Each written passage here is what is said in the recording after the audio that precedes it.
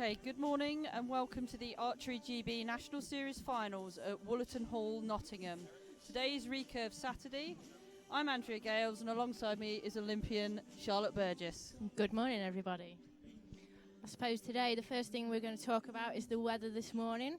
It's slightly overcast, a bit of a wind at the moment, but not anything that should affect anyone on the field. Hopefully it will stay that way throughout the day, but we will see, I suppose. Yeah, so the schedule for today, we've got Recurve women quarters up first, followed by the men quarterfinals, some demonstrations, and then semis and medal matches. We've got some good lineup today, haven't we, Charlotte? Yeah, a lot of old faces and some brand new faces onto the National Series finals, so that'll be really interesting to see. First match, we've got Kyshiea Nowicki against Naomi Folkard, so that should be a really interesting first match to watch, with Naomi being past champion of the National Series.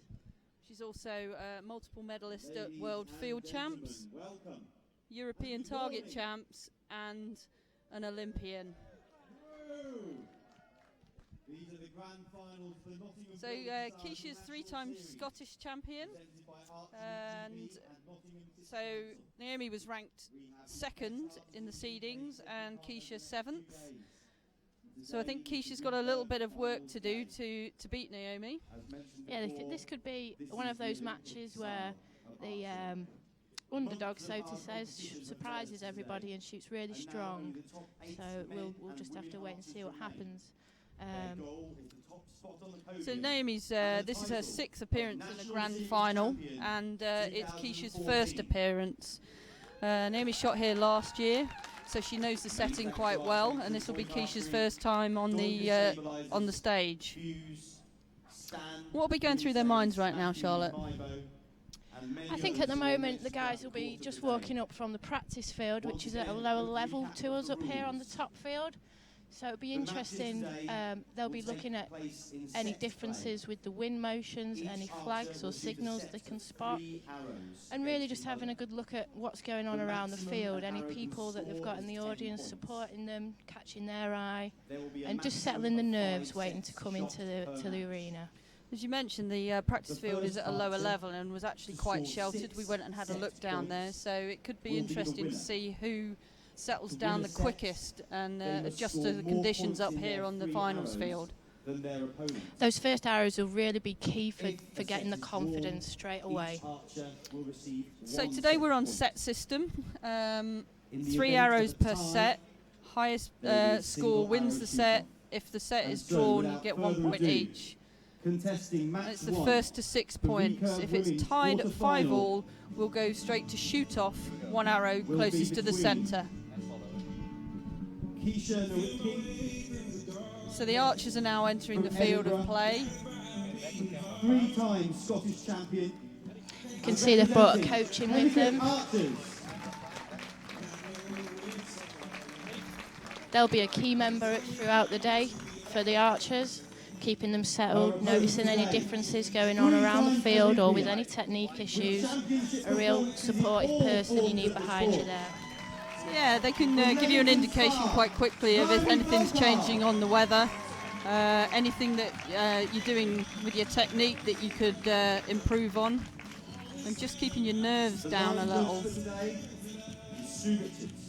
Both seem quite relaxed at the moment.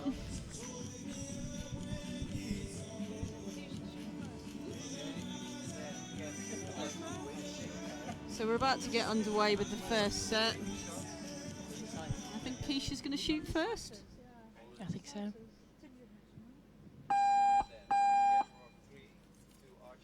So these first shots are key in the confidence. Looking at the targets, there's absolutely no wind.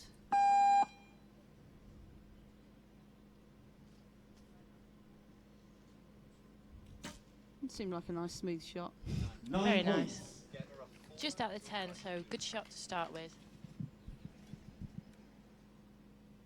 Naomi 3 times at Olympian.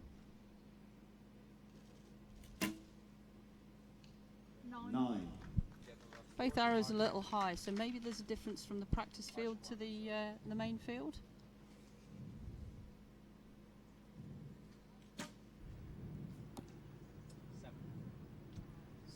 Again, like you say, going a little bit high, so there could be that difference in the field. And the door's open a little here for Naomi. Let's see if she can take advantage. Pulling a little face there, but still a good arrow to take the lead.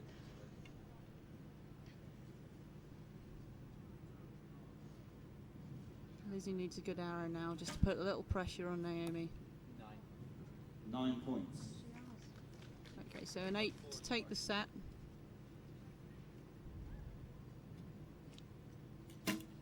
Strong shot there. Oh. 8, maybe a 9. It's probably enough. Maybe a little too much adjustment after the No, first arrow, because Folkard both takes of her the second first arrows set. seem to go a little low. And the first point of the match. So again, they'll just be settling the nerves now after getting that first set underway. Coach is going to give them a little advice on whether to move their sight or whether their shot timing. Yeah, any differences they're spotting, I'm sure they'll be giving those messages across. So it looks pretty ideal conditions out here at the moment. Slight breeze from behind the archers, looking at the windsock, but nothing that would affect the arrows that much. Folkard takes the first set. So it's quite fast-paced doing this set system. You obviously have your agents at the target scoring and pulling the arrows, and you don't move from the shooting line. That could be a little bit of a strange feeling for Kyshiea coming in on the first time in the final, at the National Series final. Naomi's obviously very experienced in this type of format. Right, so Kyshia's going to be shooting first again, and she needs a good first arrow down just to settle those nerves a little. Of course, each archer only has 20 seconds to shoot their arrow. 8. So that height looks a much better height now, just getting the left and right in.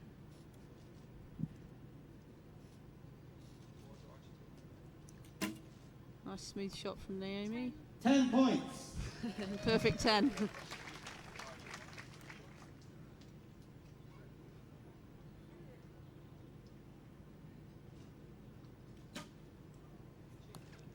Nine. Still on the left-hand side.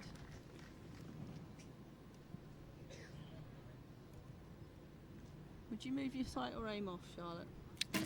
Personally, in these conditions, I would just click my sight a little bit. The wind isn't gusting, so that consistent wind, I would move my sight, yeah. Can just see those shakes creeping in there with Kyshiea. Front arm shaky, but she's obviously getting the results still, so she's still got the power going through. 8 points or more to take the second set. So 8 points for Naomi. We'll take the second set. 8 to 9. 4-0. Set point to Naomi Folkard. Again, I would have a little click on my sight down at this point, because the majority of Naomi's arrows are a little on the low side. I would agree with that. So Kyshia's got to be careful here that this doesn't get away from her. She needs to win the next set, or she needs to draw the next set to stay in the match. But a win would actually help her out a little. And she's shooting well. Kyshia's got a good group in the last end. Just maybe that sight adjustment and get an arrow in the 10 and those arrows close to into the 9.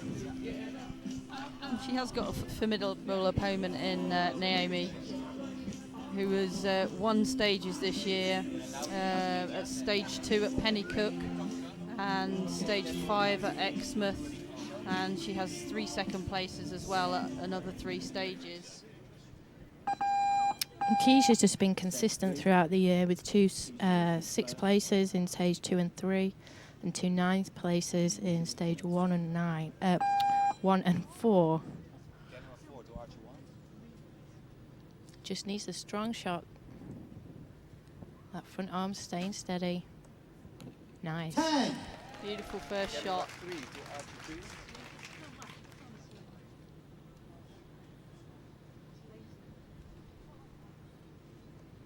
Naomi coming off the back of a bronze medal at the World Field Championships last week, so obviously in good 7 form. points.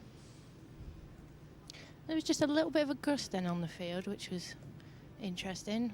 Those flags at the end of the field have started to wiggle. Yeah, it's not a constant wind, so it's going to be tricky to read. And if you let go just at the moment it gusts, there's nothing you can do about that. 9 score. Just that little bit low still from Naomi. I'm surprised she's not just moved that sight a little bit.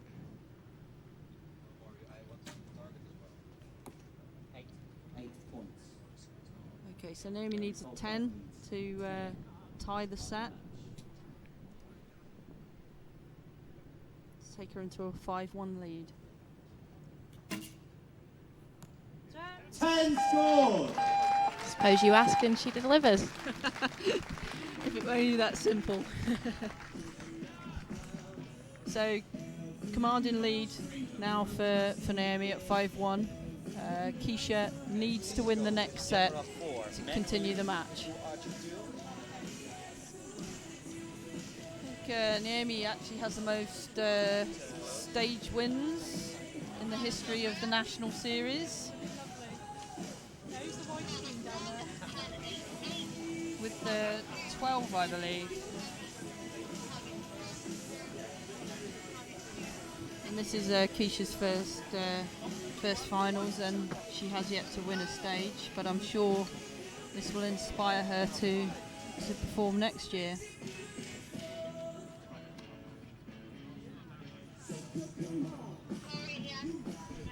I must say this is a great venue for the guys to be shooting in. Yeah, Nottingham are hosting the European Championships in 2016, so this is a good warm-up for Nottingham as a city. One set point or better to win the match. So how would you feel on either side of in Kyshia's position, say, at this moment in time? At this point, really, you've got nothing to lose. You've just got to get up there, shoot your shot, and be confident in it. For Naomi, she's just got to carry on with what she's doing and not let that lead get into her head. 9 points.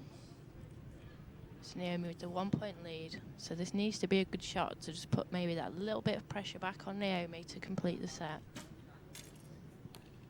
9. That's better. Naomi seems quite relaxed. You say she's been on this stage many times, knows what to expect. 9. Maybe not so nervous. Yeah, I'd be surprised if Naomi's feeling nervous at this point with all her experience. 7. Okay. So it might be Kyshiea will be a little bit disappointed in that last shot there.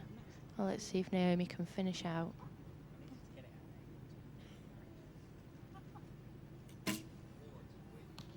9 points. She seemed to force that a little. It wasn't an easy shot, that one. Yeah, again, that little pull of the face that Naomi pulls. So not maybe the most technical shot, but it landed in where she needed it to, in the 9.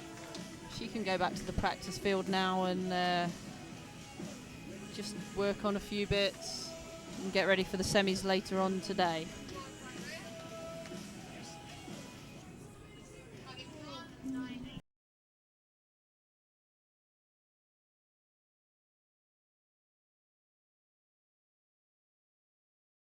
Be Jeanetta Braun versus Ruth Welsh.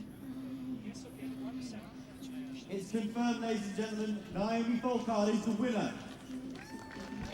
So smiles from Naomi, waves to the crowd. The lady Recurve. We'll see her back later on. And Kyshiea can't be upset, you know, she performed well in that match against Naomi, regardless of the outcome. It's the first time on this stage.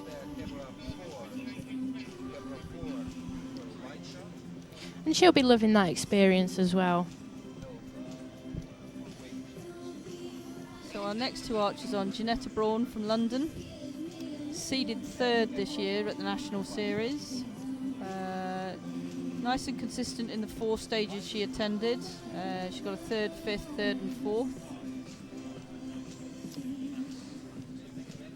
And this is her first grand final. Oh no, I don't believe it is. I think she was here last year. I think so. I think she was. Ruth Welsh, this is her first appearance this year.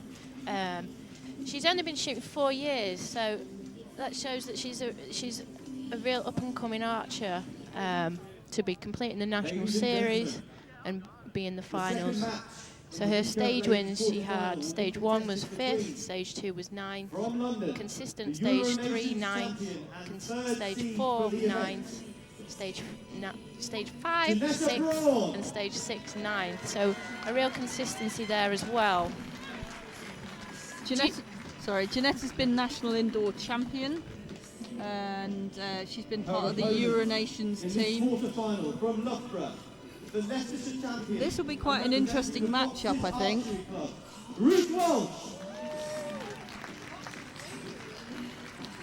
Again, Jeanetta's got a little bit more experience. She's been away on a few international trips with the Great Britain team, so maybe that will come into play.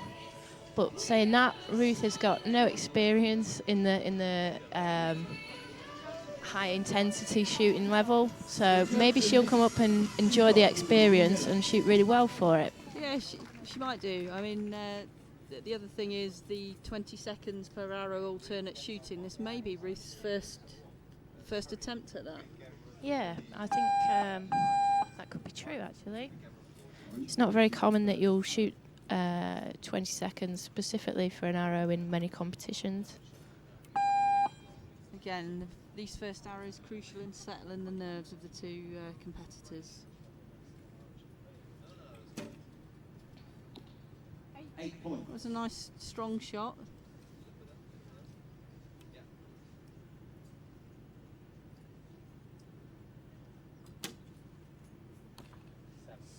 Seemed a little nervy from Jeanetta there, a little bit snatched at the shot. Yeah, I think she was holding on a little bit longer than what she wanted to. 7 points.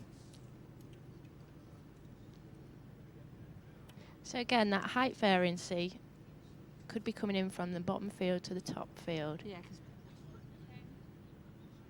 it is a little, as I said, it was different down on the practice field. A little more sheltered. Jeanetta there just moving her sight. 9. And that was a nice fast shot from Ruth there, and it went in the 9, so maybe that's key for her. She needs to keep the speed of her shot up and not worry about the time, not worry about the atmosphere or anybody in the field. And Jeanetta needs 10 to tie the set. Ooh. I think she actually caught her arm on that shot there. It sounded quite funny, like she hit her arm. So that would normally, with the arrow going low, that would indicate that that could have happened. Okay, so at this moment in time, the less experienced archer seems to have settled quicker. Yeah, you can see there she's just indicating to the coach in her box that, oh God, my hand's shaking a bit, I'm settling down, you know, that she's chatting away, she's coming up to the experience and looks like she's enjoying it. Now she's got those first arrows underway that can really settle and you can enjoy the experience. I mean, it is a fantastic setting. The crowd's starting to build slowly, and I'm sure it will throughout the day.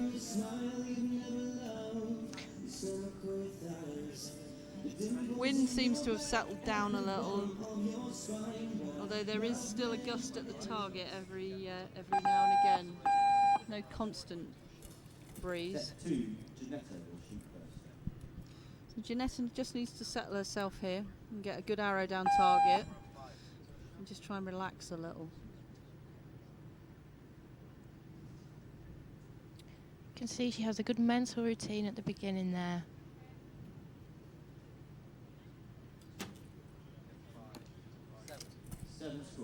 So that's good. It's coming up to a good height and just needs to adjust for the left and right now.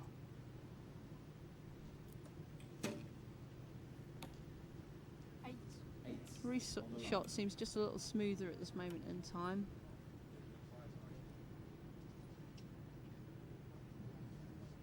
You can see those flags just wiggling a little. 9. Not really anything that would affect the arrows too much. Much better shot from Jeanetta there. 8. It's a tied score here, so Jeanetta needs a good arrow to get those 2 set points back.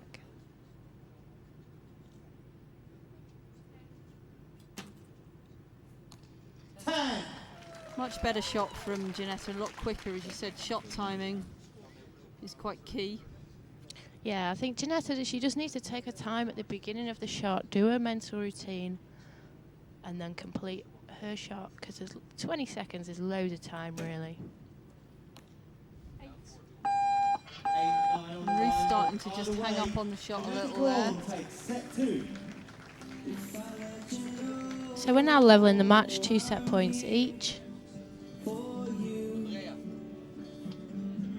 So let's have a look. What's Ruth shooting a Hoyt with Eastern arrows,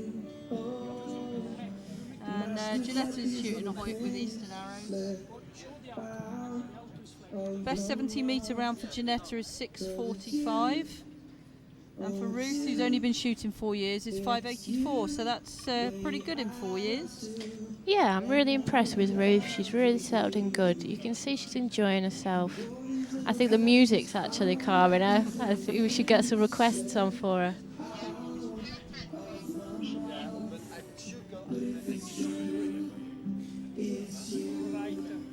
So Ruth was 6th in the rankings this year.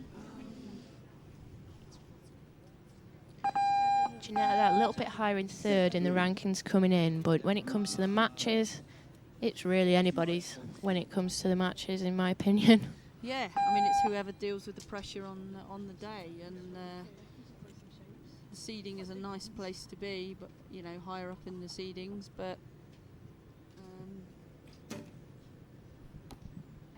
as you said,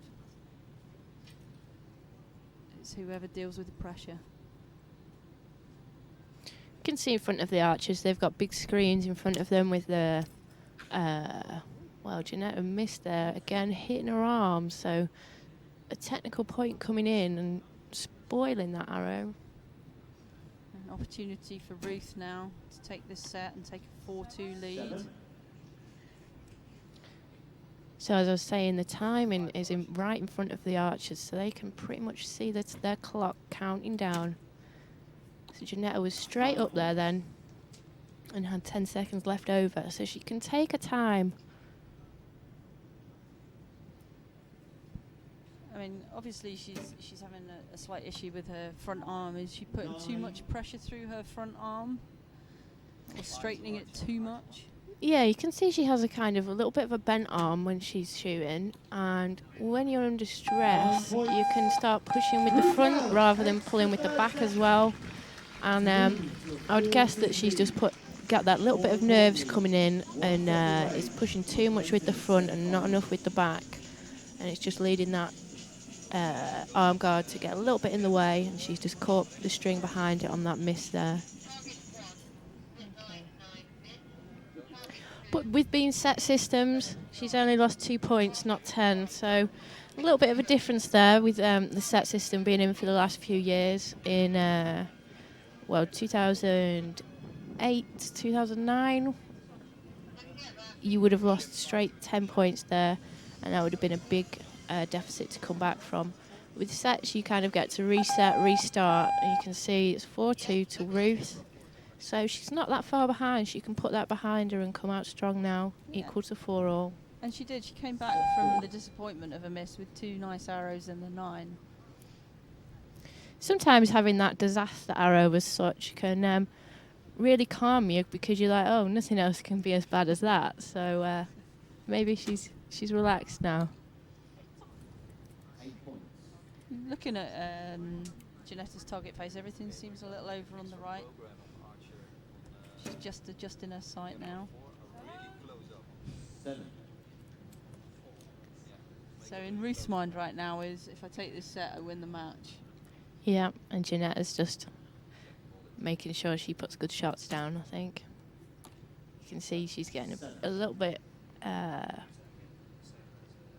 on tense, the shot. yeah, taking deep breaths, looking over at the big screen to see where her arrows have gone straight as she shot. Ruth's just keeping her eyes staring at that target. Yeah, Again, maybe a little adjustment on the sight. Both arrows a little low. You see that elbow starting to creep then. Okay, so Ruth needs a 10 now to tie up this set. So. Oh, straight away she knew that one wasn't going in the middle. But again, she had a smile on her face, so we've levelled the sets up. So this is the fifth and final set. If both competitors tie this set, we will go to shoot off. I'm sure we will see some shoot offs today. Both archers having a smile and relax with their coaches. Ruth run and shoot through that last shot where it all went a little bit wrong. Yeah, so Jeanetta just needs to relax again. She's got that little bit of experience behind her. She can forget about those arrows now and just focus on this set.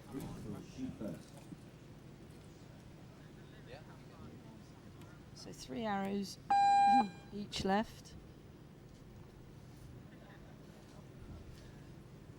Both archers looking for a place in the semi-finals.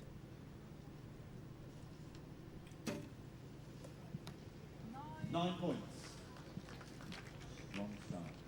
That's a nice arrow down from Ruth. That should settle her down a little bit.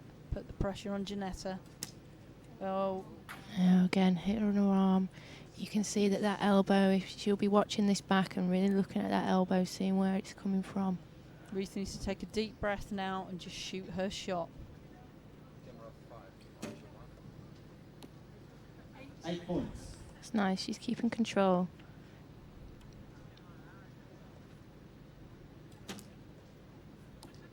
How do you feel, Andrea, when your opponent makes a mistake? It's tricky. It happened to me at the Indoor World Cup finals where my opponent was bleeped out of time. And my next shot wasn't great, but it was quite a nervy shot, but I got it away. It's it kind of made the victory a little bit bittersweet. Yeah, is that the phrase? A little bit, yeah. So Ruth really performing in that last set there. She could have let Jeanetta's misses get to her and not shoot as strong, but she hasn't. She shot really well there, and she'll take a lot of confidence from that going into the next matches. So Ruth could be one to watch, I think, for the rest of the day. Yeah, definitely. And Jeanetta's going to have to go away, watch the video of this back, and try and work out what part of her shot is not working at the moment. And it can be something as simple as just being tired. You know, it's an early start here. Maybe she's got up extra early. She's had a tough week. Maybe she's been in the gym too much this week, or done too much training, that she's just got a little bit of tiredness in the shoulders, and that's being affected into a shot. I mean, she might have felt a bit of pressure as well, because she was really the more experienced of the two archers, and probably expected to get through that match into the semi-finals, having represented Great Britain this year at the World Cup in Poland. We are ready now for match 3. Moving on to the next match here. We have Sally Gilder versus Lizzy Carpenter. From Evesham, the Junior Euro Nations champion and silver team medalist, Sally Gilder. So Sally's been building a little experience this year. She was a team silver medalist in Moscow recently at the Junior Europa Cup, was third at the UK Masters, and is the current Junior Euro Nations champion. And she also went out to the Invitational event in Korea this year, so a lot of experience there that she would have seen and done herself out in that event. And in fact, at the fifth stage in Exmouth recently, she actually made it through to the semi-finals and the bronze medal match and finished 4th. So head-to-head wise, she's been shooting well recently. Yeah, her season has definitely progressed, especially in the head-to-head area. So we've got Sally, who is ranked... Sally's ranked 5th and Lizzy's ranked 4th. So this is going to be a tight match, I think. And Lizzy's shot for England. So she's got that bit of experience as well. Let's see where these first arrows go. See if that height's going to be different again.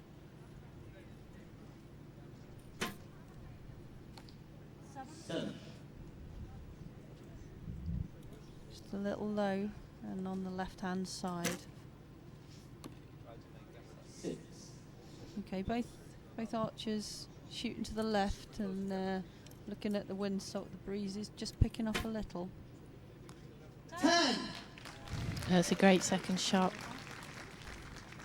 Good adjustment made after the first shot. 9 points. And again, Sally's adjusted, just catching those points back up.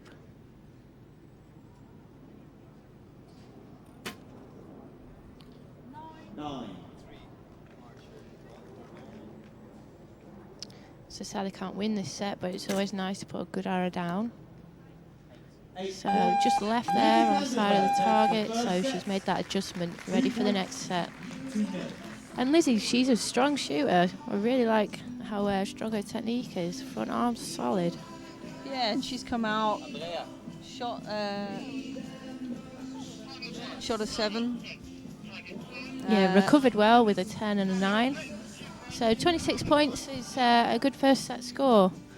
And of course, getting those 2 points in the first set, that's the important bit. Just settle you down a little bit. You can see again, they're both chatting to their coaches.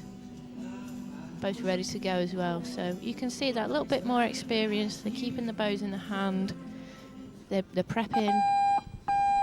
And they're going up to the line. She said it's pretty fast paced. As soon as the arrows are pulled from the target, we're underway again. And if you're not ready, you can let the match get away from you quite quickly. Yeah, definitely. I know in past I've put my bow down, had a drink, and then the whistle's gone, and I'm like, oh, finger sling, where is that? So, yeah, luckily I can get away with that because I can shoot a fast shot. So it's always good to have that experience and know that you can shoot under that pressure. I think with recurve as well, 20 seconds is quite a long time. Yeah, I think if you went down the club and you timed yourself on a shot, I doubt you would go over 20 seconds. 8. So Lizzy seems to have found some power and is going a little high in the target. Lizzy needs 10 to tie the match.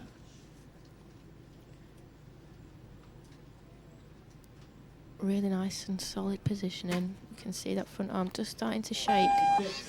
The second set goes to Sally Gilder. Okay, I'm just wondering whether she made an adjustment on her sight after those first 3 arrows because they were a little on the low side, and now she seems to have gone a little on the high side. Yeah, it can be those nerves just creeping in. You've made a little bit more too much of adjustment, but now you've settled down in your shot. It can be that the first 3 arrows, the shots might have been a little bit more weak, a little bit more powerful, and then now you've settled down, you shoot more your normal shot, and that sight adjustment from the first 3 isn't as accurate now. Again, both competitors ready to go as soon as the arrows are pulled, and this match seems to be moving at a little a faster pace than the first 2. Yeah, I think the scorers are really running through it down at the target. It's pulling those arrows quick. You can see that those windsocks, those flags are really starting to bluster at the side.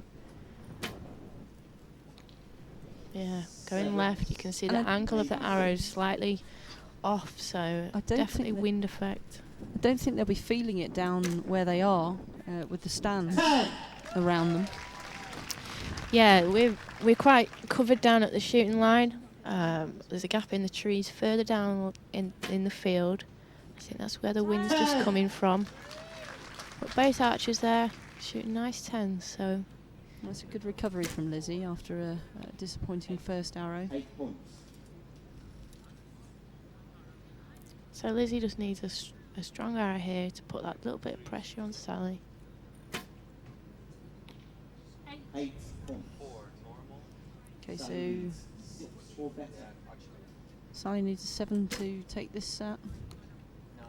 It's a 9. Good bit of steering. Yeah, a little bit. Sally, take the next 2 set points, take 4-2 lead. So I believe it's both of these archers' first appearances in the GB Series finals. This year, for the first time, we have top 8. In previous years, it has just been top 4. And I think it's made it a little more exciting for the competition and the spectators. We've got some new faces on the scene and some old faces that are still competing. I think it's added a real nice dynamic. There's much more going on throughout the day, much more matches to watch. As an archer, there's much more time to settle on the practice field, get used to the surroundings, watch a couple matches, see what's going on with them. If you can spot any gives on the target, if there's any trees moving, if there's any flags moving, all those little things can add up. So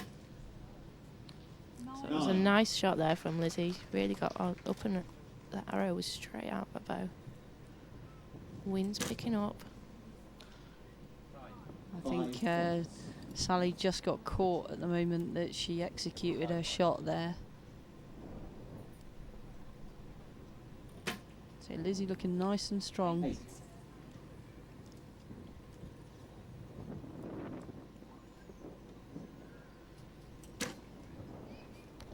10 points. Good recovery there from Sally. She again steered that arrow a little bit, but sometimes you do what you've got to do when you've let go and you're not quite happy. That can creep in. It can become a real bad habit once you start doing it, but that was a nice shot. 9 on the line. On the line. We will wait for so tied set there. Definitely from here, that's a 9. So move into a 5-3 lead for Sally. So Lizzy needs to win the next set to force the shoot off. Well, maybe we'll get that first shoot off of the day. It's official from the judges. Okay. Set was drawn. Sally Gilder is now 1 point away from placed in the semi-finals. So that's set confirmed. So this is Sally knows she needs to draw the set, but I mean, whenever I've been in this position, I'm always trying to win the set. Yeah, there's no point going for the draw. You've got to go for the win.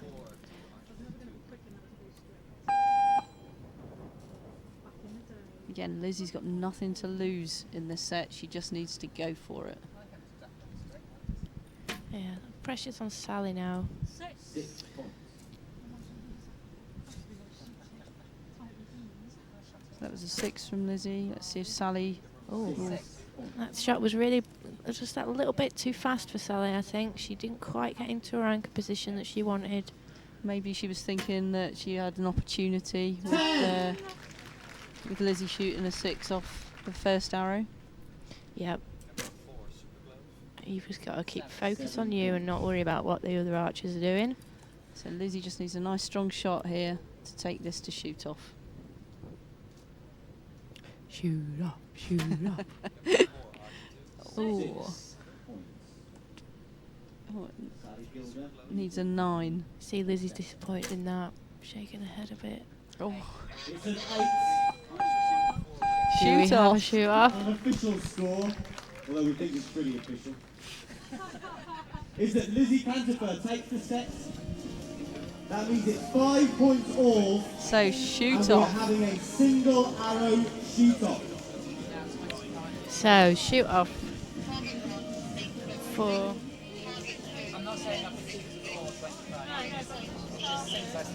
Yep, so the shoot off is 1 arrow. So the shoot-off process, we've just had to confirm with our colleagues over here. The person with the arrow closest to the centre of the target will be the winner. So single arrow closest to the centre.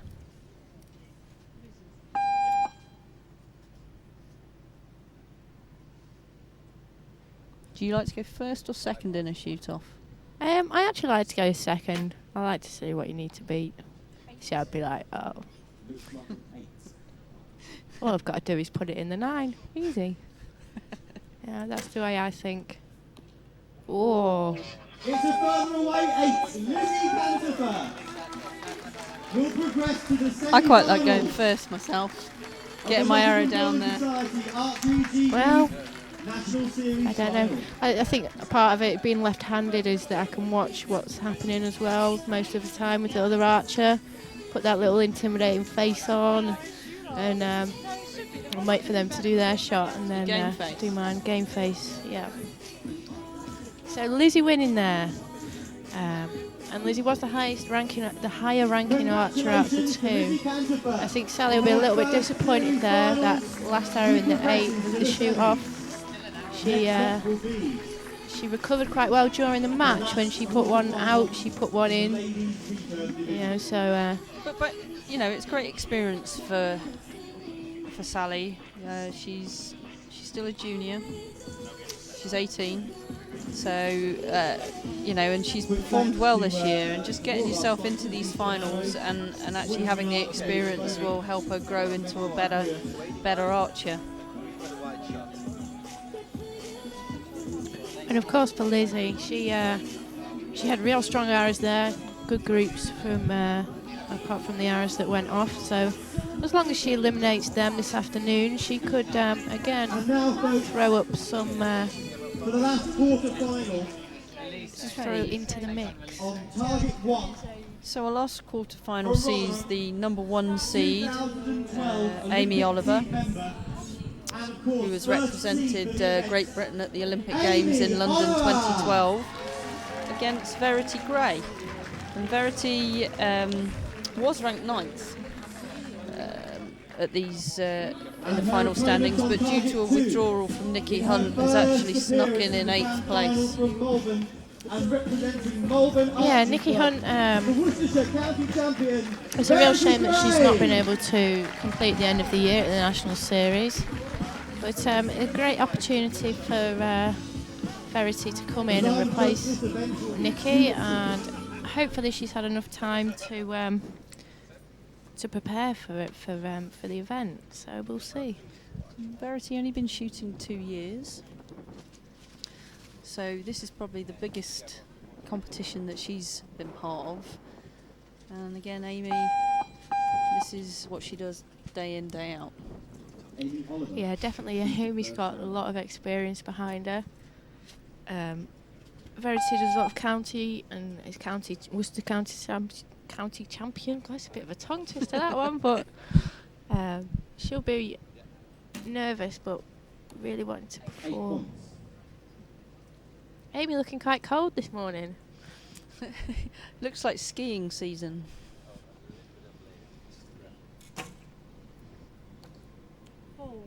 Okay, maybe just a bit of nerves from Verity there. Obviously, it's quite nerve-wracking when you walk on a finals field for the first time ever. Just visually, you've got the cameras, the photographers, the crowd quite close by. Yeah, and even just the things like being introduced to the field can really just unsettle those nerves. You can see she's grouping down in that corner, so maybe again, maybe she's doing something different from a technique down the bottom where her arrows have been going to the middle to coming up to the top. Amy's grouping just going a little bit to the right, and I think that's just a little bit the wind coming in there from the field. Yeah, so Amy going to take the first set quite comfortably. That's a better shot from Verity. Yeah, she'll just be happy to get that first set over. After the first couple arrows, she'll just be hopefully settling those nerves and ready for the next set now. So she can take confidence in that last arrow being in the 9. Looking at the stats, we've got Verity with a personal best 70-metre round of 5:30, and Amy with 6:51. So there's quite a difference between the two archers, and obviously with the experience as well. But again, Verity has nothing to lose here. All the pressure really on Amy as the most experienced archer on the field. Yeah, it's Set 2, Verity Gray. Amy could be overthinking instead of just going shooting. But I doubt that.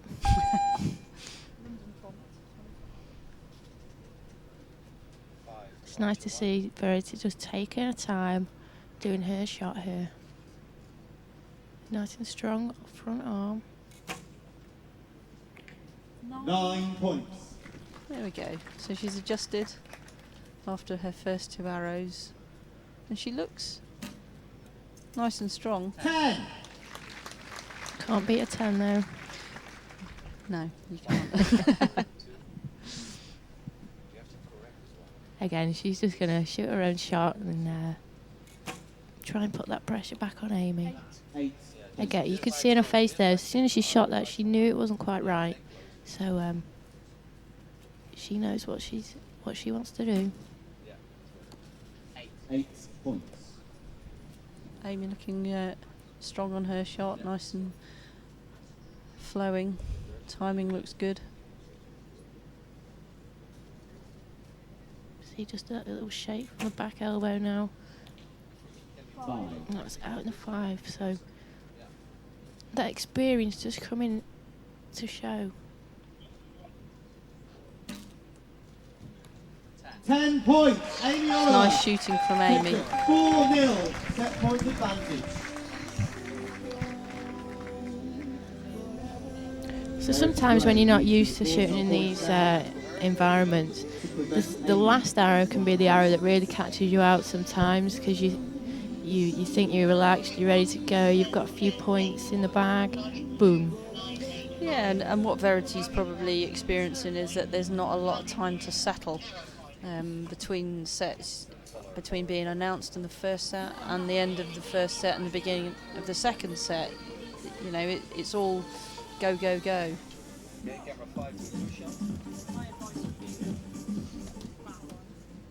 It's nice to see Amy laughing in between ends with her boyfriend there as acting coach. Third set, Verity to shoot first.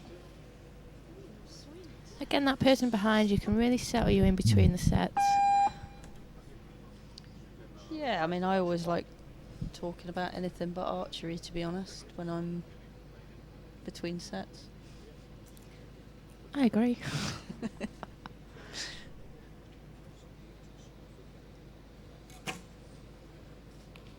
9 points. It was a nice shot from Verity.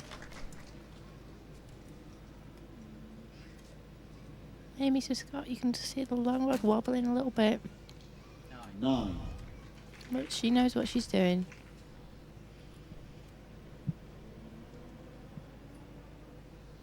Just making a slight adjustment on her sight. Verity just shaking a little there. 8.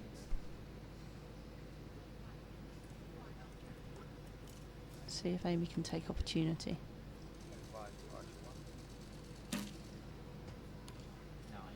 9 points.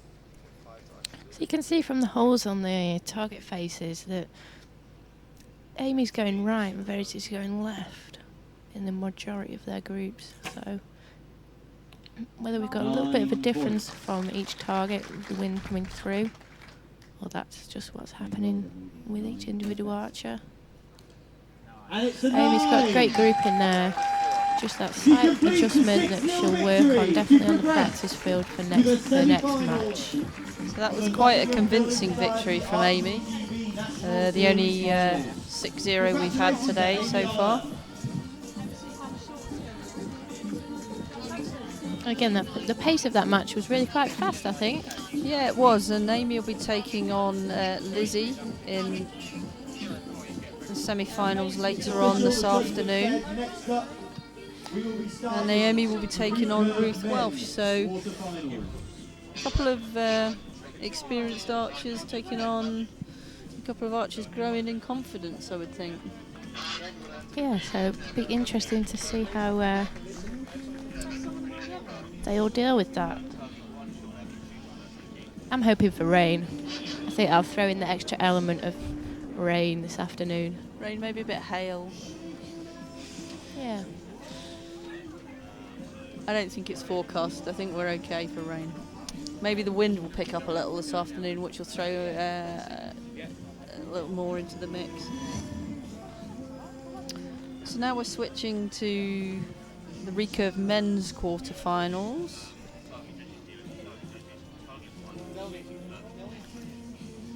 First up, we have Sean Evans against Ashe Morgan.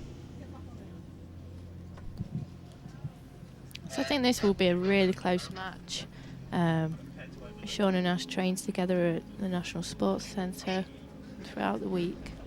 So they will have been, I think, having a bit of banter with each other throughout the week. So it'll be good to see who comes out and performs now.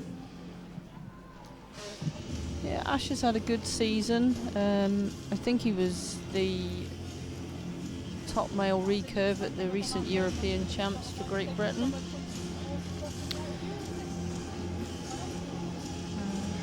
He was 4th in the mixed team in Turkey last year, 2nd at the British Champs in 2013. He's the current back-to-back champion, and he was 3rd in the finals last year here at Woollerton Hall, Nottingham. And the big event for Ashe this year was the World Uni Championships, and they got a team bronze there, so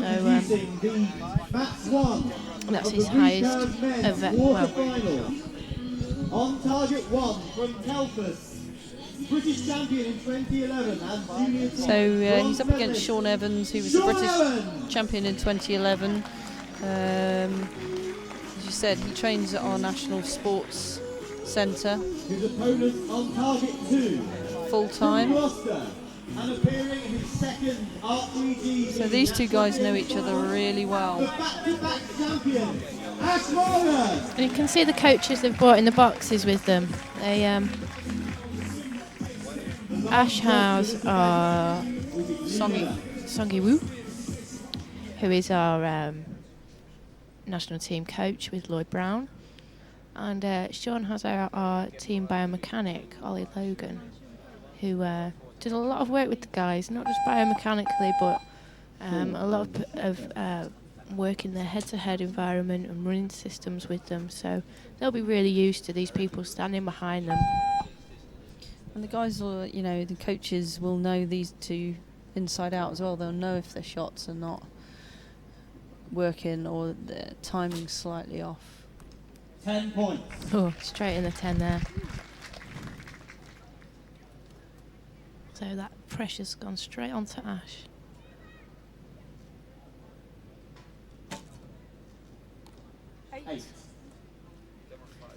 So Ashe with the 8 there. Sean just needs to carry on what he did with that first shot.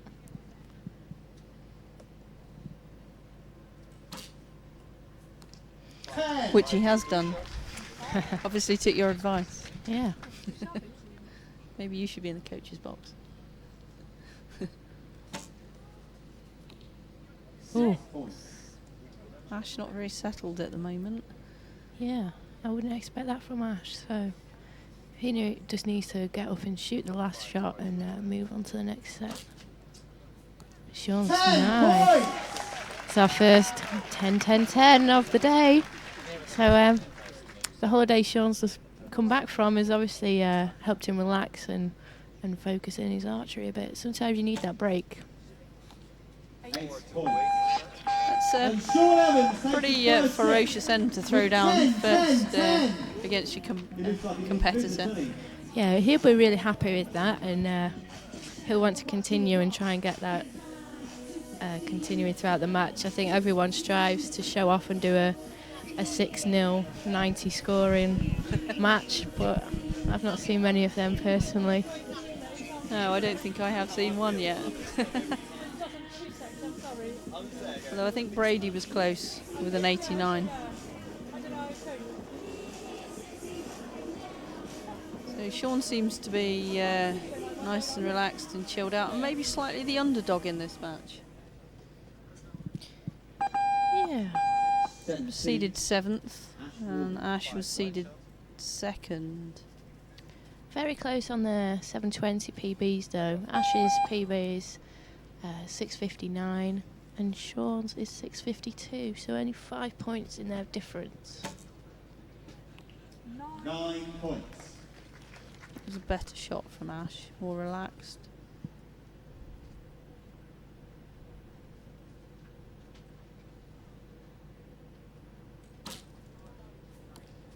A little pull of the face there from Sean. He knew it wasn't quite right. Still, he's got the left and right worked out, and I would have said maybe a click on his sight. Everything was just in the bottom half of the 10 ring. Yep. See, it's spotting those things that make the difference between a win and a lose sometimes. It's a nice fast shot from Sean there. Only 1 point in it at the moment. 10 points. So on the line, too close to call from here, I would say. I'm saying 9. Yeah. I'm putting my 50p down. I think I would be with you there. So Sean needs that 10. And we need that 9 to be ratified for a drawn set. That is going to make it very interesting.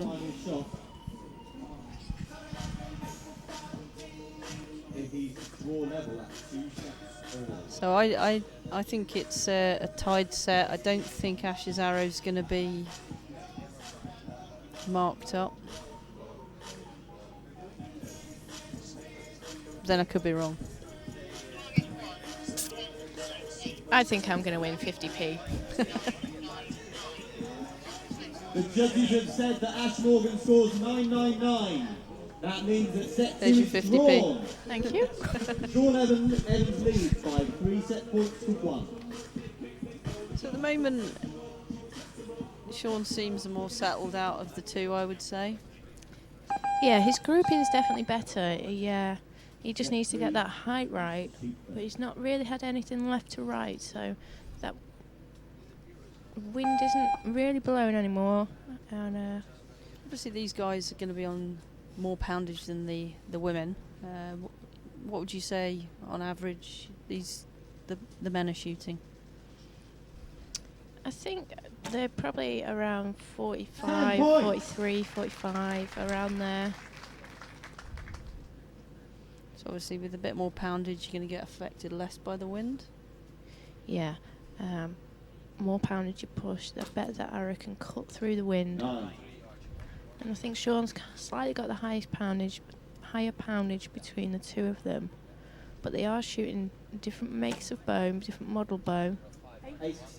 Sean shooting a Hoyt and Ashe shooting a win and win. So a little bit difference in the speed that the arrow's going down, just from the delivery of the bow. So a couple of things there. Ooh, Sean didn't look happy with that, but it was got closer. away with it. Again, click on your sight, Sean.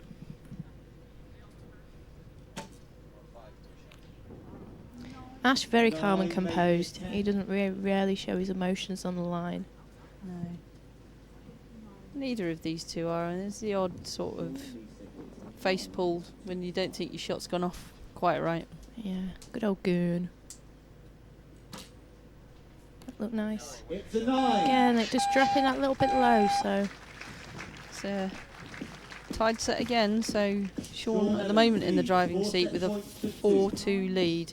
Ashe unlucky really, he's had 2 that have been a whisker out of the 10 ring, which could have given him some more points. Yeah. It's always that whisper out that always gets you. It is. Sean just needs to keep plugging away at what he's doing. Ashe just needs to raise his game a little to try and put some pressure on Sean. Yeah, you can see Ashe is raring to go. He's staring that target down. He's wanting to hit the middle. I just think you've noticed from the previous matches to this one, really these guys aren't interacting as much with their coaches. I think they know what they've got to do. Coaches are there just to point out anything obvious. Yeah. Whereas people with less experience tend to rely a little more on the person behind them. Yeah, being self-reliant is a real strength that you can have.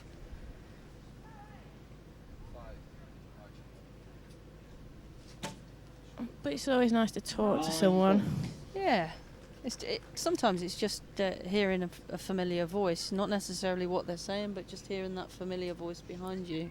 Yeah. See, Sean's just shaking a little bit there, but his sight must have been in the right place. You've got to get it right on the wobble. If you let go on the right bit of the wobble, it goes in the 10. Yeah. Again, they're just popping up high. Those ones that Ashe is putting out, they're popping up high. He's going through his process now in his head. Maybe too much on the front arm, just giving a bit of a push. Yeah. Sean looking strong. He shot exceptionally well in this match. I think Yep. he's dropped one red. Yep. 9 points. So that's a much better line from Ashe there, but now it's dropping low, so there's maybe a clue there for him to go back and work on. 50p on another 10, 10, 10. Ooh, maybe 20p. Oh. Sean Evans wins 6 set points. But that's good enough for Sean to win the set. Yeah, and I'd say win the that's match. slight upset there with the lower seed coming through, but Sean shot exceptionally well in that match. Yeah, definitely. Yeah. I'm thinking a bet's coming on, but I'll stay professional for now and just focus on my commentary. So next up is Michael Judd, or the Juddernaut, as he's been named, against Mark Smith.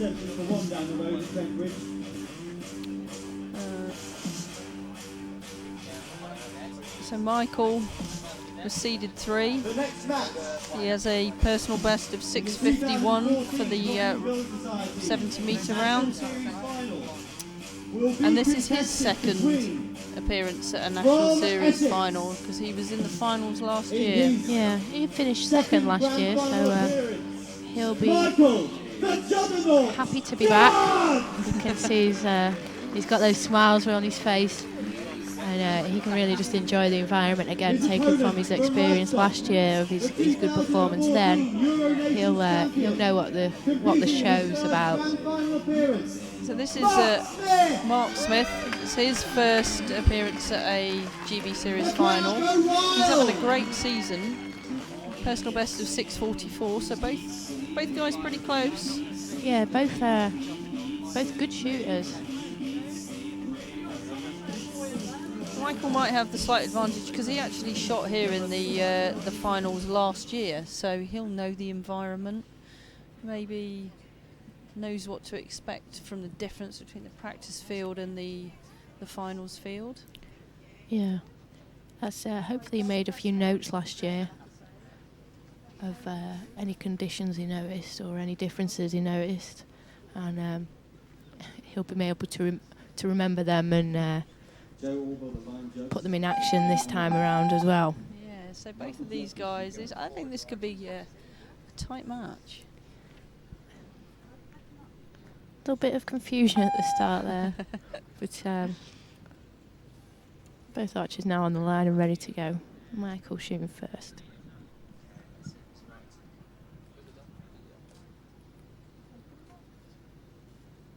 Just wondering if they're just getting hit by the wind a little with moving around. Yeah, you can see the flag behind Michael there. There's a little bit of gap between the standing, seating, and maybe he can just feel the wind coming in through that side, whereas Mark he's more surrounded on his side, so it could be why the left targets are showing a little bit different to the right target there. We've got good left-right from Michael. Maybe he adjusted just a little too much after his first arrow on height. 7 scored. Mark making the adjustment there, both his arrows are going quite left.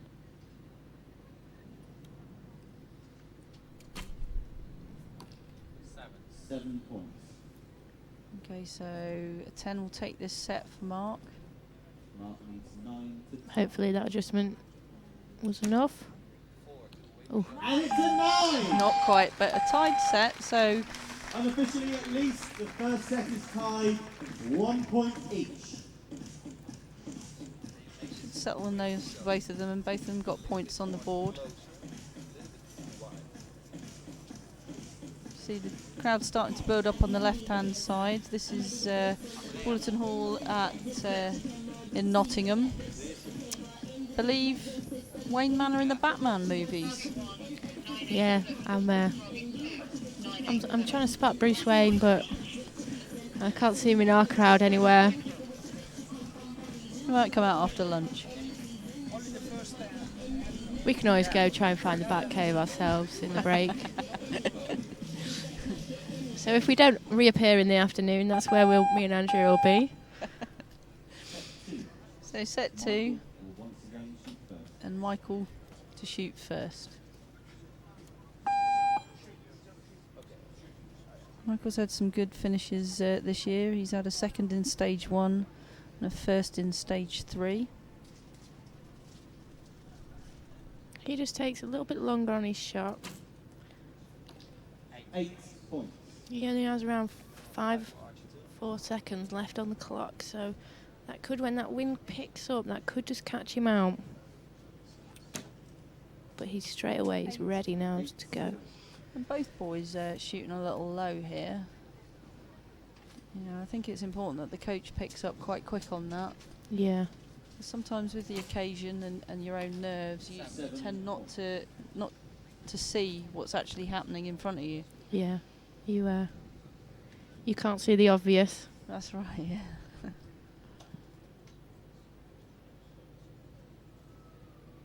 Time clocking away. 9. So he's both arrows there from marker, just on the bottom of the 9. I would be moving my sight now.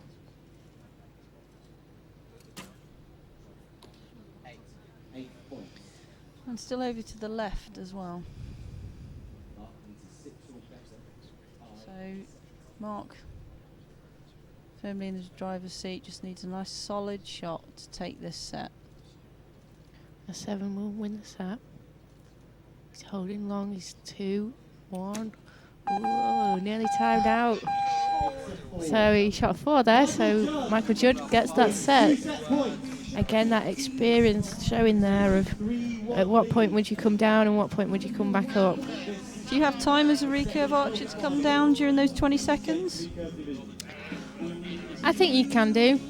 I think you can get away with it as long as you've maybe practiced it before, which I would expect a lot of these guys coming into this, they should have done some type of practice with shooting head-to-heads and getting used to that timing. So, you know, doing 10-second head-to-heads can build that intensity, so you know that if that shot's not right when you've got back to full draw, you can come down and pop straight back up and go with the shot. So, yeah, he should learn from that one.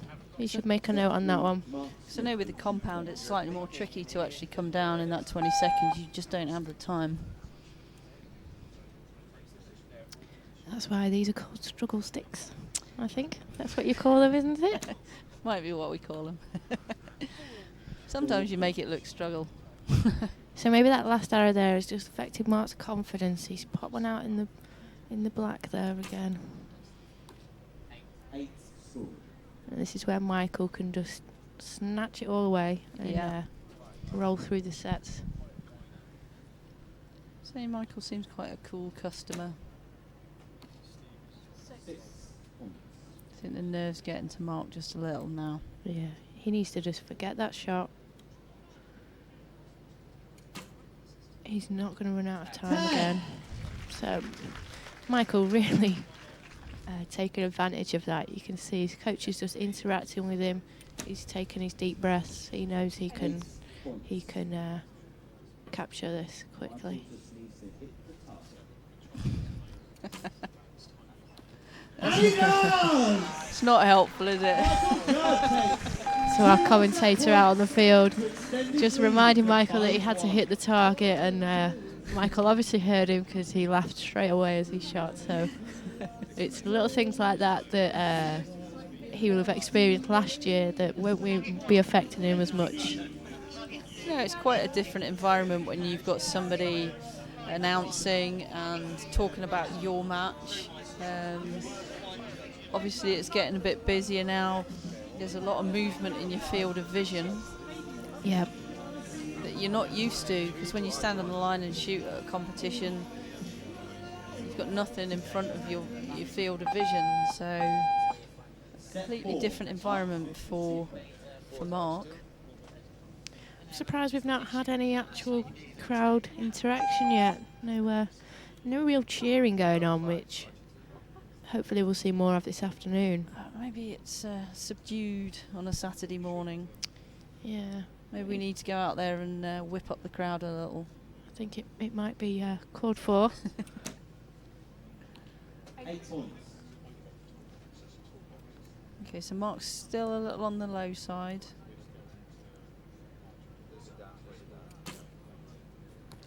So nice from Michael. And the Juddernauts rolling. He is. I think he's going to get this one. Mark is just holding on again. He needs to work on keeping those shots smooth and getting into his anchor and going on with the power and getting the shot off. Yeah, it's probably, I'd say the first time he's experienced it, he's probably just a little tense. Everything seems to slow up a little bit. Oh, we're on for a 10-10-10. So that was a much nicer shot from Mark there. Again, he's just going out to that left, so he's grouping all right. He's just not hitting the middle of the target. Michael Judd. That's great shooting from Michael, and he will face Sean Evans in the semi-finals later this afternoon. And that's nice to see there, everyone shaking each other's hand. Michael, a real gentleman, I think, on the archery field. He really enjoys his archery. He's always happy and smiley. Yeah, both of them are, and they've probably stood on the line together a few times this year. It's official, Michael Judd is the winner. Oh, a few screams from the crowd there. Obviously got some fans in. Waving the faces of Mark Smith. That looks fabulous. And Mark he's leaving the field there, and he has got a big smile on his face. I think he's enjoyed it. He hopefully he'll go back and watch this and just work on those little areas of his timing. He'll spot them. He'll know what he needs to work on to get back in next year, I think. Yeah, and I think he's had a great season. I actually was fortunate enough to meet Mark on Somerset squad in the winter, and I know he works hard on his shooting and really loves his shooting. And that's the main thing. As long as you enjoy it, then there's no reason why you should take any disappointment from it. Okay, so moving on to the third quarter-final. We have Stuart Barby against the mighty Larry Godfrey.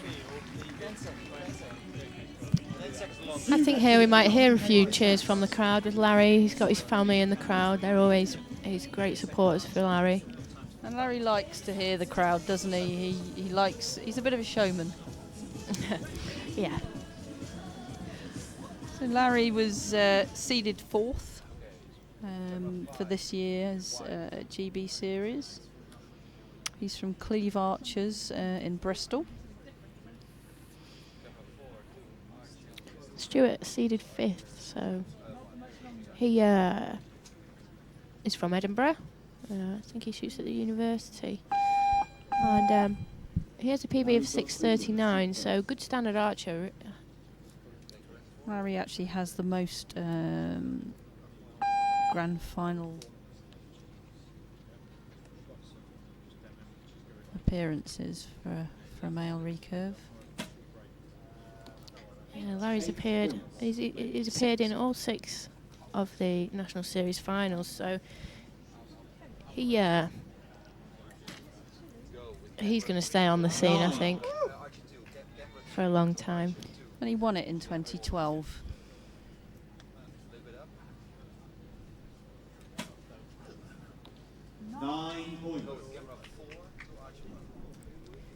So Stuart, he's got a little gap here. Larry putting that 8 in. 9. Really, Stuart's got nothing to lose here. Larry is definitely expected to win this match. Yeah. And that sometimes can just make you relax a little bit too much, but Larry there, he knows what he needs to do. He's putting the 10 in. Stuart, really nice and strong. It's an 8. It's a lovely group from Stuart. Larry Godfrey takes the first set and moves into a 2-0 So that lead. 10 proving vital for Larry there. That's where his experience is going to come in a little. I think he'll make the adjustments a lot earlier than some of the less experienced archers. And he's got Mr. Godfrey Senior in the box for him. Oh, yes.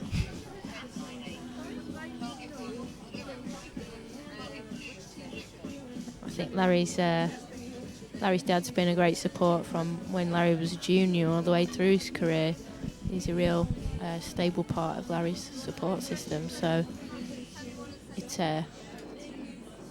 nice to see that the family get involved. Yeah, I mean, I think from my point of view, my family and my friends have supported me, and without that support, you know, it would be difficult to actually progress. So you can see on Stuart's bow here, some people might be thinking, oh, his stabilisation's a bit funny. But he's actually got a swing bar on there, on his bow there. So his 2 side rods are actually long rods. Have you ever tried that? I have, actually, and it's a different feel. It's very stable. The weight is a little bit too much for me personally. But it was a very common sight in the 70s and 80s, and it's coming back. 9 points. Sebastian Rohrberg of Germany usually shoots. Yeah, he's a very successful archer, and I think from his success, a lot of people are starting to try the swing bar again. So those fashions and trends always come from people being successful. Oh, Stuart had the opportunity there to take the set. Well, that proved costly. A big swing there from Larry, which he likes to do. He likes to show off a little bit, Larry, but it's hit nice in the 9. So his sight could have just been a little bit off centre, a little bit just to the 9 ring, and he'll just put a swing in for that. So he's took the set there. So 3-1. Tied set 2. And Stuart, with his wife as the coach in the box, seems quite relaxed, having a smile and a laugh. Yeah, and he's getting up and he's prepared. He does seem quite relaxed. He knows what he's doing, and we're just waiting for our volunteers to clear the field, and we'll be off on the 3rd set. Set 3, Stuart will shoot first. And this is what you were talking about, Larry's advantage as a left-hander, being able to look at his opponent. Yeah, he's got his sunglasses on, one of my favourites as well.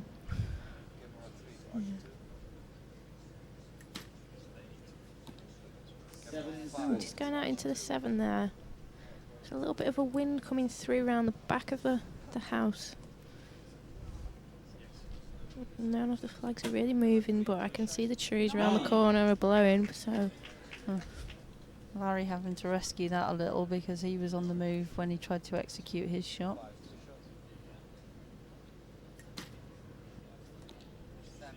Seven score. It's just popping up high.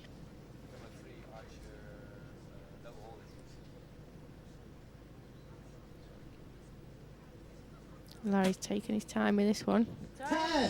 Well, he knows what he's doing. He can put them in the middle, even when he holds them a bit longer. Yeah, that's nicer from Stuart, that speed of his shot. Yeah.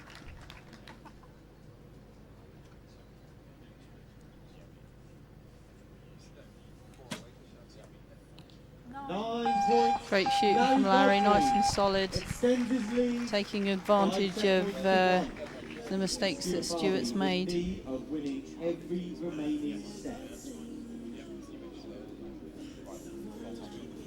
Well, a lot of volunteers here this weekend, and they're doing a fantastic job in keeping the shoot moving. Yeah, really this event.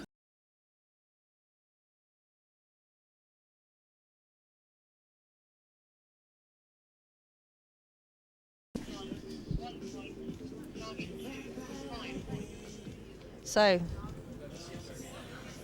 Larry 5-1 up. Just needs to tie the next set to take him into the semi-finals. And he's been in this situation many times. His best result, 4th at the Olympic Games.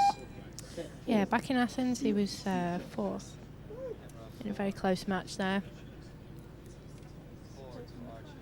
And he had quite a good run in London as well.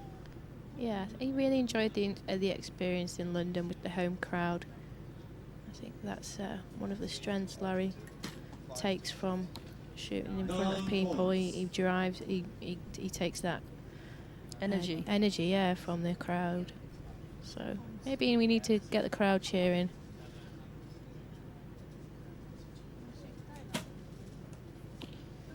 I'm not quite happy with that one. Loose shot from Larry. Let's see if he can come back from it. Good opportunity here for Stuart.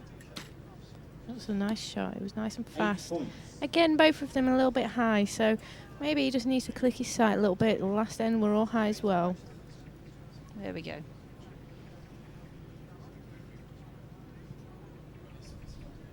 See that tension coming in, his fingers starting to wiggle. 9. Larry will be disappointed with this. He seems to be a bit stiff in his shot, so you'll see him rolling his shoulders when he comes off the line, trying to get some blood flowing through.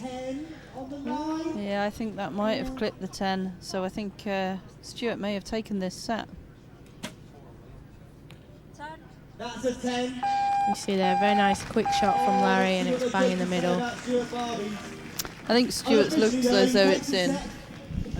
Yeah, I agree. I'm not going to put a bet on that one. 2 points only.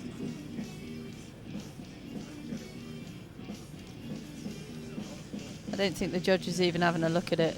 It's clearly in.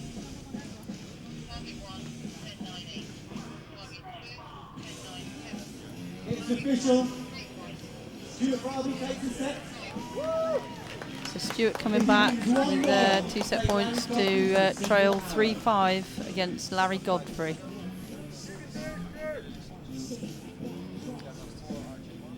Do I dare do the shoot-off chant at this point? He's a little early. Let's see where the first 2 arrows go. I think Stuart's on a bit of a roll now. He's got the confidence. He's knowing what his arrows are doing. You can just see the left side of the field there. Just the flags on the left are blowing. Nothing on the right's blowing.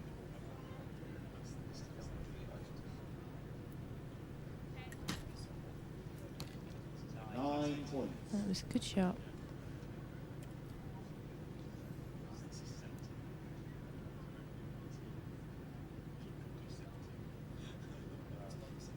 Larry holding on just a little long.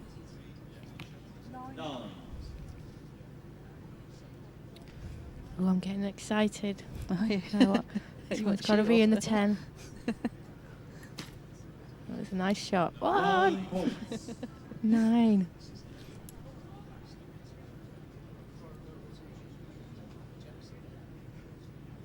So all Larry has to do is match.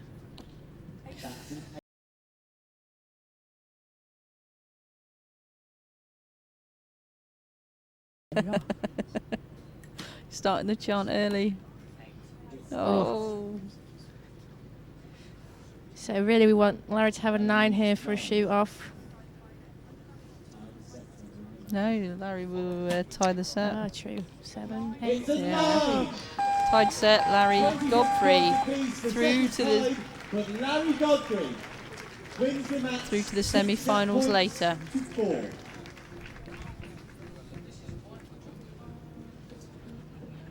See Larry wanting the crowd to shout then after his win. Yeah, I think Larry's one of these performers that feeds off the crowd, and at the moment, crowd just a little on the quiet side. I'm sure as the day builds, we'll get a bigger crowd in, and maybe a little more of an atmosphere. Yeah, we have got our junior academy teams here for this afternoon's exhibition. Maybe I'll go get them and get them to start chanting out in the crowd. And also we've got a demonstration from Matt Stutzman from the USA. Yeah, so a lot to come down and enjoy. You can see a lot of archery faces appearing in the crowd now, some of our regular viewers and archers. You know, if you get a chance to come down here, obviously today we've got Recurve Day, and tomorrow we've got Compound Day. And of course, Andrea herself is going to be competing tomorrow, so I'm going to wish her the best of luck now. Thank you very much. So, home advantage for George? I think that could be a fair statement.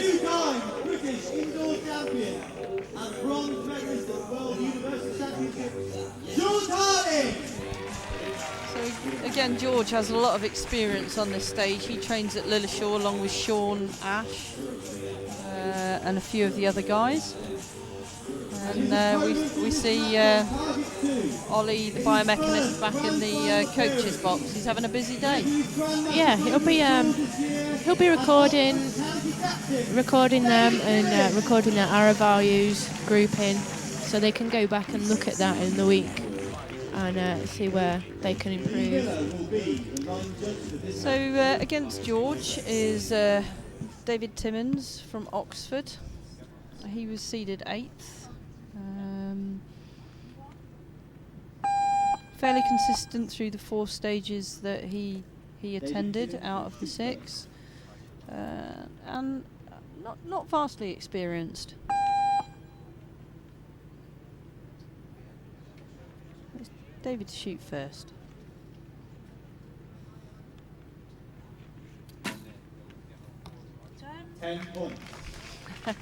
That should settle the nerves a little. Yeah, again, David's got nothing to lose. Yeah, the pressure really is all on George. I nearly called him his brother's name, Keith, then. I don't think he'd have appreciated that. No. That's great shooting from David.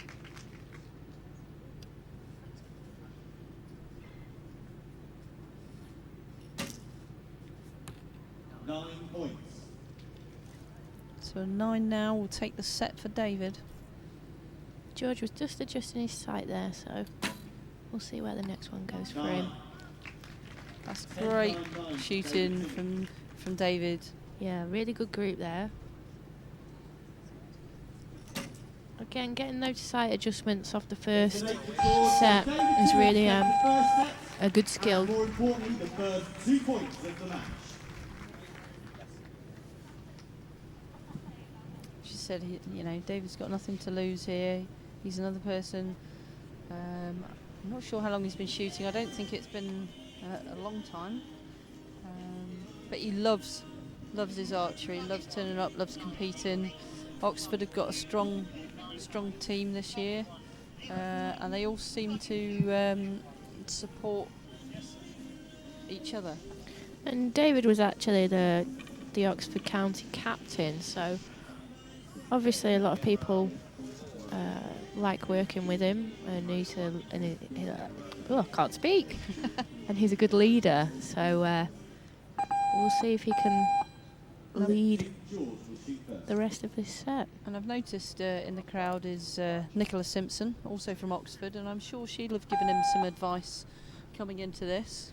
Yeah, Nicola Simpson, obviously one of our most experienced compound archers. And bit of a strange arrow there from George, just coming back in into the 6. Yeah, his radar seems a bit off at the moment. David can take real advantage of this. Like we were saying, it's a nice... I think that might be a 10. Yeah, I think you could be right. Seems his shot routine is going great for David at the moment. He seems nice and relaxed. He's pulling through the clicker nicely. And like we were saying, hopefully he's spoken to all those people and he's asked about their experience. His arrow just falling off the arrow rest there. And he's coped quite well with that. He's got it back on. He still had 5 seconds left on the clock there, so he could have just took his time a little bit more. And that's where the experience come in, knowing when not to panic, knowing that you have plenty of time on that clock. Yeah, the worst thing you want to do is panic. And then your arrow falls off again, and then you panic again, and your time runs out eventually. Okay, so 2 arrows that David will probably want to forget, but 2 all. Maybe a little nerve showing. You know, first set he's come out, he's just shot his shot, and then maybe a little bit of nerves on the second set. Yeah. You can see his coach in the box. She's just relaxing him, reminding him of a couple of things, and just really having a chat, getting him ready to go again. You don't want to focus on those shots that have gone off in the black or worse. And you want to focus on those 10s that you've put in. So here we go, David to shoot first. Let's see if he can put a nice, strong, solid first shot down.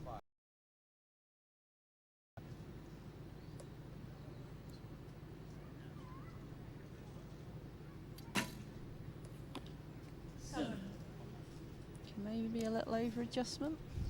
Yeah, it's the first arrow that's gone over to the left. 9 points. George just settling down, and what David doesn't want to do is let him get too far ahead. Yeah. 8.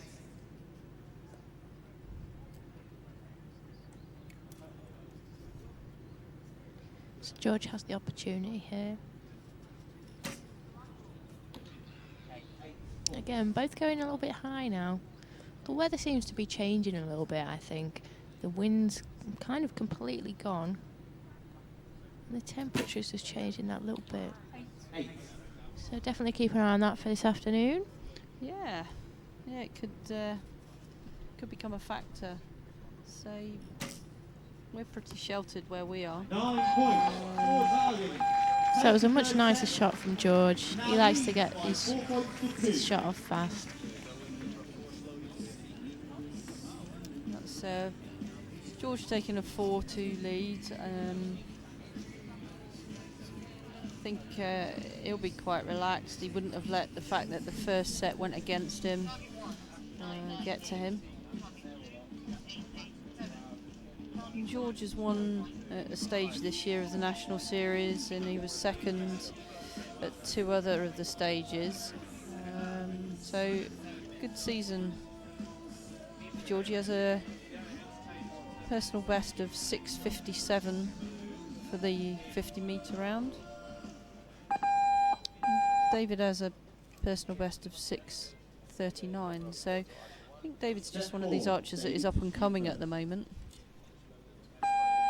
Yeah, definitely keep an eye on him for the next couple of years. See those improvements.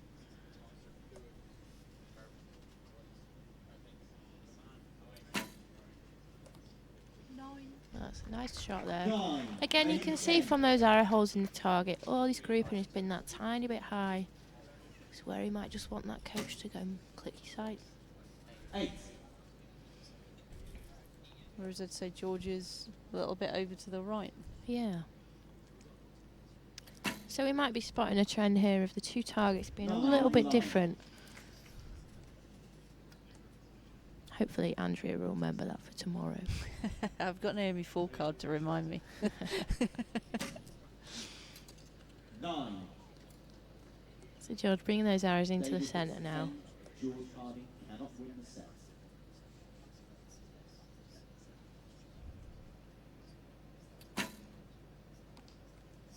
It's a 7. And I think George just needs a 9 to take the set and win the match and move to the semis. Well, we didn't quite look happy with that though. I think it was a bit too soon for him. Tied. George Harding now leads by 5 set points to 3. Leading David Timmins, needing to win the last set. I'm sure, I mean, being away at internationals, I've had, or been fortunate that Ollie stood behind me a couple of times, and he's very quick to pick up on groups and what you're actually doing. Yeah, he can be real. Ollie's a real value to the team. He notices the obvious, like we were saying before. Sometimes the obvious is staring in your face, and I think it's Ollie easy from here. Yeah, Ollie will just subtly go, "Oh, just move your sight." Be like, "Oh, okay." So he's and he knows how to speak to each archer on a personal level rather than anything else. So here, David can get this set, then we'll go to shoot off. You're dying for another shoot off. I am. I love those shoot offs. 8. Just popping over to that left again. So it'd be interesting to speak to some of the archers at lunchtime to see if it is actually quite tricky out there. Yeah, see, George was to road his arm to the right there, and the arrow went to the right, so maybe he saw something there where he thought the wind was stronger than what it was. I mean, I'm looking at the windsock, and it's doing nothing at the moment. 8. Again, he's just going over that way. Same motion with his arm, which George does like to do. He just needs to stay strong and keep his sight pointed in the middle. So George needs a 9 here to tie this set and take the match. Anything less, shoot off. It's a 9. George Harding progresses to the semi-final. George hits the value he needs and shoots the 9 to win the set and go through to the next round.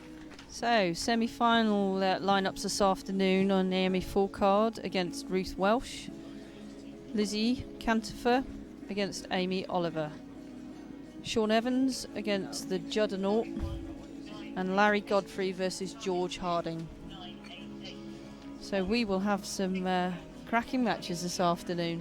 Yeah, I must say I think that last match was a really good match between George and David.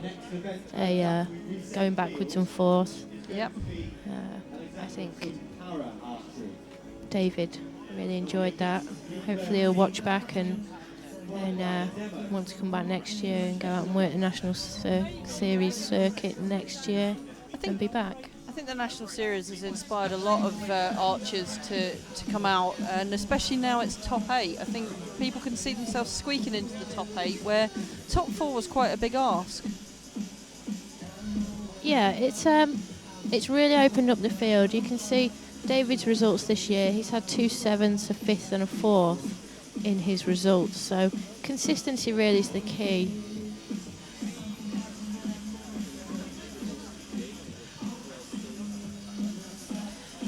Okay, so the semi-finals will be starting at 12:30 with Naomi Folkard against Ruth Welsh.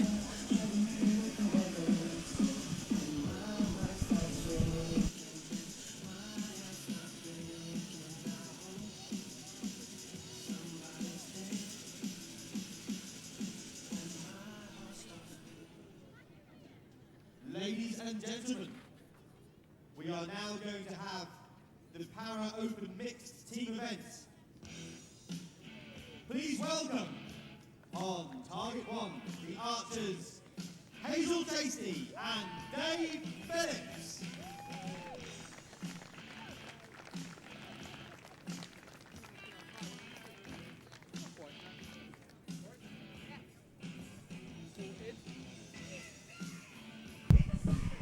So now we have a Para Open mixed team event.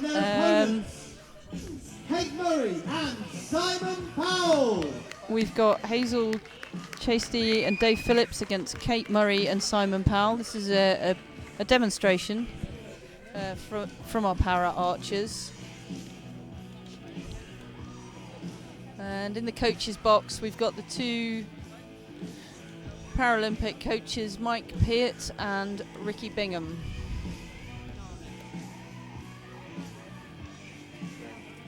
So this is mixed team. It will be 2 arrows each. The line judge for this event is Joe Orban.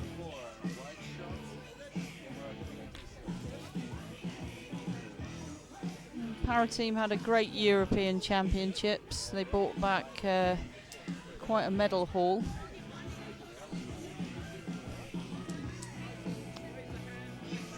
About to get underway. And following this match will be a demonstration by Matt Stutzman, the USA Olympian.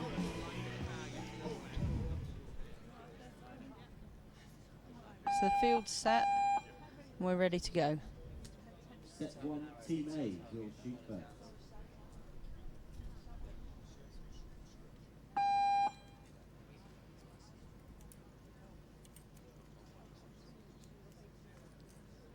So with the team event, it's slightly different obviously with the Para team because they don't come off the shooting line. That's a 9 from Hazel. As soon as Hazel shot, she'll let her teammate know, Dave, that she's finished shooting so that he can shoot, and then the clock will stop. 8 points. So that's a 9 and an 8 for Team A, giving 17 points. Team B are now shooting, and it's Simon Powell. 9. As you see, Kate can't actually see him being left-handed. Yeah, it's good to have a backup of the vocal noise as well as the motion, so you can see and hear. Yeah, slightly different, as I said earlier, that the Paras don't come off the shooting line in a normal mixed team event. 8.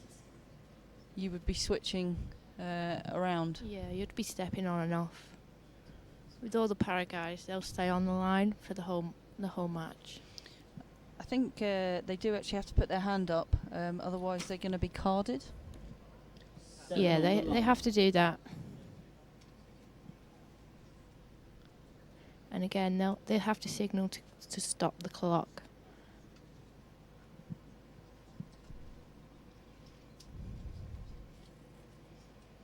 So Team A posting 32 points, and that's a lovely shot from Simon in the 10 ring.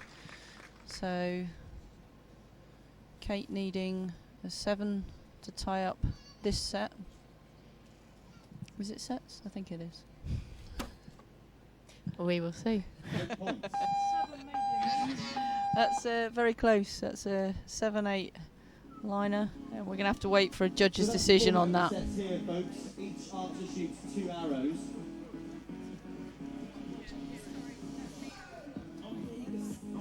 So you see the coaches then now they'll come up to the archers because they'll stay on the line.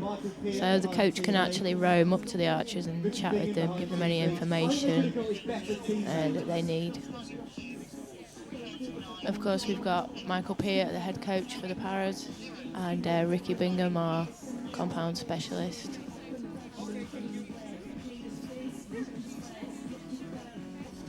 So Ricky just giving a bit of advice to both archers. Herself a successful compound archer, and you'll be able to see Ricky shooting against me tomorrow. Oh. Shoot off, shoot off.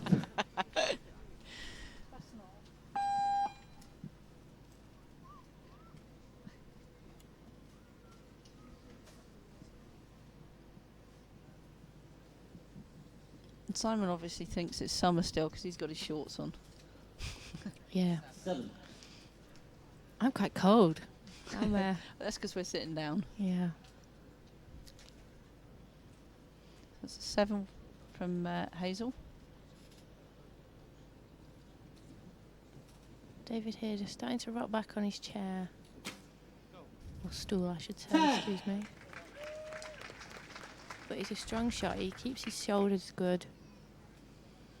It must be, tricky shooting from a stool. Because that potential to rock back when your shot's not going off must be quite high. Yeah, I think if you start to struggle, you can start to slide your whole body across the stool instead of using your shoulder motions.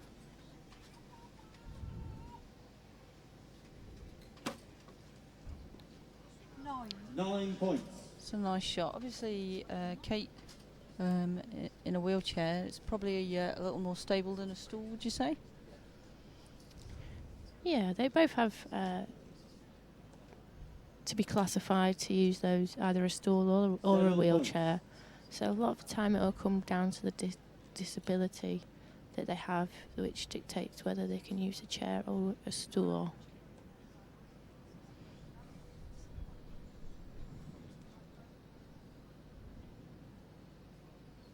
So he's very strong. His arms and shoulders are staying dead still. 8 Just points. wondering whether he's just rushing that shot a little to put his hand in the air. Yeah, and that's what you see with a lot of the guys. That release will just be a little bit more untidy, and they'll affect the arrow with that because they're concentrating so much and trying to save time by getting that hand up. You see Simon really takes his time. He fully releases, takes a second, then puts his hand up and shouts go as well.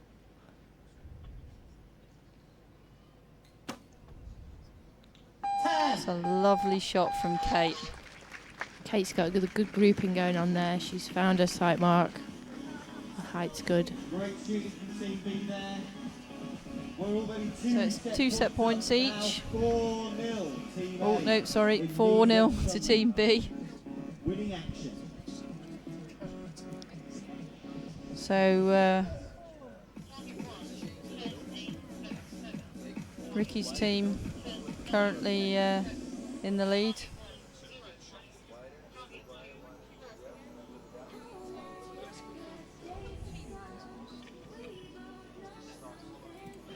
Mixed team, you're reliant on your partner to let you know wind conditions. You talk to each other. Yeah, I think it would be a shame if you didn't talk to each other throughout the match. I suppose it depends who your partner is. Yeah, the communication between the two, even if you didn't like each other, should still be going on. You can get one archer that shoots really good in the wind and then can tell the second archer, aim in this position. Yeah, I mean that trust comes with practice. 7 points. So Hazel's only been shooting a few years. She has only gone onto the team this year, into the podium team, and was actually shooting longbow before then, so a little bit of a change from a couple of years ago for Hazel there. Yeah, and she's had some success this year, which is great to see, and obviously building towards Rio 2016 for these guys. Yeah, I think there'll be a tough fight on for the places for Rio. 9 points. Simon's a real strong shooter.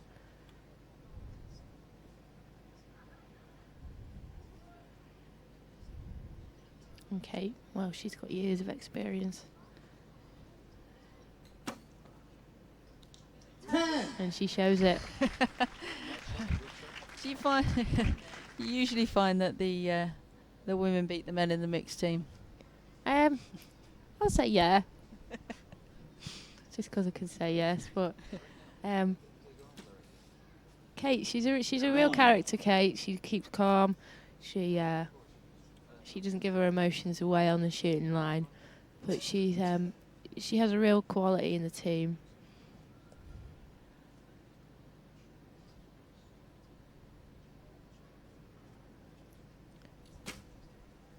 Simon, David and Hazel are all new onto the team, and Kate's that experience guiding. So I think it's important to have that experience when within a team. I agree. Simon just taking a little bit longer on this one. See what happens. 8 points. That's okay. So Hazel needs a 7 to tie up this. Okay. Sorry. 8 points. Takes us there. Sorry about that. So that's a 6-0 victory. 6 set points there for Team You B. see those scores are really close all the way High-five all through. round. Yeah, 35 points to 34. Just those arrows that go out into the 7 can really cost when it comes to the high level competition. There's smiles all round. Hug for Team B is the winner. for Kate. And Michael looking a little bit of a grimace when he shook Ricky's hand there. I don't think he likes to be beaten. Yeah.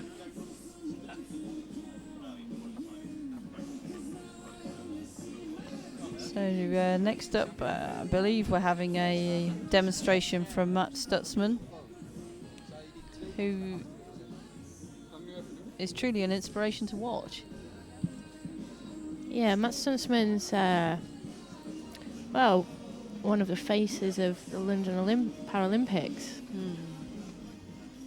I remember seeing him for the first time in Vegas a few years ago, and I was in awe. Just watching him shoot.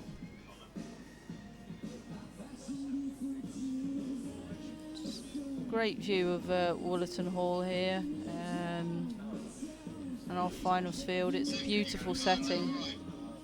And, certainly getting some more passers by now. I can actually see Robin Hood from here, Andrea. Ooh, so can I. Wonder if he's going to attempt to take on our Olympians. All the way from the United States of America. I'd like to see Batman more than An example of Robert do that one. you will not believe. Put your feet It's a great event. If anyone wants to come down next year, we're going to be here next year as well. Great event, great park. Here's Matt, and it looks like they've mic'd him up, so hopefully he's going to be having a little chat through this match.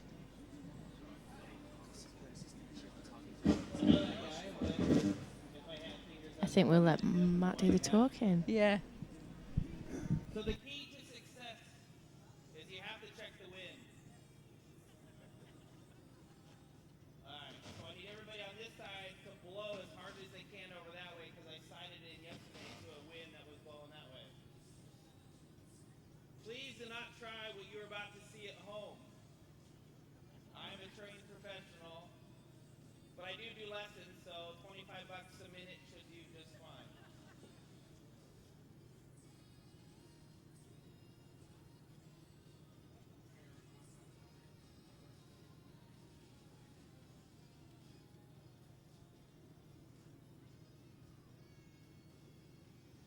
I hear somebody crying already. What? Must be pretty scary.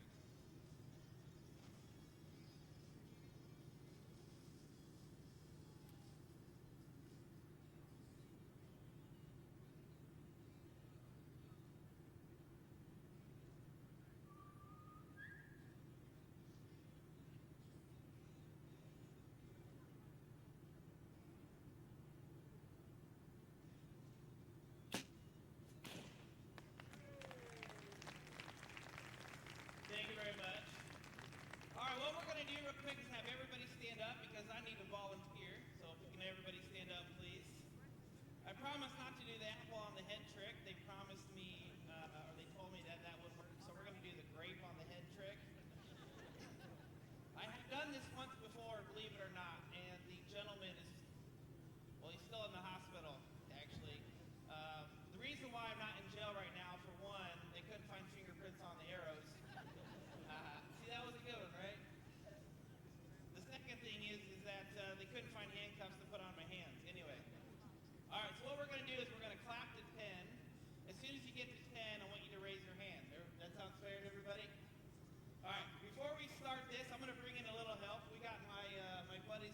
Batman decided not to show up today. So I'm going to bring in Robin Hood and his evil enemy, the Sheriff of Nottingham. Nottingham, I know. Come on out, guys. Everybody give it up for Robin Hood and the Sheriff.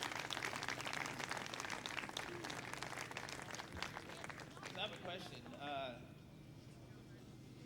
If I were to go into your town and possibly maybe like steal something, and then you chase me down, and back in the day, don't you just cut off their hands? Is that right?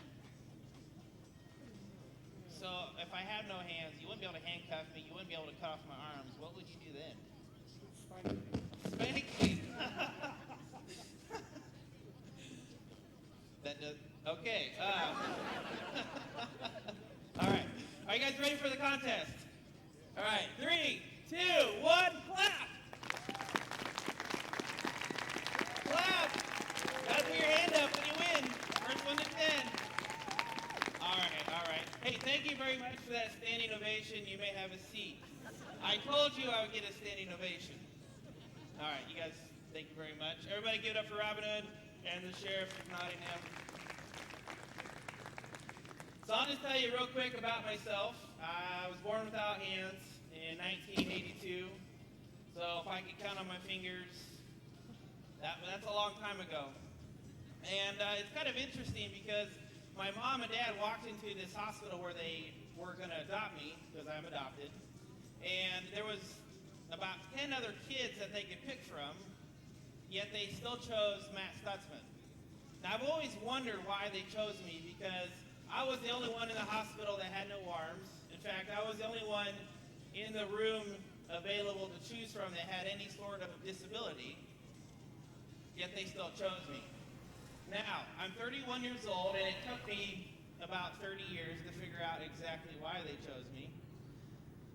About a month ago, actually about a year ago, sorry. See, that's what happens when you can't count on your fingers. A year ago, I'm sitting there watching my, at that time, 1-year-old son, and he's crawling around on the floor. Now, everybody here probably has babysat or has had a 1-year-old son or daughter at that time, and you kind of know how that works. Everything they touch goes in their mouth, okay? So I'm watching my son crawl across the floor, and he goes over to this outlet, and he proceeds to lick his fingers and try to stick his fingers in the outlet. So I run over there and tell him, no, you can't do that, and he walks away or crawls away or whatever he's doing at that age. The next thing I know, he's pinching his fingers in the cupboard doors. And I'm sitting there as he's crying, and it snapped in my head, kind of like, I think I know now why my parents adopted me. All they have to do is put me in the middle of a room, sit me like away from everything at that age, and they didn't have to worry about me sticking my fingers in my nose. They didn't have to worry about me ever pinching my fingers. Did you know they save 15% a year because they don't have to buy me gloves when it gets cold out? Yeah, that's right. So I had a pretty crazy life. I lived just normal like everybody else. I had to do chores. I pretended that I had no arms to try to get out of them, but they saw past all that baloney, and I still had to do all that kind of stuff. As I got older, I experienced newer and different things. I know I always wanted to be in athletics. I remember trying, over here it'd be football, correct? That'd be soccer. And I remember I was the left forward, and the ball came up kind of high, and it hit me in the chest, and I knocked it down to go shoot a goal. And the ref blew the whistle and called me for hands. So I realized that soccer wasn't my sport, because even in a sport that you can't use your hands, since I don't have any arms, I still get called for hands. So that's just totally crazy. So after soccer, I told my dad I wanted to be a NASCAR driver. That worked out pretty well. I went to driver's ed and took the test, and I remember I was there about a week, and they took us outside, and the lady said, this is a course. The object of this course is to go around as efficiently as you can without hitting any cones. If you hit a cone, it's like deduction of 3 points. Well, if you tell me that I have to do this in a specific amount of time, I'm going to think it's racing. let me show you guys how I drive. I don't know if you guys can see behind me, but I sit in my chair like this, and it's an unmodified vehicle. My right foot goes on the steering wheel. The left foot goes on the gas and the brake. So as you can imagine that in your head, I'm doing this course rather fast. I might have hit the emergency brake and slid sideways around a couple corners. And I was the fastest person out of everybody in our class to do the course. I was like 5 seconds faster than anybody. The next day I got kicked out of driver's ed. I thought maybe it had to do something with my erratic driving, but I guess it had to do something with she was uncomfortable and couldn't scream loud enough, and I guess the hands thing did freak her out just a little bit. But eventually she gave me a driver's license, and I moved on to bigger and better things. I got my first job as a pizza delivery boy, and I would put the pizza on my shoulder, and I noticed that every time I would deliver this pizza, I would get a bigger tip if I limped too. Now, I'm not saying I was milking the system. I might have, just a little bit. Shoot. Is there any cops besides the sheriff of Nottingham around? All right, so one of these days I was driving after work. I was coming home. It was kind of late. It was dark. And there was a car behind me, and it was a cop, and I might have been speeding. And he pulls me over, and it's, like I said, it's dark out. So what he does is he takes his big spotlight, shines it through the back of my car. Is that because of me? Okay. Stay between the white lines. He takes the spotlight, shines it through the back window of my car, and he goes on his loudspeaker and he goes, "Sir, please put your hands where I can see them." Up to this point, I'm a little nervous already because it's dark out. So I roll down my window and I yell at the guy. I said, "Sir, I do not have any arms." He didn't say nothing. So I'm not trying to be, funny about it. My feet are my arms, so I yelled out the window, "Sir, do you want me to put my feet out the window instead?" As you can tell, he was really excited about that. He walks up to the car and he sits there for a little bit and he just stares at me. And he goes, "Do you really not have any arms?" So I go like this, "No." Right? He goes, "I will be right back." I'm like, "Yes, sir." He goes back to his car, turns off his lights, turns off his... I think they're trying to kick me off the stage already. He goes back to his car, shuts off his lights, and he leaves. I sit there for like 10 minutes, because I've seen Super Troopers, right? I'm afraid he's going to come flying back. Well, I never saw that cop again. So I've realized that in the United States that cops are freaked out by a guy without arms. So if you ever want to go to the United States and do something crazy, chop your arms off, and you will be totally fine, and no cops will ever arrest you. Anyway. All right. That was supposed to be a funny joke.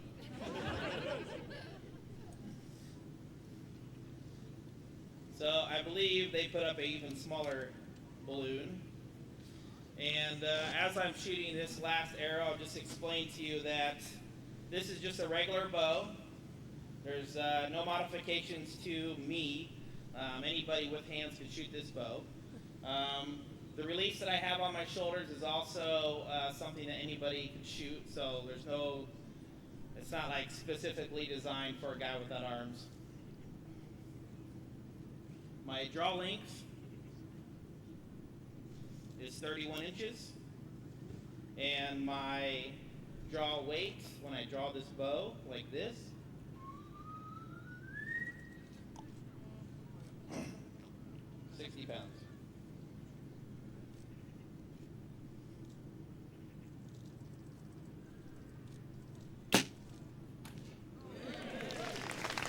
Thank you very much. You guys are awesome. If you need lessons, I'm over in the corner. Bring cash. Everybody, Matt Stutzman.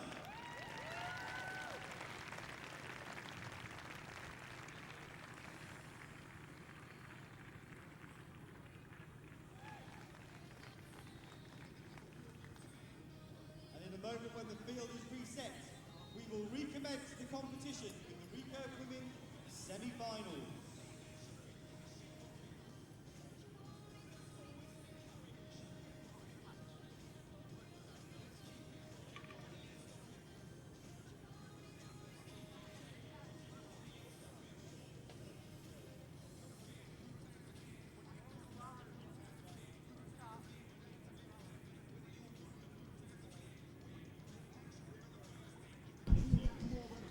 We're just setting up the field of play now for the first of the women's semi-finals, which will be Naomi Folkard versus Ruth Welsh. We should be starting in around 5-10 minutes.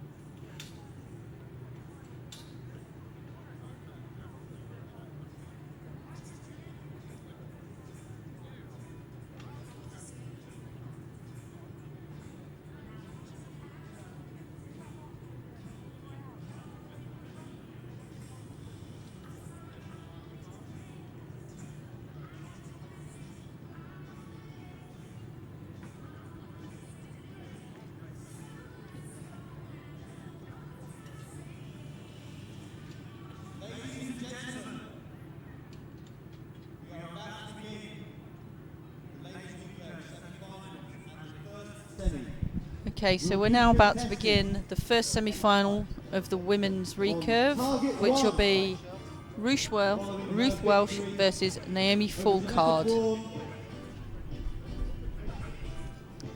Ruth Welsh! So back to the stage comes Ruth, following beating Jeanetta. And she'll be up against Naomi Folkard. Olympian Naomi Folkard. Naomi, who's been to the Olympics 3 times and is currently Great Britain's best women recurve archer. Sue Richards will adjudicate this match.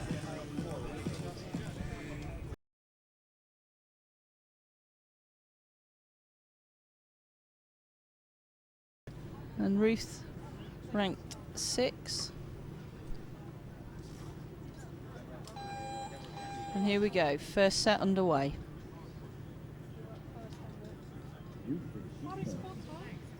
Conditions haven't really changed from when these guys shot this morning.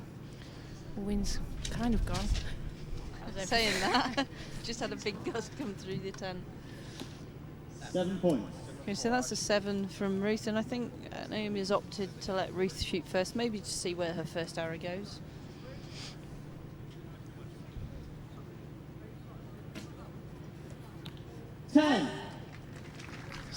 Straight in the 10 there for Naomi. So she's learnt from this morning.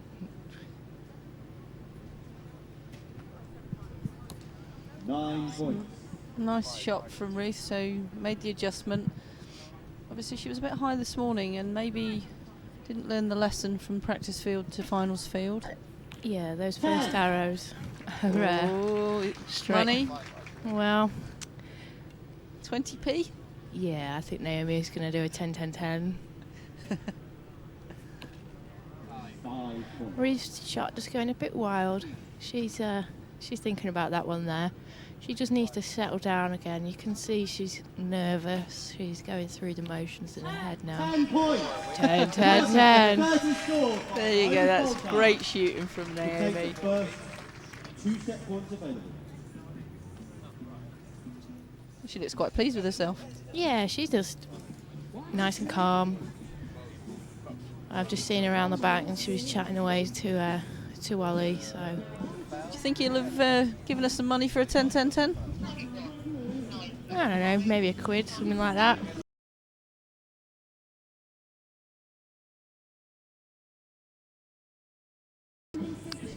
A starboard with how many 10s you've shot in a row, so Naomi's up at the top of that.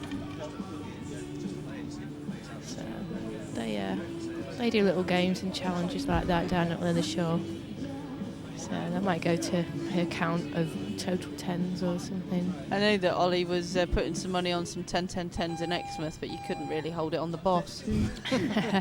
I did hear it was quite windy. I was quite happy I didn't opt to go and shoot down in that one.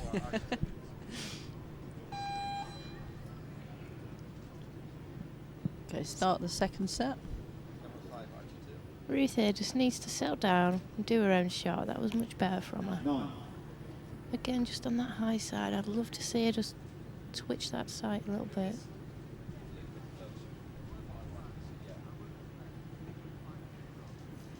Naomi solid, looked like she's frozen there.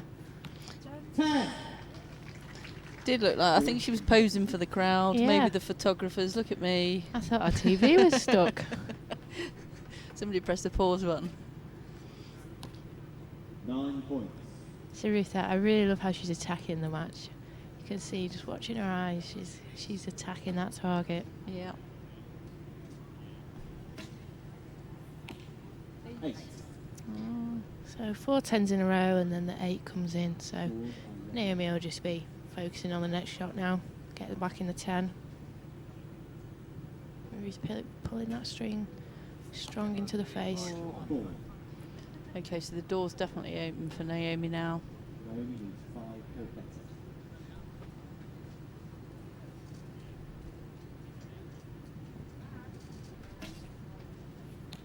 She scores 9 and takes. That's great shooting from Naomi. She's obviously come out, learnt from this morning. Nice and relaxed. Yeah, solid shooting. So that would have been a 57 end if it was total 6 arrows. So high quality shooting from Naomi there. Ruth, she's shooting good. It's just those last arrows that are spoiling the score for her. And hopefully this next one she won't get caught up there. You can see she's getting the nerves in a little bit. She's just wiping her hand down and we're getting a bit of a sweaty hand. Naomi having a bit of a boogie. Yeah. It's nice to see Naomi so relaxed. I think she should stick to archery then.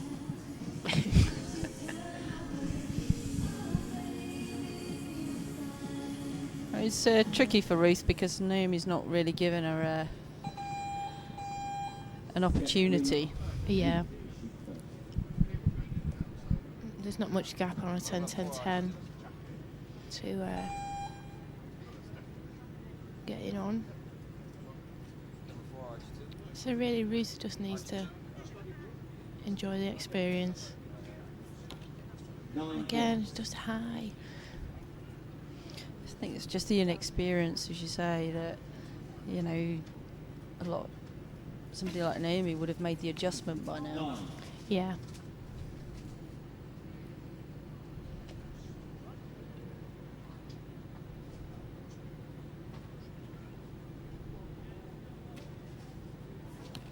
She's consistent in her shot, though. She really holds that strong. So it's a fantastic opportunity for her.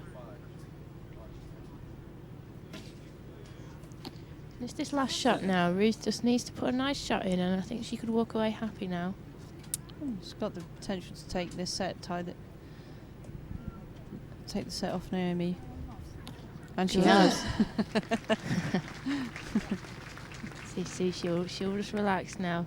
She's just going through that breathing and her mental process in the background there. Naomi's just shooting solid, just that 1 hour out into the 7, but she's right straight back into the 9. 2 set points to 4. No high five for that. No, definitely not. Just down the road, England are having a collapse. 149 for 6 against India. Naomi won't be happy with the 7. No, she won't. She sets herself exceptionally high standards. I believe she was the first lady this year to shoot over 1350 on the 1440 round. Yeah, it's a goal that Naomi's had for a long time, and yeah, she actually won £5 off me as well. Yeah, I had a bet with her. Never again.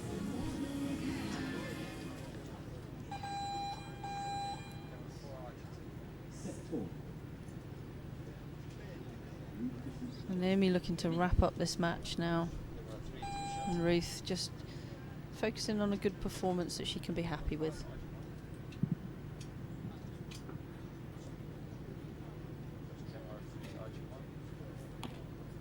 £7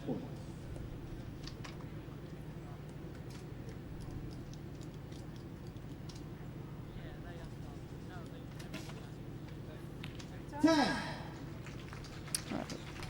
Looked like a good shot. yeah. Naomi's keeping consistent. But if you look back at this and watched her timing, she wouldn't be that different from each shot. Maybe the ones that she has at the 8 and the 7, maybe a little slower on the timing. Yeah. 9 score. You can see those arrow holes in the target. She's not got many going off. She's got a group in the good place. And Ruth's finding just a little bit of a struggle going all the way around it on this end.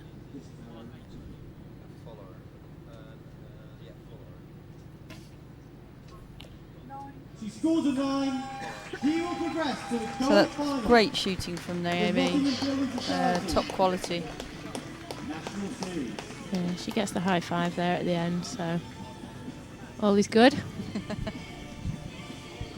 So Naomi progresses to the gold match later on today, and Ruth will get to come out here again and shoot for the bronze medal. And both competitors will find out who they're shooting against. We've got next semi-final, which is Lizzy Cantopher against Amy Oliver. So for Ruth now, what would you be suggesting she does? Go and have a sit down, relax a bit? Yeah, she's got a little break now before the bronze medal. It's not on until 3:15 this afternoon, so maybe get some lunch, and then just have a practice, but not over practice. Yeah.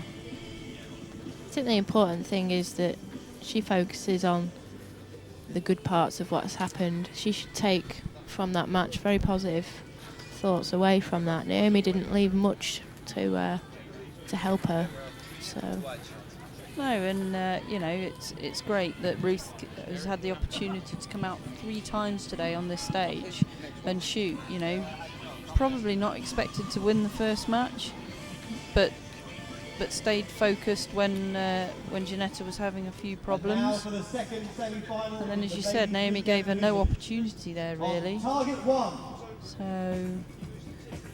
she should look forward to the bronze match and go in there with a nothing to lose attitude. 6-0 against Verity.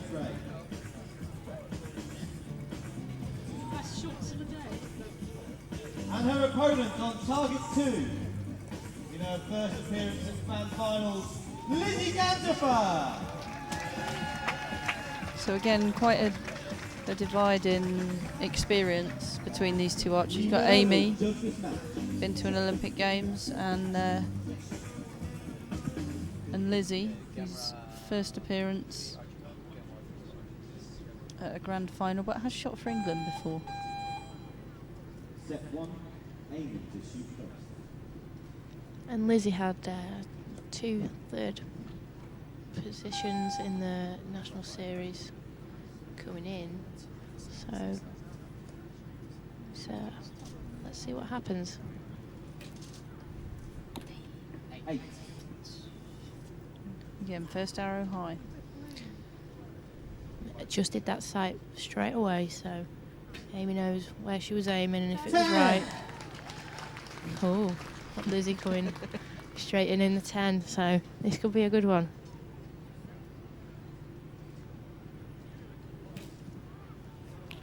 $10 points. Good adjustment by Amy. Obviously trusted her first shot was a good shot in her mind.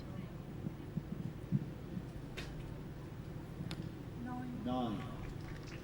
A little pull of the face there, but it's still a 9. Yeah. A little bit of a gust. 9 points. And Amy just compensating with the bow swing there. We're seeing that today quite a bit.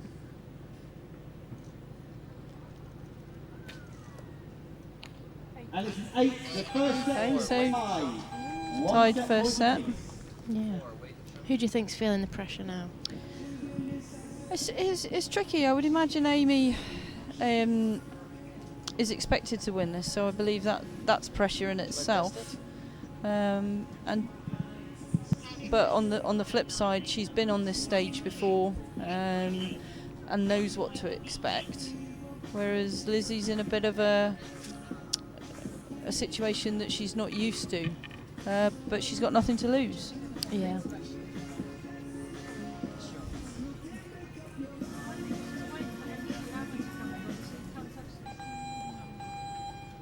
Lizzy just needs to keep running her shot program, and what will be will be.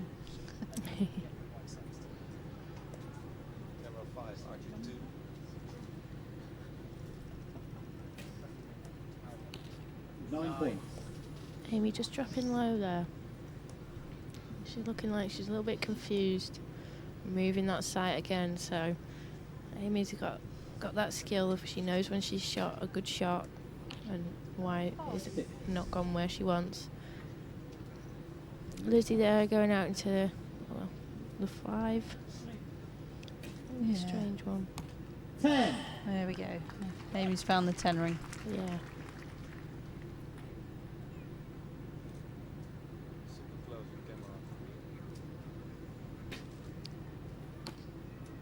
See Lizzy just going down that corner again. Yeah.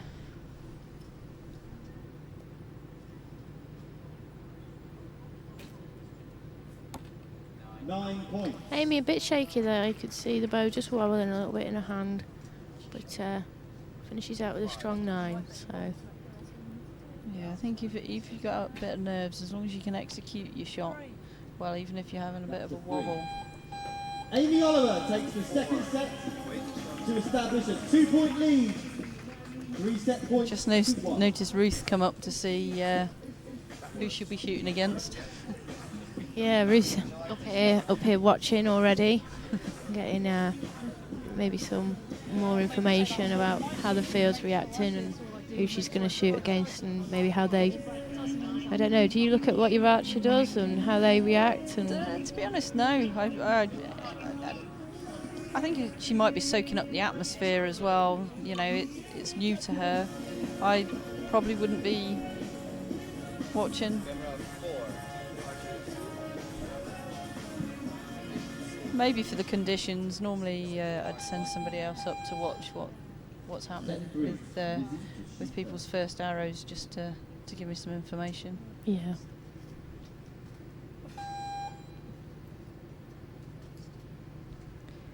So Lizzy here, hopefully she went back and started looking at her sight with her coach, so maybe there was something coming loose. Arrows have come back up. Still out on the right hand side though.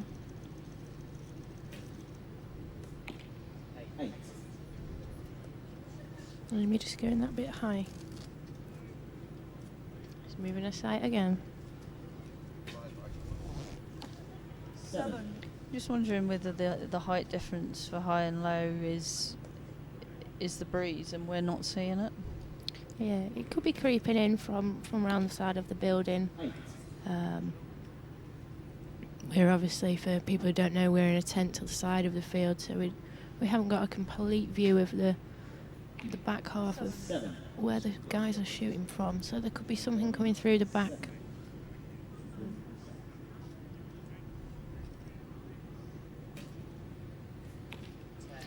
Ten. Good adjustment. Amy Oliver now 1 point away from a place. So Amy now leads Folkard, 5-1. Gold final.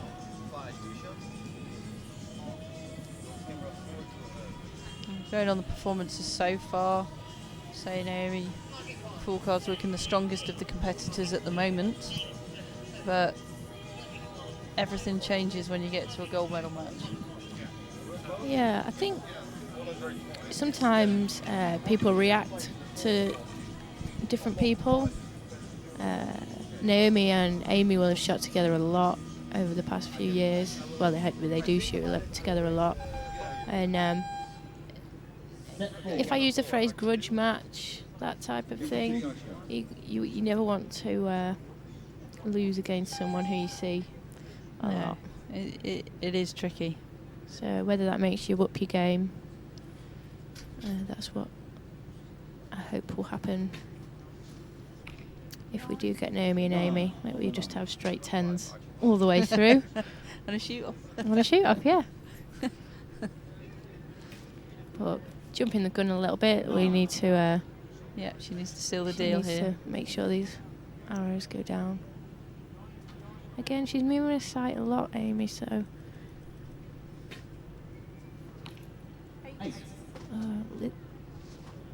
Lizzy grouping well, just the last 6 arrows have been in that 5 o'clock position.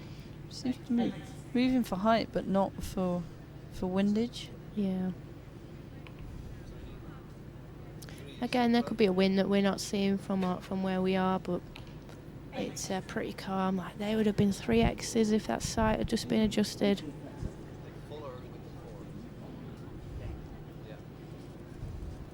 Bit shaking from Amy. Oh, so Lizzy takes the set. Shoot. Oh, no. It's too early to start the It is too early. We need to see what happens this next set. But you could see then Amy just, I don't know whether she was focusing a bit too far ahead of her, but the shakes just came in and you could see that front arm starting to waver a little bit. Of course, Amy had surgery last year as well, so she's fit and strong coming back from that, but her rehab time was a long period. So she's obviously, the surgery's worked, and she's worked hard in her rehab time to come back and perform at the high standard she is. Yeah, and obviously the goal for these guys is Rio in 2016. And we've also got the European Championships that year here in Nottingham.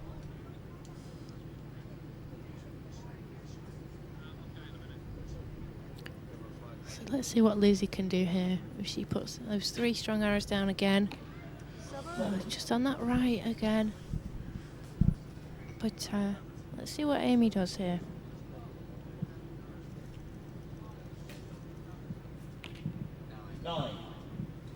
Okay, still high and slightly to the right.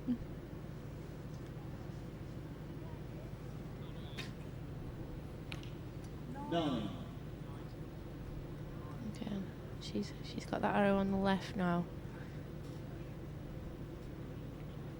Amy moving around a little bit. 9 points. So Lizzy needs a strong arrow here. Just to get that gap back and put the pressure on Amy. That's a nice shot. So Amy needs, I think, an 8 here to tie. Yeah, and that will take her through. She looked happy with that one. Yeah. And, That's enough for Amy Oliver. she's won the set, 7 so set points to 3. And to face Naomi Folkard. So we now know our finalists for the women's recurve. It'll be Naomi Folkard against Amy Oliver. And then in our bronze medal match, we got Ruth Welsh taking on Lizzy Cantopher. I think both those matches are going to be really close. Lizzy really shot well there. If she just made those, maybe those adjustments at the beginning, her groups have been good the whole time. They've just been moving around the target too much. Yeah, and Amy looks relieved to have made the gold medal match.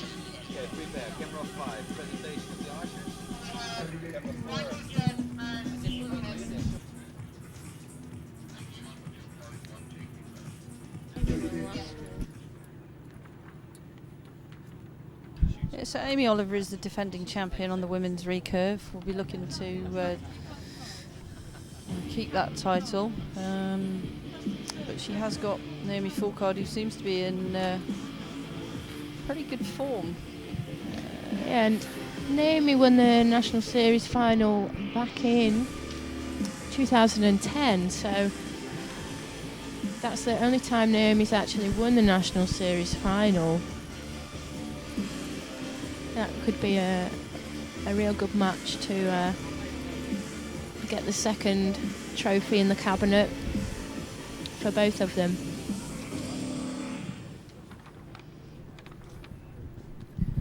So next up we have our recurve men's semi-finals, where Michael Judd will be taking on Now, ladies and gentlemen, we will begin Sean Evans in the first of these. Semi-final. First of which will be contested between Verity's own Michael Judd. So Sean shot well this morning in his first match, and it took Michael a little while to settle down. Yeah, hopefully they'll both come back up from the practice field and be straight into the 10 and really have a good match going here. Sean shot really strong this morning. I think he shot the most 10s out of everyone we've seen so far. So hopefully they've had enough time to relax, maybe get some food, and come back strong up onto the top field now. And let's see where they start. First set, Michael will shoot first. So really, Sean will be the slight favourite in this one.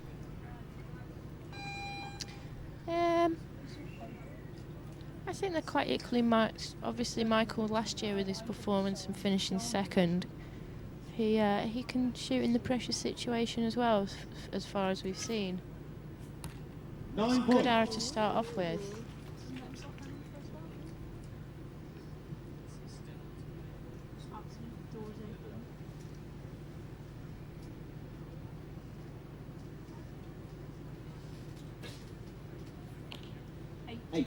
Okay, just dropping a little low for Sean, and he's adjusting his sight, so happy with his shot.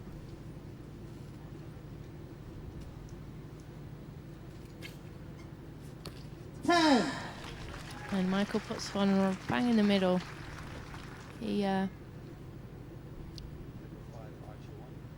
Michael's a unique archer, I think. Even though he's shaking, he puts them in the middle. He knows how to shoot his shot for sure.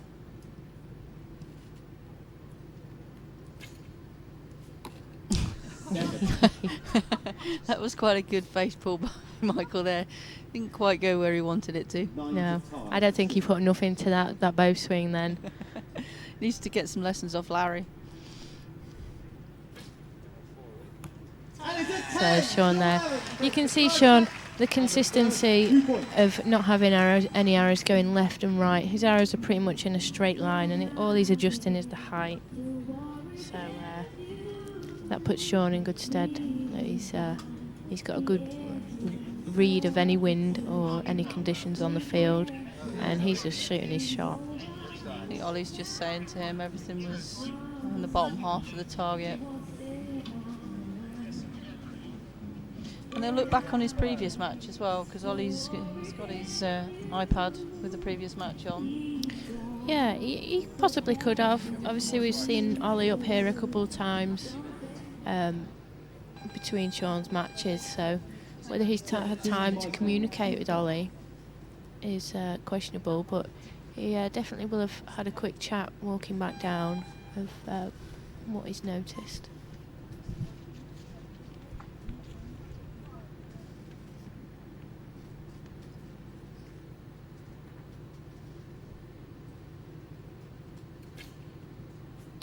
So that looks a strong shot from Michael, and clipping the line and making that arrow into the 10. I think he's just adjusted his windage a little as well, because everything was over on the right. 10. I think we've got a rush of 10s coming.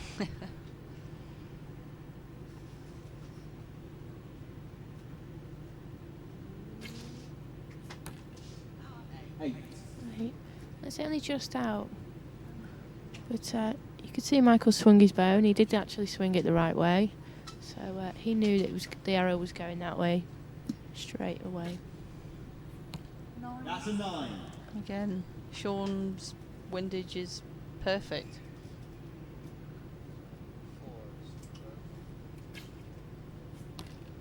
9 points.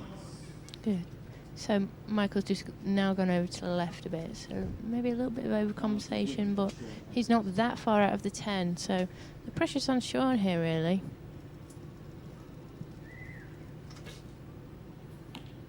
7 points. Ooh. Michael Judd Wow. comes back to more than match level.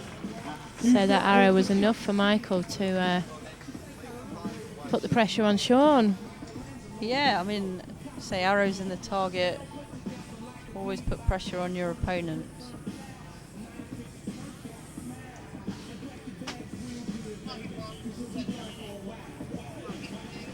Conditions pretty much staying the same all morning.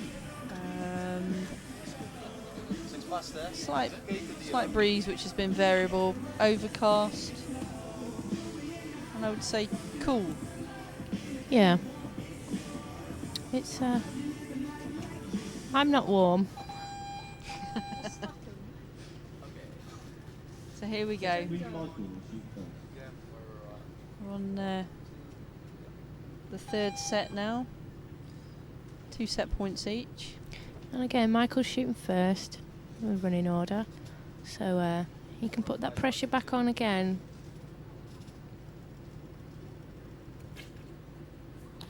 10. He's good. You can see he does have a little bit of a shake, but he's keeping his positioning strong, and that shake's not affecting his shot. And Sean's just rock solid, and I think where his sight is, the arrow goes.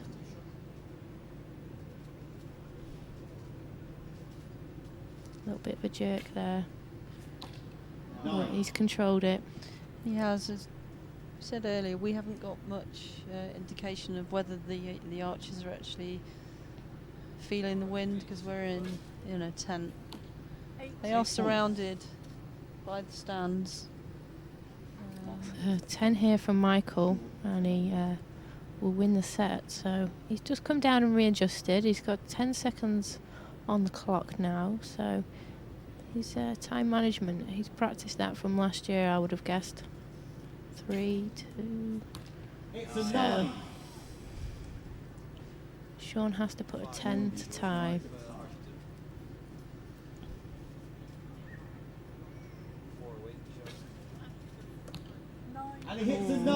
just out. Judd moves 4 set points to 2 into the lead. So that was really good there from Michael. Maybe he did learn that last year of making sure he takes his time, especially in those pressured situations. Yeah, he came down, readjusted, made sure everything was good. Produced a solid shot.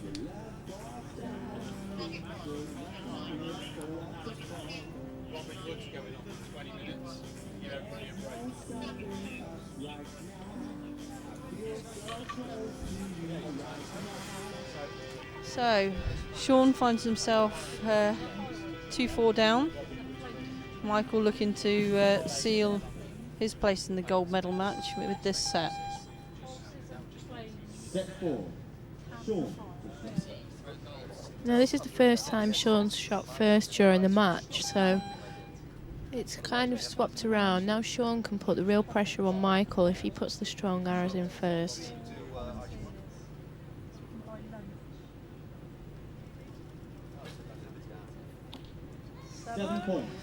It's not a good arrow from Sean. No. Again, we've not seen much of that today, so off Sean. Maybe he's feeling the pressure. Michael's clicker's just wavering. 8. Okay, it wasn't the best shot in the world, but he hasn't lost anything. In fact, he's a point up.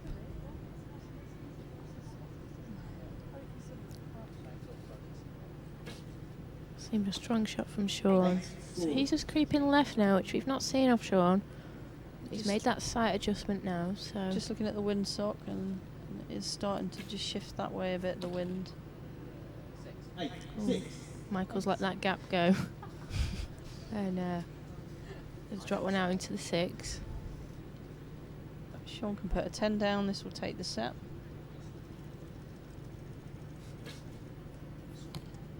9 points. So now Michael needs the 10 to draw the set and split the points. And that's a 7. Sean Evans draws the match. Okay, so we've seen from both archers that their arrows have gone over to the left-hand side. So conditions changing. Shall we use the word variable? That's a very good word to use.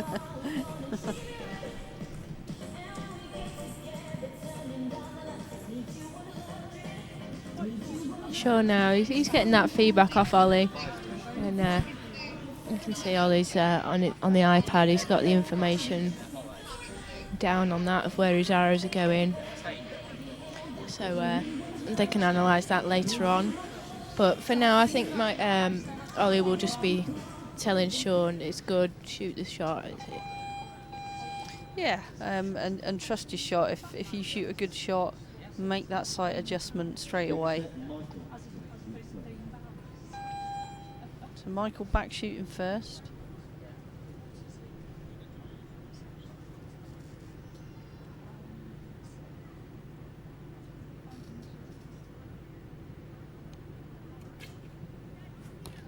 Nine. And again, maybe Michael's just a bit more comfortable shooting first. We'll see how the rest of the set goes. I mean, height-wise, Michael's a perfect height, and if you look at his target face, everything's left-right. 9 points.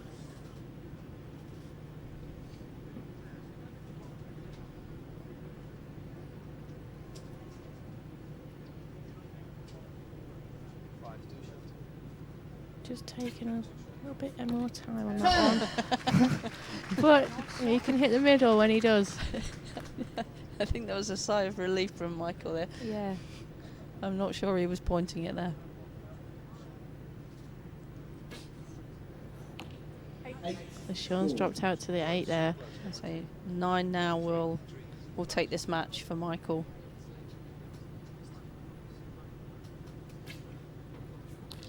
Oh. And I don't know if that was a smile or I think it was, yeah. Yeah, good shot, or a funny face from Michael that his arrow went into the 10. It's a 9. So Michael Judd is the winner of this match and progresses to the gold final in the men's the Juggernaut going through. with 6 set points. Juggernaut to 4. rolling on to the gold medal match. with a great last set. Yeah, he really performed then. I think maybe the key of Michael going first, maybe that's something he likes. He likes putting that pressure on and shooting his arrow first. So going through, he'll definitely be wanting to beat his performance from last year. Obviously, he came second last year. He's through now to the gold medal match, and he'll be wanting to get that gold. He'll be wanting to beat last year's performance. Yeah, and he seems comfortable actually in the in this setting. So he's now got a bit of a break. He can go relax for a little bit, let those all the tension. Yeah, work on his faces a bit more. And now Maybe. for the second semi-final in the gents recurve division. On target 1. You've seen him in the paper and you've seen him on banners around town, but now seeing him in person, George Harding. So we have Nottingham's own George Harding stepping to the stage. He is poster boy this year. He is. And his opponent.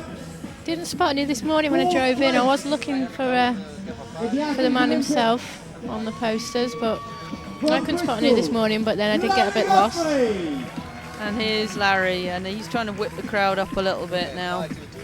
Yeah, hopefully we'll hear those shouts of support when, especially when the 10s go in. There's nothing worse than shooting and you shoot a 10 and no one makes a noise, and your opponent shoots a 10 and everyone makes a noise. Yeah, that's harsh. Yeah. Maybe we should have some 10 boards to hold up, like they do in the cricket for when they hit boundaries.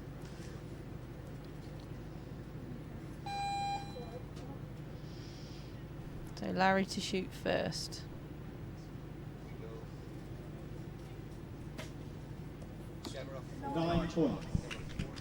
Larry feeling that the lighting conditions have changed because he's not wearing his sunglasses for this match.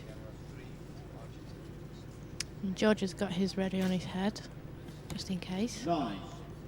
So both come out with 9s to start with. This could be a close match, I feel. Yeah, Larry, exceptionally experienced. George coming up in the last couple of years, making the Great Britain team. Yep. And Larry's arrow just out there. He'll be disappointed that that one didn't clip the line. 10 points. And George's went straight in the 10, so.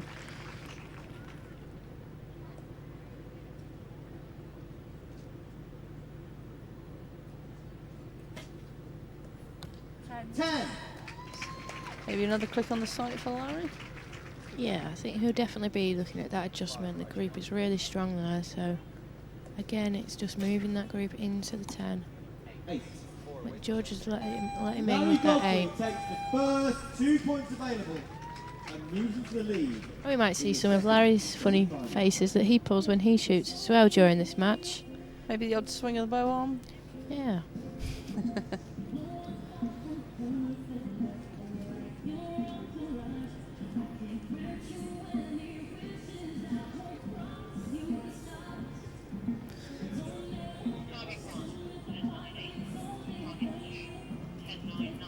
Both competitors just standing with their coaches, just waiting for the arrows to be pulled.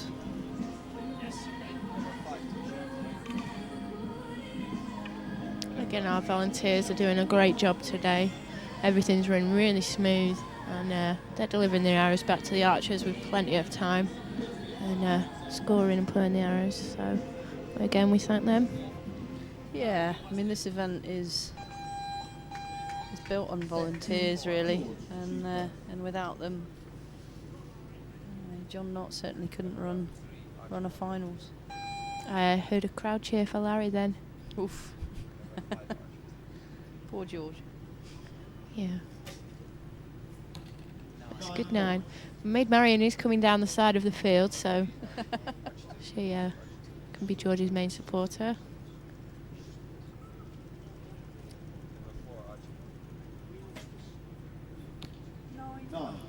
9 there for Larry. He'll be wanting to improve his shot timing. Larry struggles sometimes to keep his shot smooth. And again, a slight adjustment on the sight needed for Larry. He's over on the right-hand side still.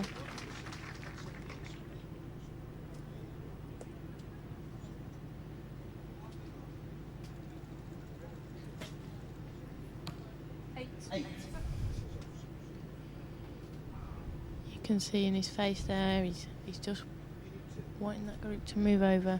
Just needs to click that sight a bit more. George doing a fantastic shot there and clipping the 9. Possibly the best follow-through of the day. 10 points. So good time there from Larry. So he's just a little bit smoother on that one. His timing was a little bit faster, and they're going a 10. And that's all it takes with Larry. That little bit of timing difference can. His dad's just telling him that, I think. Maybe we should run a top 10 of follow-throughs. Yeah, we should have instant replay, I think. That would be a good one to go back and look at. So George taking this set 28-27, and we've got a tied score with 2 set points each.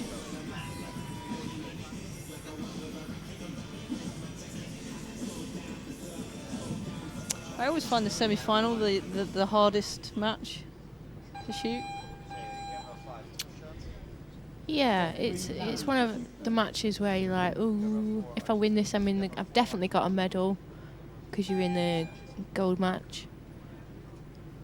And if I lose this, I'm in the bronze match where I could go home with nothing. Yeah. 10. There we go. Good from Larry. He's on the ball now. It's great to see so many youngsters in the crowd come to support our archers. 10 points. You can see George's technique, or his smoothness of his technique, has really improved from this morning. His timing again is much faster. Well, Larry not happy with that one straight away, and yeah, he knew it was going in the 6. See if George can capitalise. Again. I think he's just made the second best follow through of the day. Yep. 10 points. It's a good recovery from Larry. Sometimes he just needs to get angry, I think, and take it out on the target. Let's see how George does on this one. 10. It was a much nicer shot from George, and it landed in the 10 as well. So he knows what he's doing with his shot. I think it's a lot of the movements that you get with the bow swings and the funny releases. A lot of them with these guys, it's subconscious. It's after the arrow's gone as well, Yeah. so Yeah. Do you find the same with the compound? to be honest with the compound, you've got less time to steer it, so the arrow's well and truly gone before you start making any movements. And if anyone high speeds themselves, or someone they want to high speed, and you do a bow steer, when you swing your arm out, you'll actually find that the arrow's completely clear of the bow by the time your body's reacted to where your sight was or the wind conditions, and the arrow's not affected at all. So it just looks pretty. Entertains the crowd. Yeah. 9 points. So Larry really needs to step up a little bit here.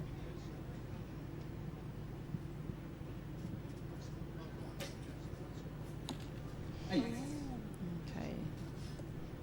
So it's the first arrow we've seen go high for George in this match.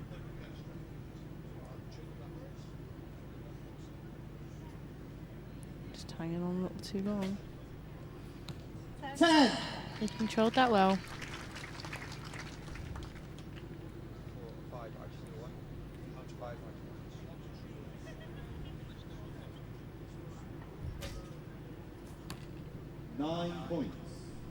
Larry with a 2-point lead after the first 2 arrows of the set. Needs a 9 to seal the set.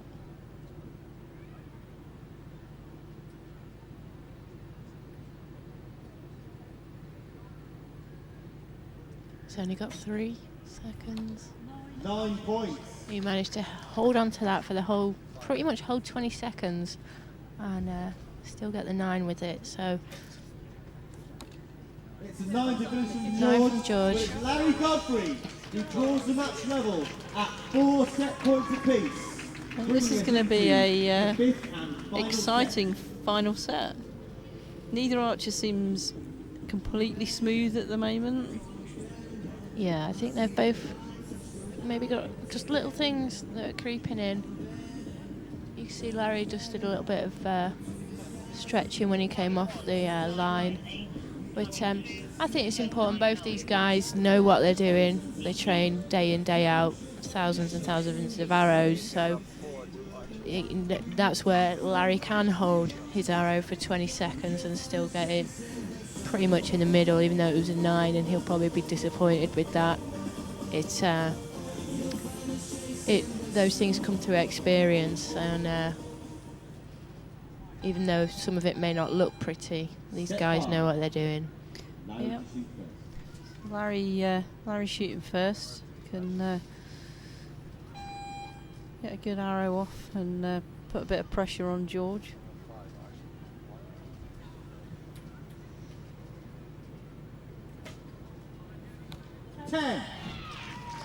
Much better timing. Yeah. Go wild.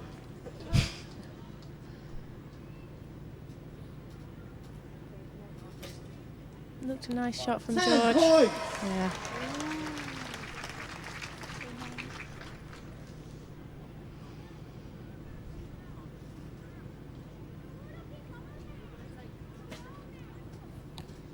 Ooh. 9. Just out for Larry. Let's see how George responds.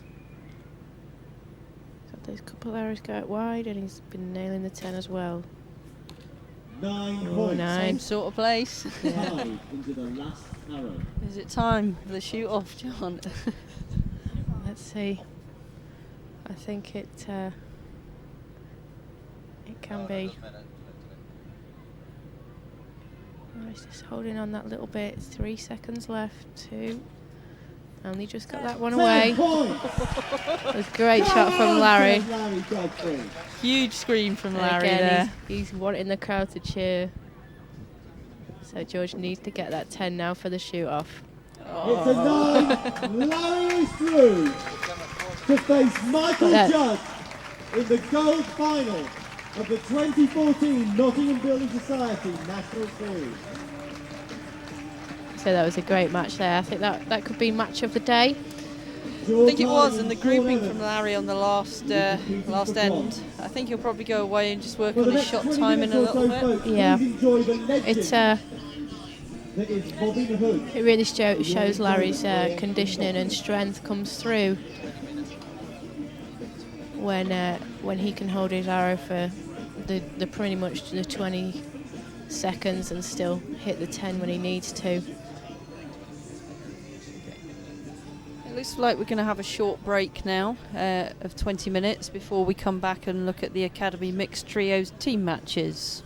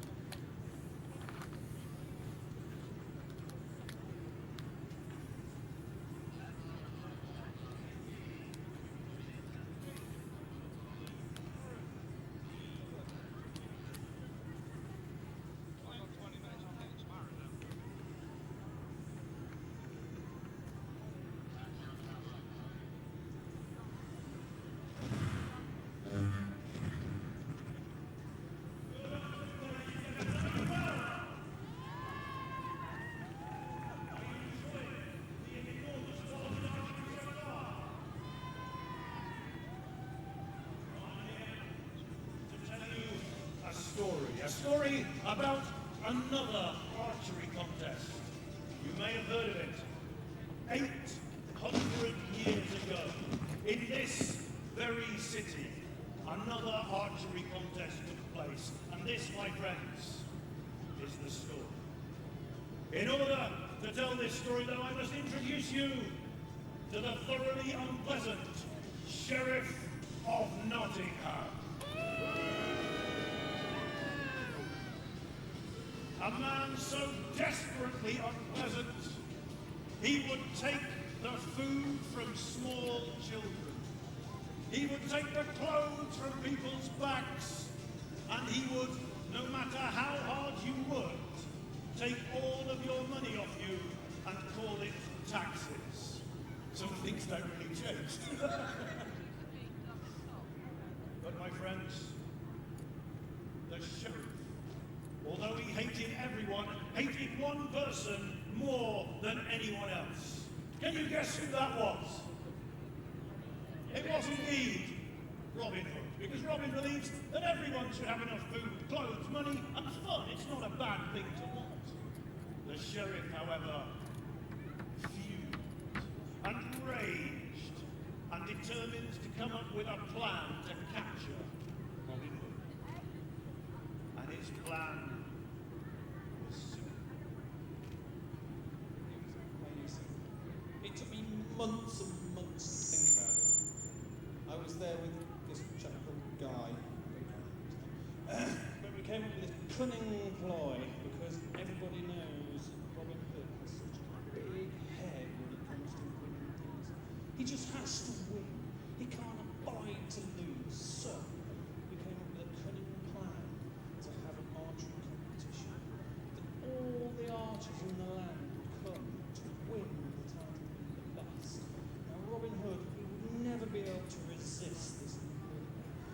But to be on the safe side, we thought we'd introduce a second cunning plan. The treasure of a fine silver arrow. Now, the man Hood loves his pretty things. A bit like a magpie, really. A bit of a thief. So, if the lure of the wind didn't grab his attention, then the money would. But to be on the safe side, we thought we'd better have a contingency plan. So, we managed to lure that witch of a woman, that Marion, what a state she is. And we captured her in the castle, and anybody who was willing to win the prize would get a kiss from that hideous face of that horrible woman. So who could resist such a prize? So we put out the invitations, nailed them to every tree in the land to see who would come and take part in our competition. And deep in the heart of Sherwood Forest, we heard that the sheriff was planning an archery competition. And indeed, I heard of the 3 prizes. The winner to be called the finest archer in the land. The winner to win a solid silver arrow, which of course could be melted down and given to some of the people of Nottingham to recompense them for the sheriff stealing all of their hard-earned money. And of course, to get a kiss from the beautiful Maid Marian. How could I resist? And so, on the day of the archery competition, some of you may have heard this happened at Nottingham Castle. I have to tell you now, my friends, recent archaeological evidence has proved it took place at the back of Bulletin Hall. Almost exactly where we are today. Archers from all the lands had gathered with their bows, with their arrows, and throughout the day, the competition continued. Archers shooting and being knocked out, until eventually there were but 3 contestants left. One, Barry from Beeston. Barry's great. He's great. He's a big, barrel-chested man. Not clever, but a great archer. Yeah. I'm Barry from Beeston, and I'm one of the finest archers in the land. It was Barry's turn. He got his bow. He took his arrow. He drew. He released. And the arrow, blank. In the target. Do you think it was in the center of the target, my friends? It was close to the center of the target. It was a great shot. Time then for the second archer. This was Derek from Derby. These are real historical characters. You shouldn't laugh, seriously. Proper history, this is. Derek from Derby. A small, wiry man who did something strange before he shot.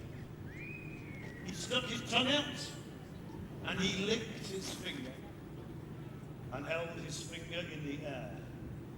I need him a trump. You are an evil sheriff. He aimed, he drew, he released, and the arrow, twang, through the air. Do you think that was in the center of the target? Indeed it wasn't, but it was closer to the center than Barry from Beeston. And then it was time for the third archer to shoot. A mysterious, hooded, and nameless man. Was he hooded because he was so hideously ugly? The hooded man stepped up, drew, and released. Bang! The arrow went through the air. Once more. Do you think it hit the center of the target? Alas, no. But again, it was close. It was as close as Derek from Derby. And this means that Barry from Beeston was out. Barry sighed. Well, I've got to go back to Beeston now. I have to walk all that way because the tramp's not finished. And off he headed. The sheriff saw that there were 2 archers left, possibly of equal talent. And so he ordered the targets to be moved back. Move them back. He's a very, very powerful sounding sheriff. Now. The guards picked up the archery targets and moved them back a further 30 paces. This, my friends, was almost unheard of. And so it was time from Derek from Derby to take his shot. Again, he stared at the target, licked his finger, held it in the air, aimed, and loosed. Twang! Whoosh! The arrow went through the air, hitting the target. Was this in the center? No. It was in the center! Take your winning ticket to... It was exactly in the center of the target, and my friends, the crowd went wild! No one had ever seen an arrow so perfectly in the center of the target. The crowd was ecstatic. There was no point, they said, in the hooded man taking his shot. But he did so. The hooded man stepped forward, looked once to where the evil Sheriff of Nottingham, not the nice Sheriff of Nottingham, to where the evil Sheriff of Nottingham was sitting with the silver arrow and the beautiful Lady Marian. And then the hooded man pulled and loosed. Twang! The arrow went through the air. And this, my friends, is what happened. Never before, in the history of archery, has anyone seen such a feat. The hooded man's arrow hit the end of the arrow of Derek from Derby, the shot that had been made perfectly in the centre of the target. But the hooded man's arrow split Derek from Derby's arrow. It travelled down through his arrow, and the two halves fell to the ground. This was the most perfect shot anyone had ever seen.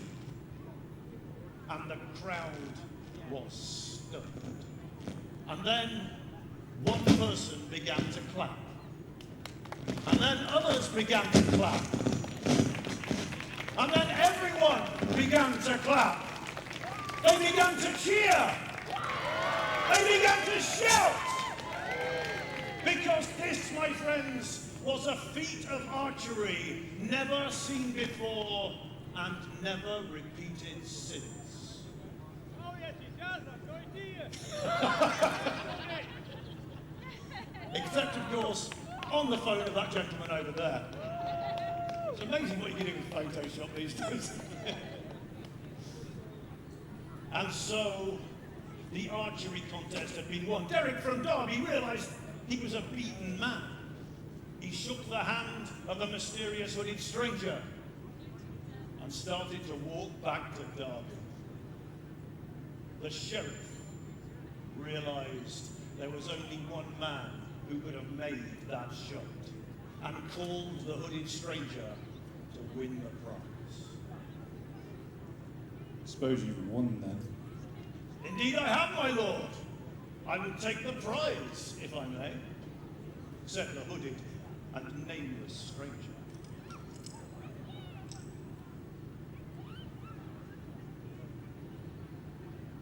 Suppose.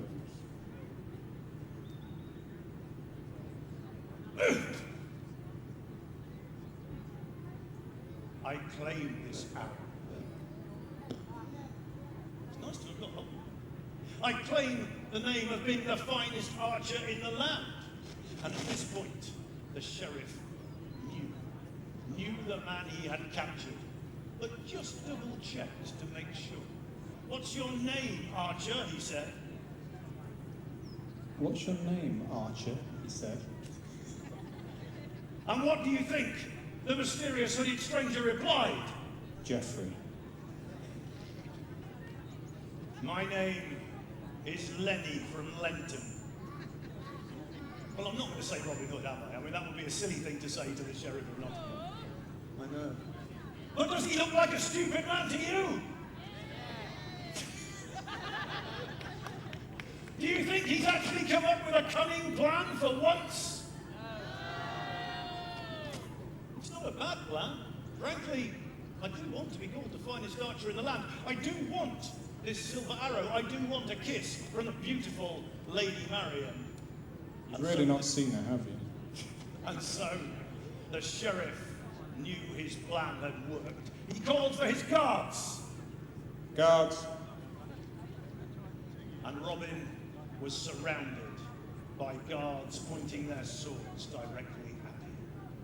The sheriff decided enough was enough and ordered his guards to take Robin to the centre of the field where they would make an end of him. It's not looking good, is it? Anybody think that Robin is done for? This is what happened, my friends, because although the sheriff's plan was indeed cleverer than most of the plans he comes up with, Robin Hood was clever. You see, I mentioned at the beginning that people had turned up from far and wide, all of them with bows and arrows, to take part in the archery contest, and those who had been knocked out had stayed. And as one man and woman, they stood and pulled their bows, armed with terribly sharp arrows, at the sheriff and towards the surrounded Robin. Eek, said the sheriff. But he wasn't worried, because he knew that if these archers loosed towards Robin, Robin would die. This was not a bad idea in his view. Except, of course, said Robin, if those people loose their arrows towards me, I am surrounded by your guards, and your guards will be hit first. They'll find it terribly pointy and quite a bit painful. And so the guards sloped away, not wishing to have their day ruined. And all of the archers turned their bows towards the sheriff. Double leak. He was more worried than that. Oh. And Robin held aloft the silver arrow, and then held out his hand, and the Lady Marian leapt forward and ran towards him. And covered by the archers, they backed off out of Woollerton Hall and back towards Sherwood Forest. Coward. The sheriff had been beaten. He was furious. He was incandescent. He raged. He shouted. He stormed. He looked vaguely constipated. And my friends, that was how Robin Hood won the silver arrow. He was proclaimed by everyone the finest archer in the land. The arrow was melted down and given to the good people of Nottingham who had been taxed to the hilt by the evil sheriff of Nottingham, not the nice one. And my friends, that evening,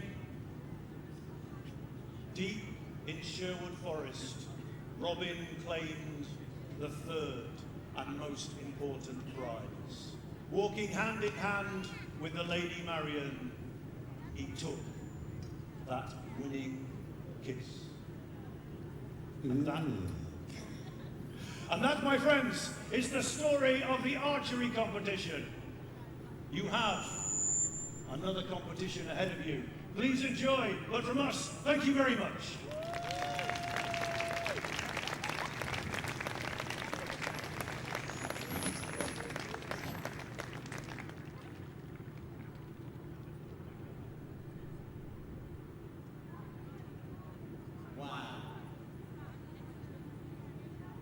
Well, ladies and gentlemen, I learned all about the legend of Robin Hood. We've got to see soon who our own silver arrowsmiths will be. But first, we have some team matches from the Academy's mixed trio coming shortly.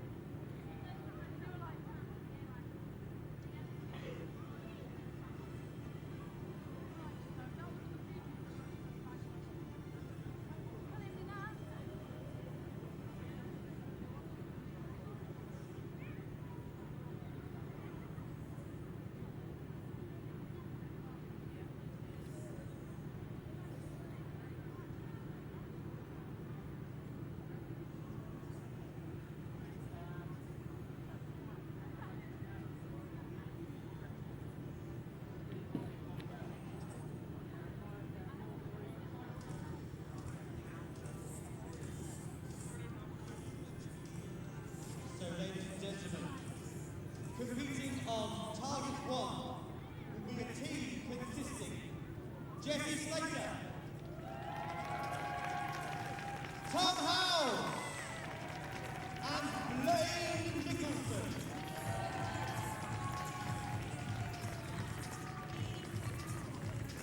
Their opponents on target two, a team comprising Caitlin McCarthy, Joe Brown and Andrew Brooks.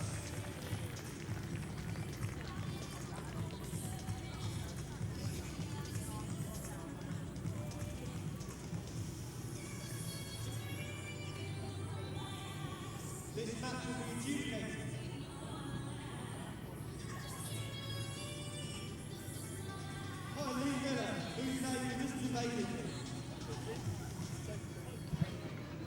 So welcome back. We now have our Academy Mixed Trio team matches. And all these athletes here are on our performance academies. So a bit of rivalry then? A little bit. The academies are split between North, Mid and South. And for this event they've actually been mixed up. So we've got a bit of a technical issue going on here, but Team 1 we have Blaine, Jesse and Tom, and Blaine and Jesse are on the North Academy and Tom's on the Mid Academy.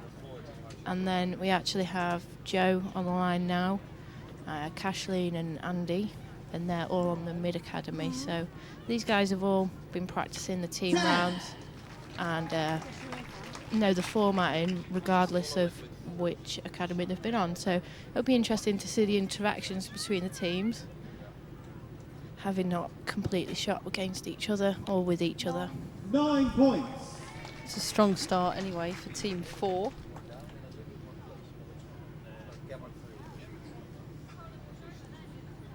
So on the academies, which you're part of the Mid Academy, is it? I'm on the North and Mid Academy. So you run through a lot of team round practice? We do a lot of head-to-head and team practice. So these guys, we shouldn't be seeing any foot faults. And if there's any equipment failures, they should all know what to do. And last week we had our Academies Cup, which was our final event. And all the academies came together and had a tournament. And these teams were selected off the performances there. So we'll see how that translates. It's a very strong start, I think, from both teams. Yeah. And Tom's shooting now. He's just coming back from the Korean Invitational, having got a silver medal there. Yeah, our juniors are doing well, and it's nice to see some young and fresh talent coming through. Yeah, these are definitely the people to watch for the future. They're definitely going to be pushing next year, and hopefully we'll see a few more in the finals, like Sally Gilder.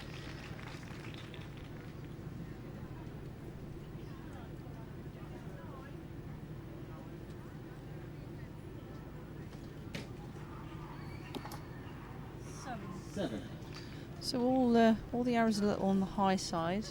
I'd hope that they were all having a chat to each other.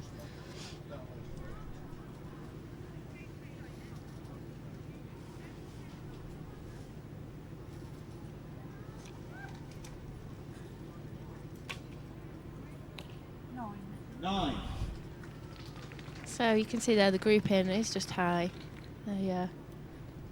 So one of them should be noticing now and informing the rest of the team that they're all going high.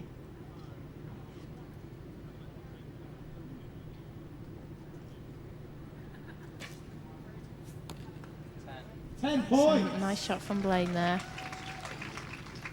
Seems like Team 1, certainly height-wise, have pretty much sorted themselves out. Yeah, I think they're all over 6 foot, so... 7. Jessie just popping one up high there, but she's in line with her first arrow. She just needs to correct that left-right.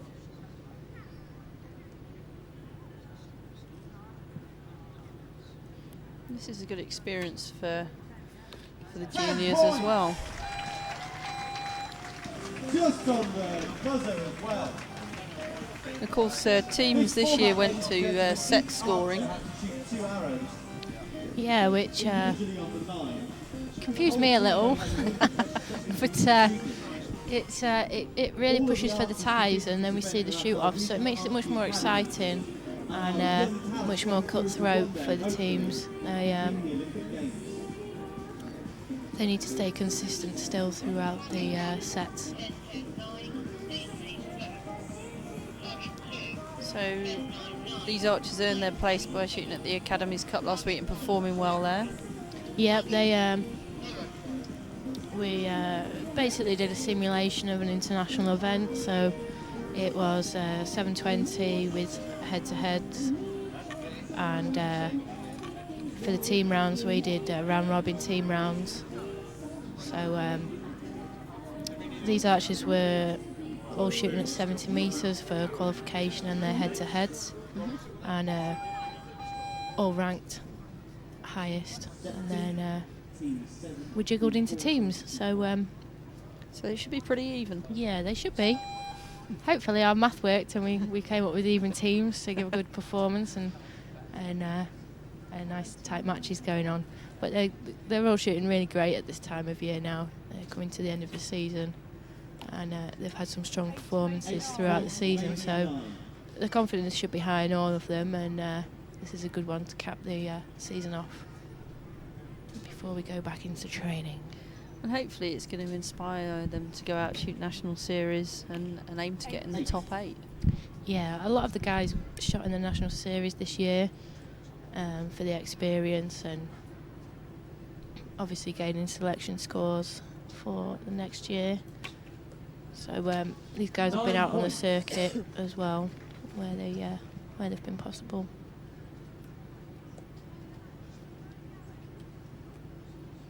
So is this the end of the second year of the Academy's format?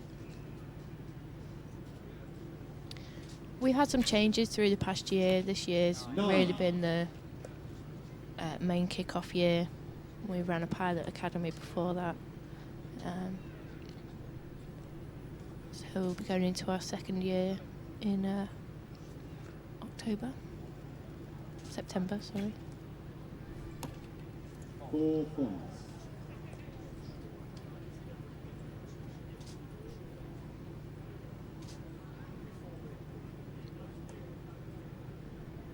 And any young aspiring archers out there, 9. do you have a selection weekend or a talent weekend where you look at newer archers?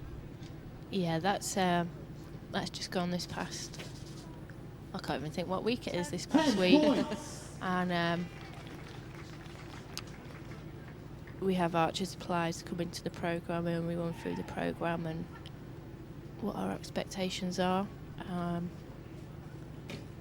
then we'll monitor them throughout the year. And some guys have come into the academy, some are in a talent pool, and some of the older guys, like these guys, will be moving out into other areas to develop their archery. So this will be nice for them.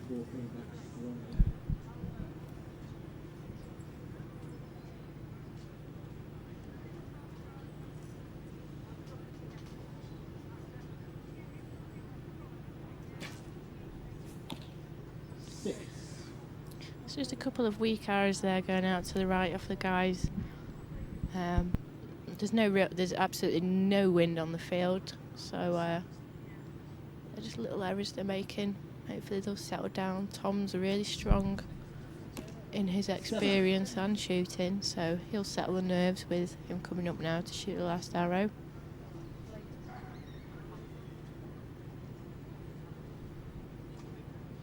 It's all about gaining experience at these events 8 points. and taking the positives away and working on the bits that didn't go quite right. Yeah, I think that's a whole rule of archery. As long as you go to a shoot and you can learn something from it, then it's been a good day. And just a reminder that if anyone's using Twitter, they'll use the hashtag NSFinal2014. So that's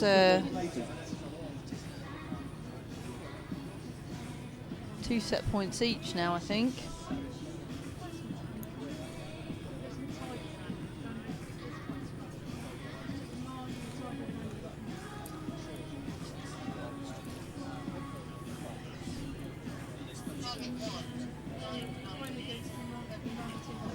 Do each of the academies run to the same programme?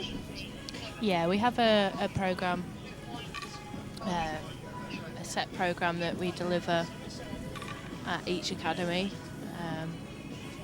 There's different coaches at the academies, so there's strengths to be gained from all the coaches at the academies in different areas. So they hopefully have all learnt a lot this past training season and competition season, and got some experience and knowledge.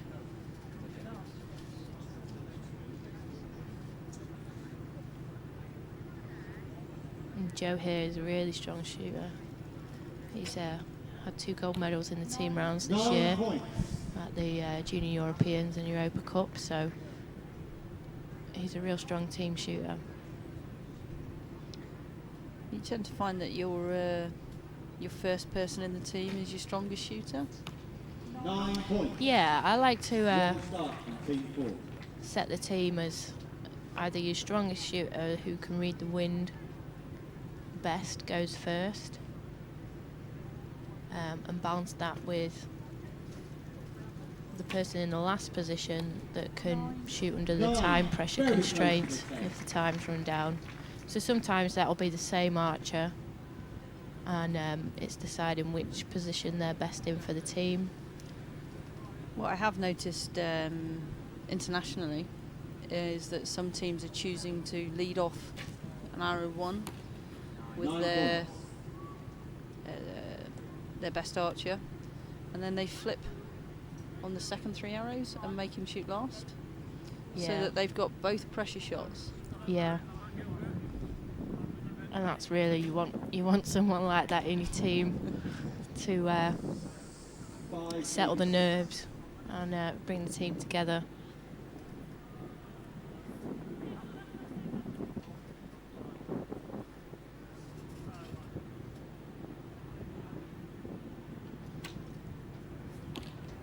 It's a 7.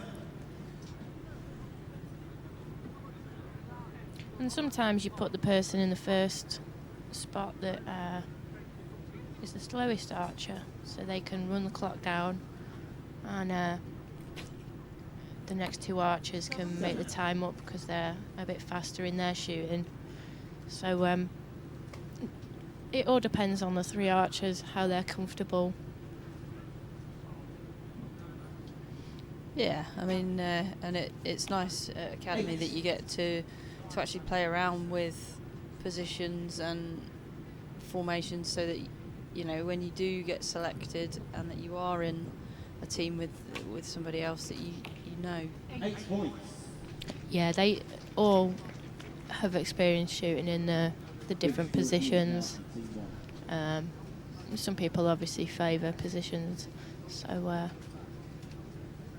it's all learning. 8 points. So the group's just going a bit spread on the target for team 1.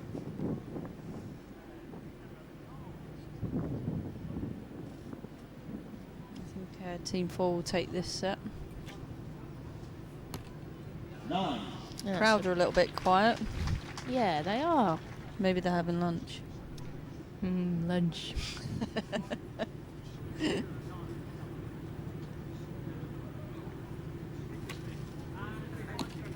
8 points. That's the end of set 3. Once again, the teams are imaginatively. And we also work a lot on the dynamics of the team and making sure that we work on the communication and the body language, you know, the high fives and the fist pumps. Yeah, I'd expect them to be talking to each other. I've seen a couple of fist pumps, but maybe could do with a bit more. I think it's important as a team that you keep the communication lines open and that you're talking to each other constantly, just about what you're doing, whether you've shot a good shot, if you've shot a good shot, if it's gone off.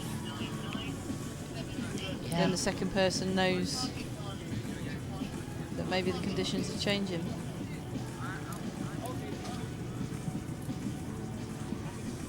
Team 4 then, 4 points. Team 1, 2, trailing into the 4th set. So team 1 here have got to win this set.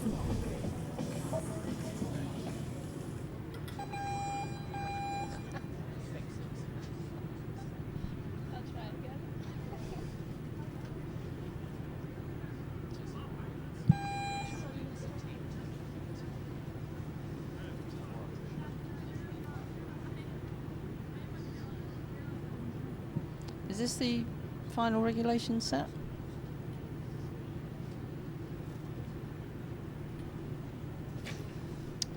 Yeah, set 4. So if Team 1 win this, then we'll go to the shoot-off. So let's hope Team 1 bring that grouping in. And we see those shoot-offs, and these guys can experience that as well. There's a lot of arrows over on the right.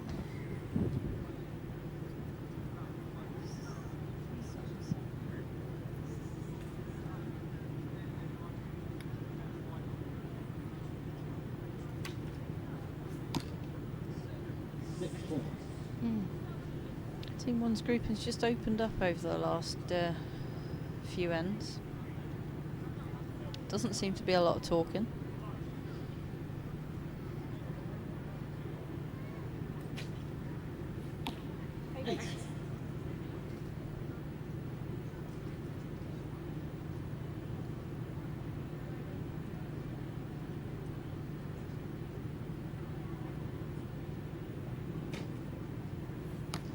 Nine points. 70 metres. All these juniors shoot 70 metres, do they? A couple of the guys are cadets, so their primary distance is 60 metres. So 9 points. they obviously still practice 70 and compete at 70 on the domestic circuit. In the case of getting selection scores at the 60 metres, it can be a little bit difficult because there's not many out there to go and compete in. It's a nice shot from Blaine, you'll be happy about that one. So they've all practiced 70, and that was why the selection was made at the Academies Cup, where we could see them shoot over 70 metres for a space of time in terms of the qualification and some head-to-heads.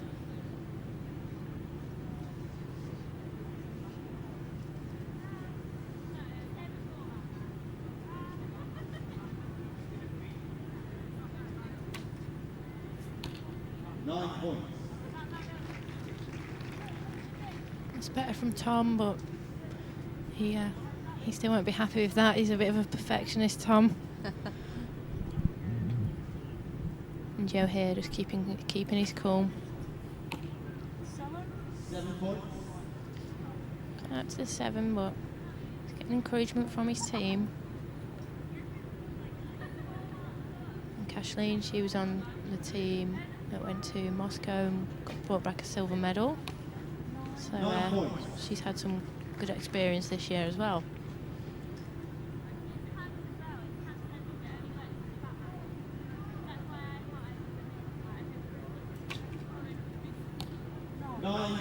Strong shooting from Team 4, and they take the match. Yeah, 6-2.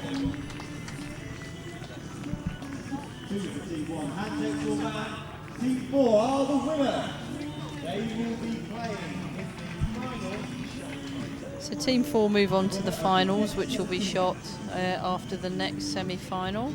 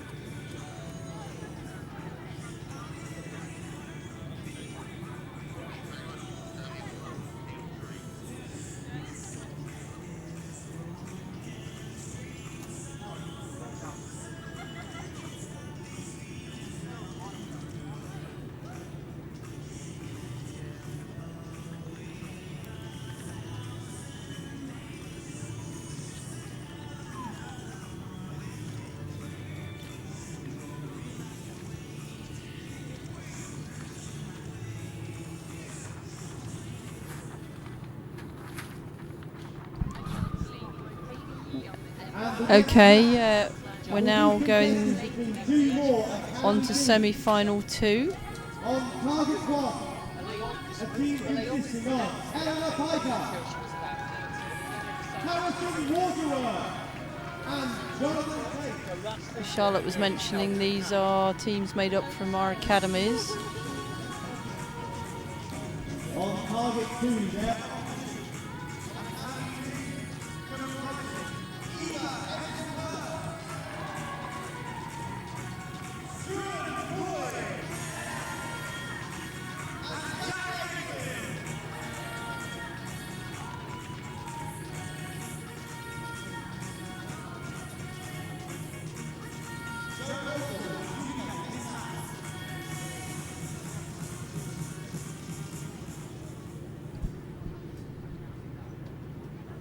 Okay, so we're now moving on to semi-final 2.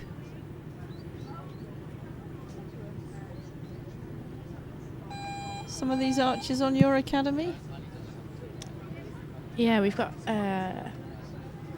team 3 on target 1, and we've got the 2 southern archers, and then Harrison is actually a Welsh archer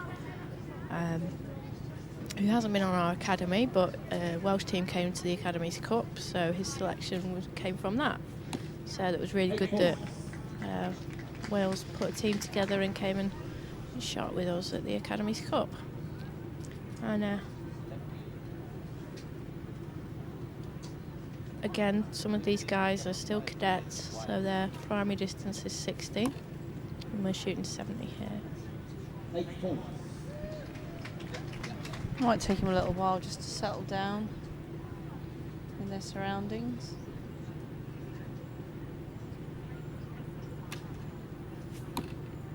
Again, everything seems to be over on the right-hand side at the moment. Hopefully they're adjusting their sights. And yeah, on the right again there. But all the guys on the target 2, they're all mid archers, so they should be speaking to each other quite a lot, I would think. I would hope. Be having words with them if they don't.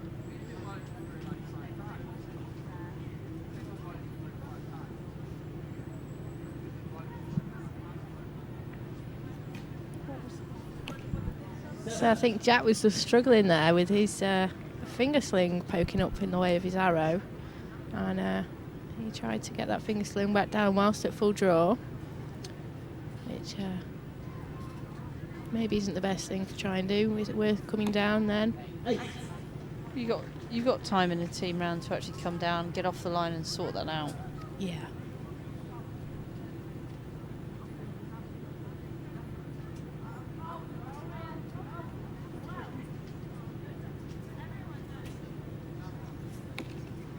Points. So we're getting a good amount of 8s going in from team 3.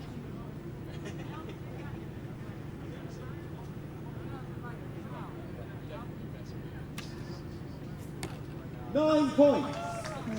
Nice arrow there from Harrison. So they've averaged an 8 there in that team.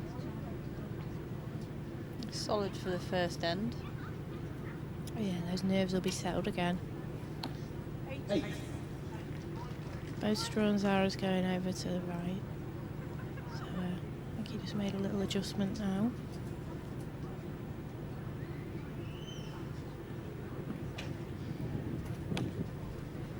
Points. Let's see what Jack does with his finger sling now. Maybe something to work on. 9 points.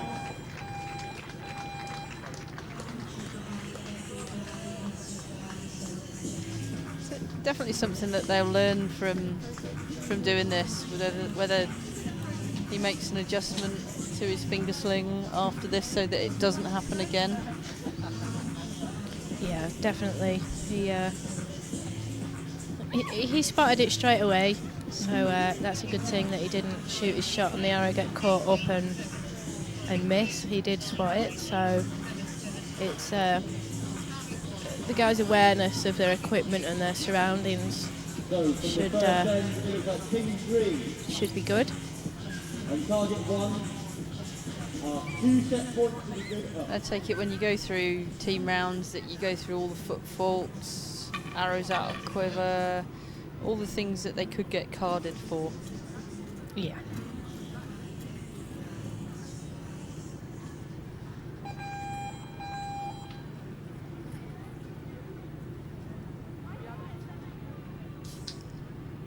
It's just a case of putting the practice into practice now. It is. So team 3 taking that first set, 2-0.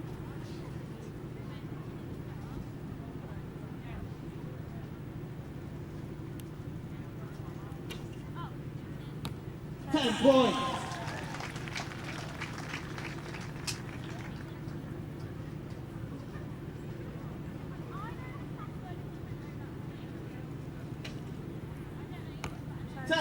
It's a good recovery from Eva there. So she'll be happy with that. She's a happy, bubbly one, Eva. She'll be keeping her team happy. 9 points. That's great shooting.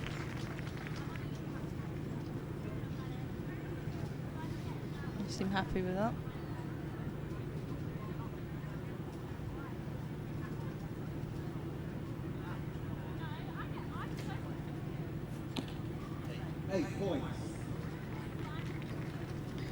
So let's see if they've made the adjustment from the arrows going on the high side.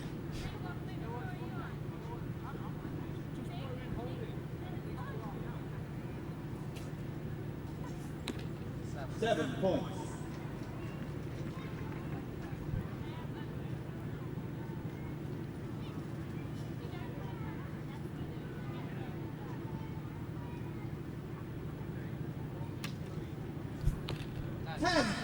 Dead centre. Okay, so that was a good shot just to keep the deficit to 4 points. Yeah, now Harrison's found the middle. I'd be surprised if he comes out of it. He's a strong archer. 8 points. It's absolutely flat calm here at the moment, no wind.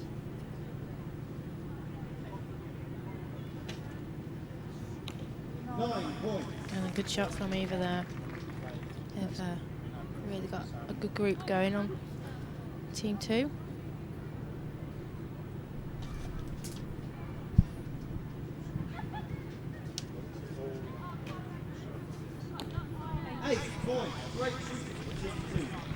Yeah, team 2 with a total of 54 points. It's going to be tough to beat. Yeah, we need some high arrows here. And, that won't help. Team 2 will have this set now.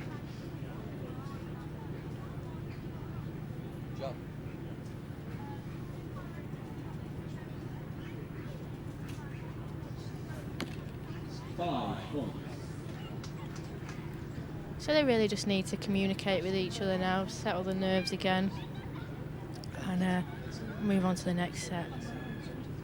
Harrison puts one in the middle now, that'll help with the confidence. 9 points. That's solid shooting by Harrison. 2 set points apiece. The match is now tied up at 2 set points each. Maybe team 2 looking strong in that set.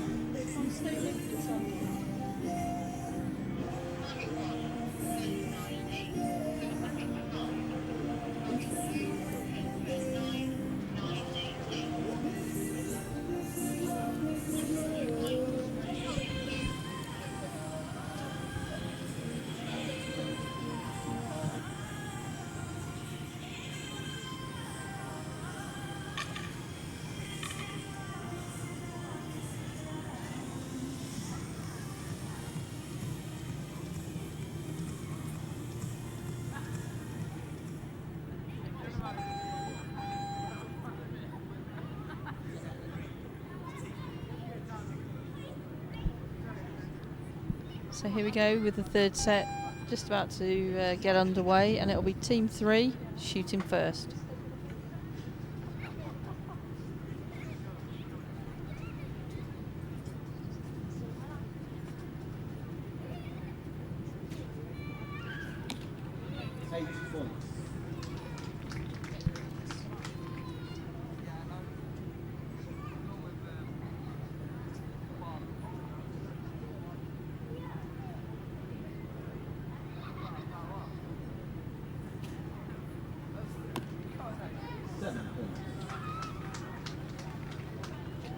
Good arrow now, just to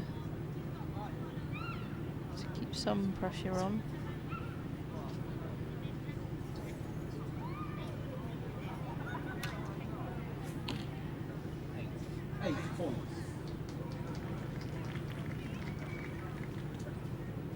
So of course with the team rounds they've got 2 minutes to shoot 6 arrows. And that time has stopped.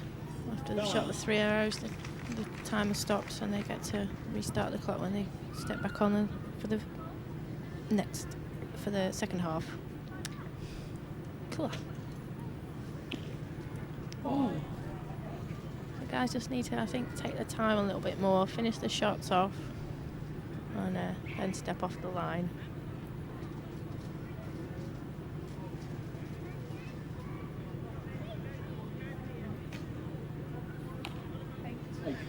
Everything on that target looking at sort of 4 or 5 o'clock. Yeah. Just a bit low and a bit right. Just need to talk to each other and move the sights. Expensive bit of kit if you don't move it. Yeah, it looks pretty though.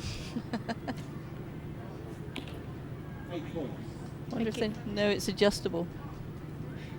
Hmm.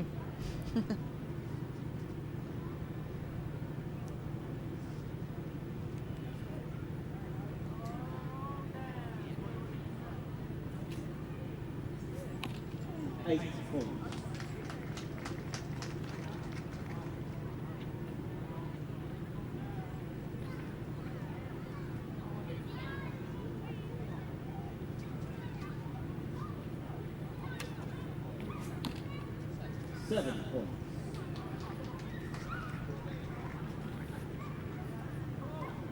See if Team 2 can better the 46 posted by Team 3. 9 points. It's a good start. Eva just needs to settle into this now and keep it strong, and it 9 that's points. a better shot, just taking her time a little bit more.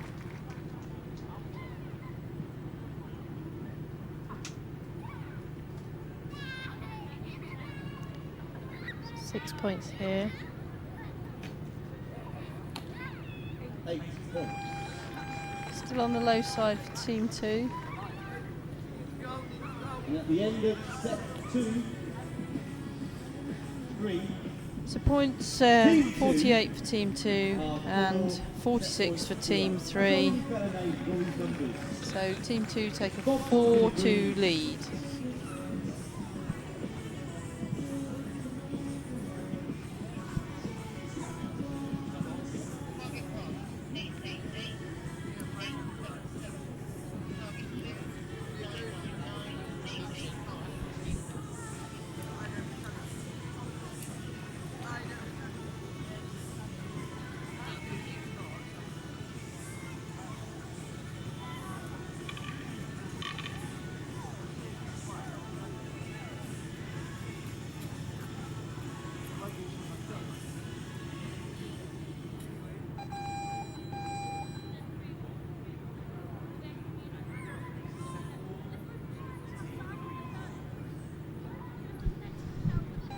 Okay, as Team 3 are behind, they'll be starting off this set. And dare I say, hopefully they can win this so we can go to a shoot-off. Let's see what happens. 9 points. That's a better start. We've come in from the 8, so try and continue that.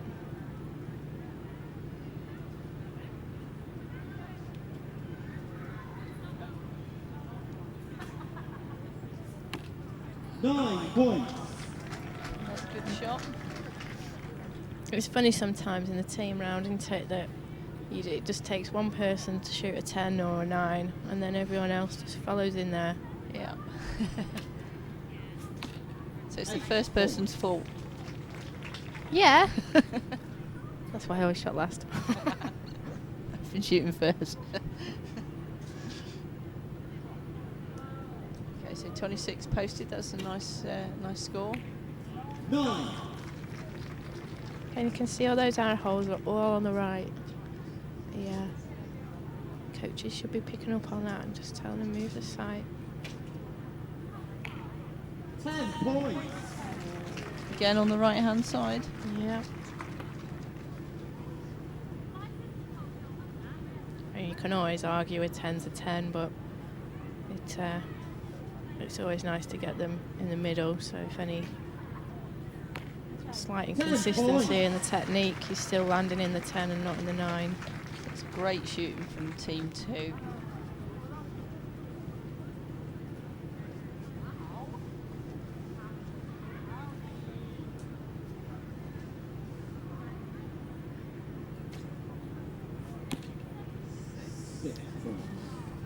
Might have just opened the door for team 2, that.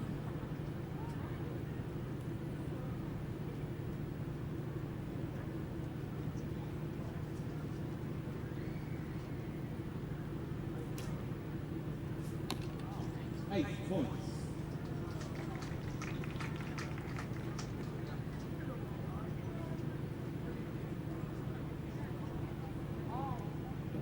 I think it's also nice we've got a lot of the parents in the crowd, and they're able to watch what all the hard work's been after getting to these events, and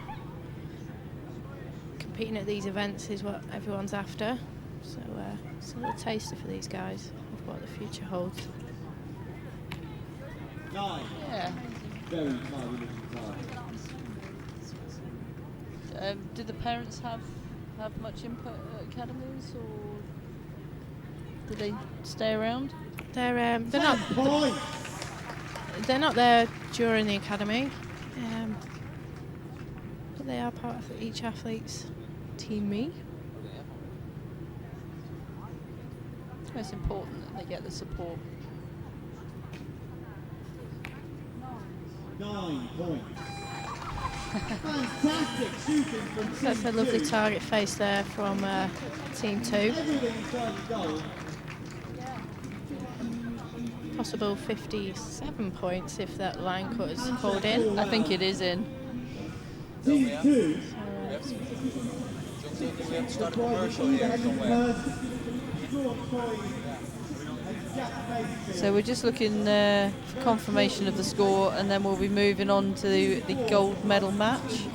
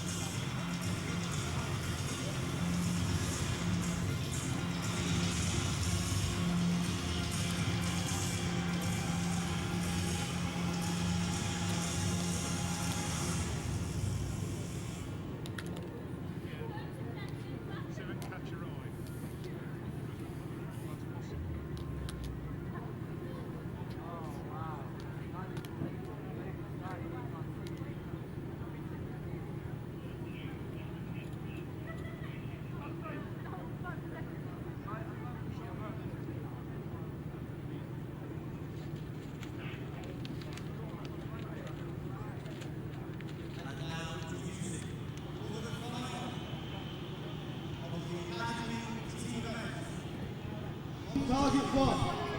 A team comprising Captain McCarthy,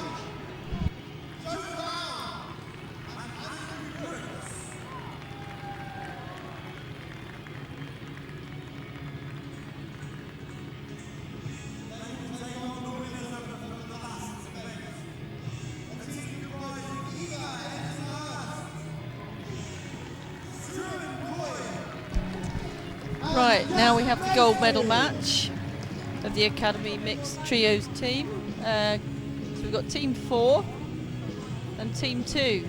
And Team 2 just coming off the back of a really nice set of 57. Yeah, hopefully they'll remember what they were doing then and just come straight out and do the same during this team round. So maybe a little bit of advantage for Team 2 having just shot. Then Team 4 have had time to go back, have a little bit of a chat, regroup. This could be a tight match.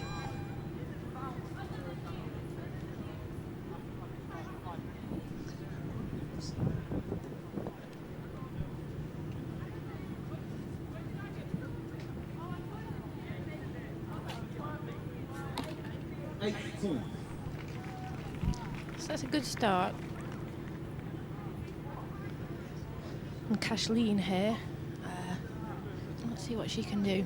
She kept them within the red during the first match. 4 points. And, Commentator's curse. that was.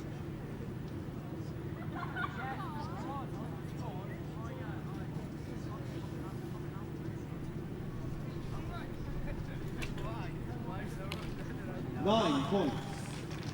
So Andy shooting a good shot there. The wind's just starting to creep up a little bit. It just blew into our tent. So let's see if the left target goes left and the right target go right. Ooh, Ooh, that's in the grass. I think that nearly just missed the camera. We got a good shot of the back of the arrow then. I think that was quite impressive. It was a good face pulled as well. So again, with the team round changing to sets, a miss doesn't really mean much anymore. No. You can the quicker the guys can move past that and get on to the next set, the better.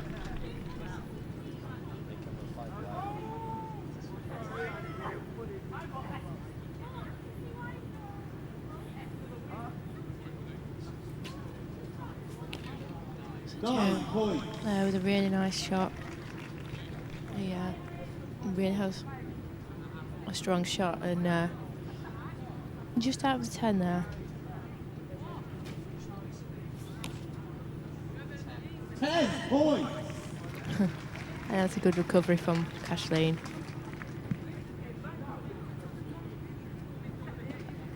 Team 4 in the driving seat for this set. 9.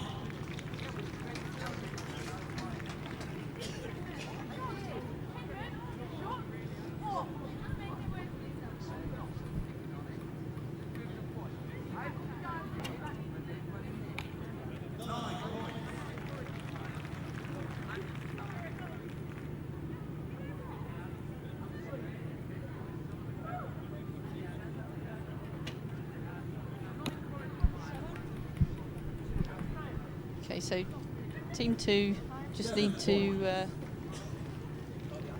shoot these arrows and work out what they need to do in the next set. Yeah, these are just really getting the sight marks back in check. They're getting these ones for free just to get the sights back.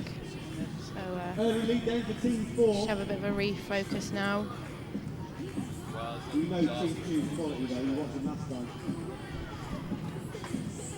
You said it's set system, so that set's gone. Team 2 can reset and try and take set 2.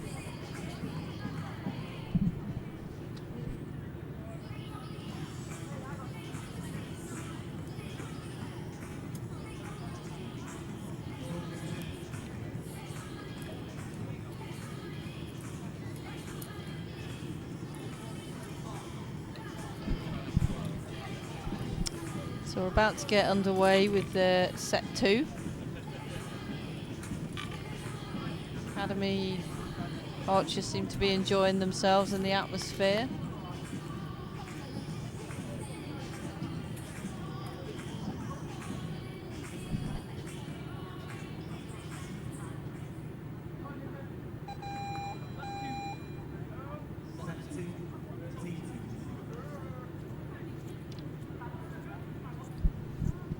Okay, so team 2 to start proceedings in this set.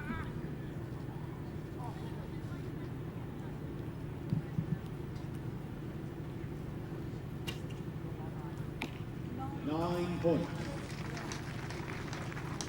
It's a nice recovery. Yeah, it's sometimes just more embarrassing to put the bad arrow in, and you can get yourself worked up more emotionally than anything else. So it's, I think the set system though allows you to get that out of your head.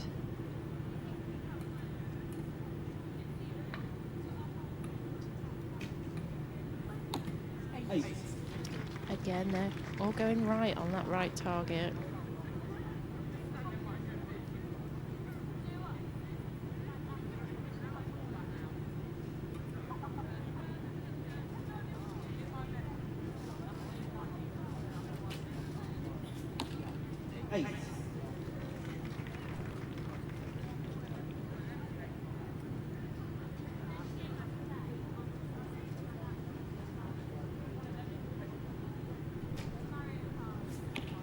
Eight points.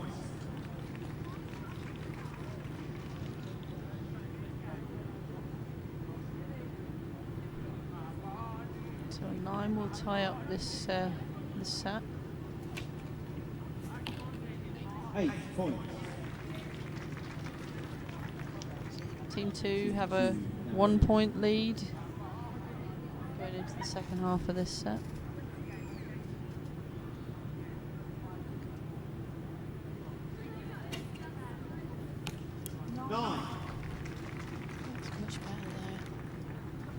Dare I do the chant?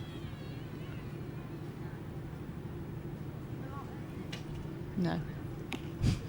8 points. It's only 2-all. I was trying to preempt. I'm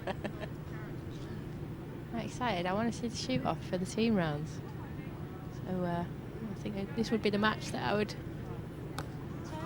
want, but. Another good end from Team 2.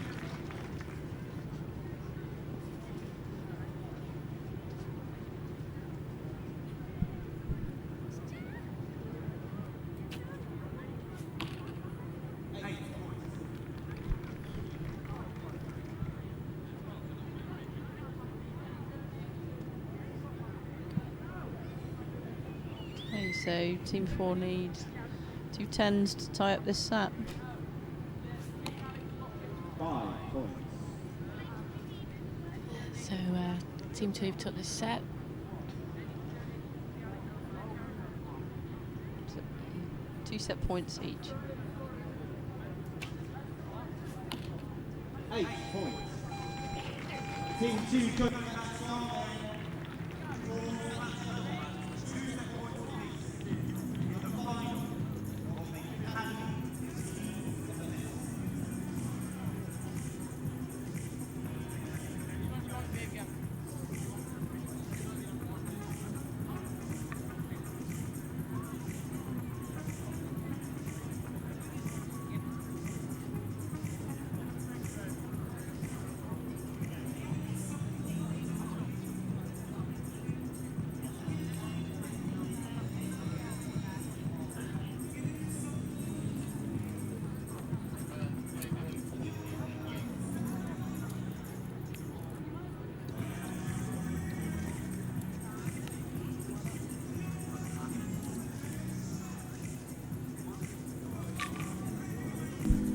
Okay, we're here at Woollerton Hall in Nottingham, looking at the gold medal match between Team 4 and Team 2 of our Academy's mixed trios. Clouds are bubbling up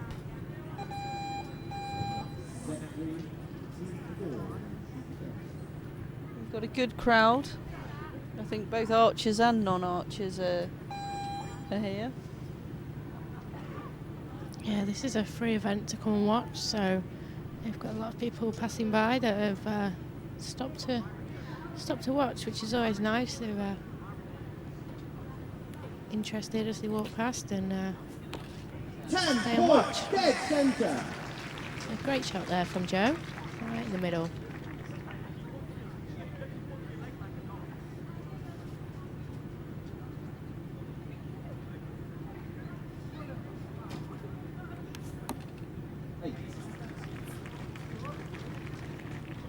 Solid shot from Cashlin.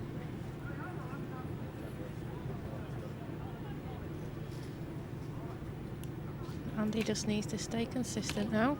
9 points. So that's a good end from their team.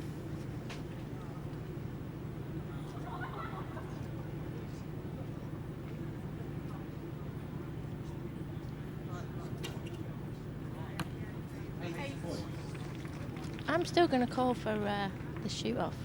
Are you? Oh, I just think it's a little bit early. 9.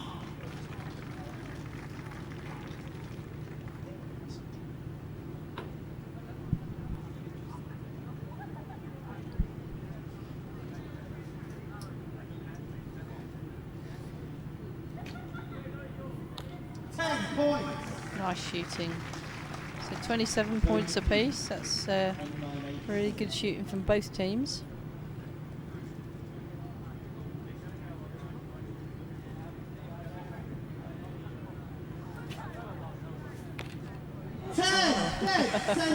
Great shooting right next to his first arrow. So he's found the middle now, Joe.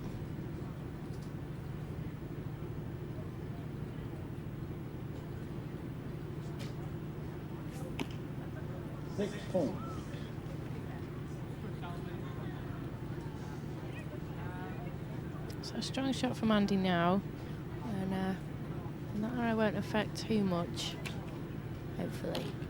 7 points.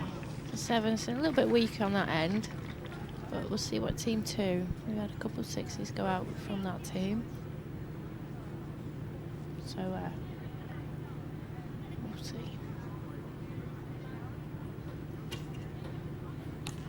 9 points. Again, still grouped just slightly over to the right.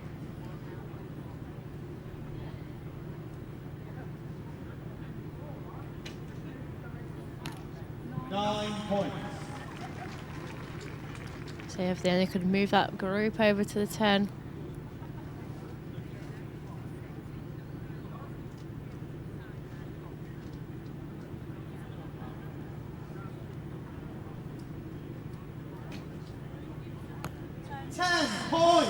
So great there from Jack, 2 10s as well. They move within 2 points of the gold medal.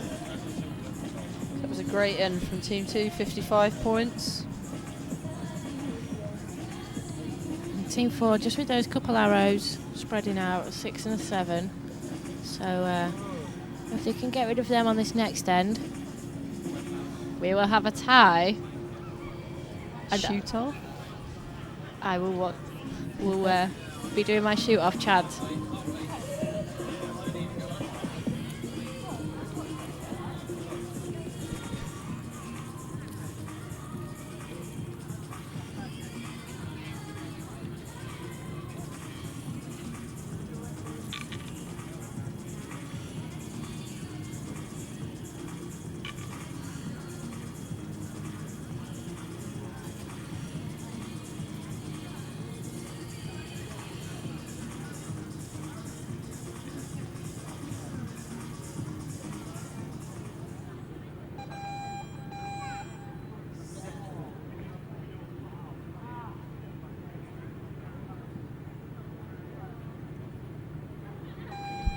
Okay, so we're moving into set 4.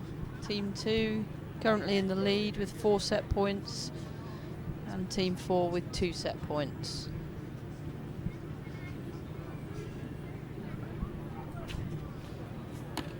9 points. A nice solid start. 9 points.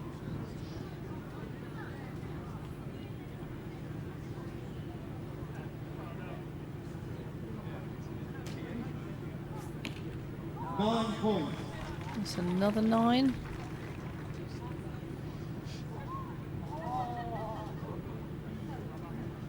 Nice strong shot here will put a bit of pressure on team 2. 8 points.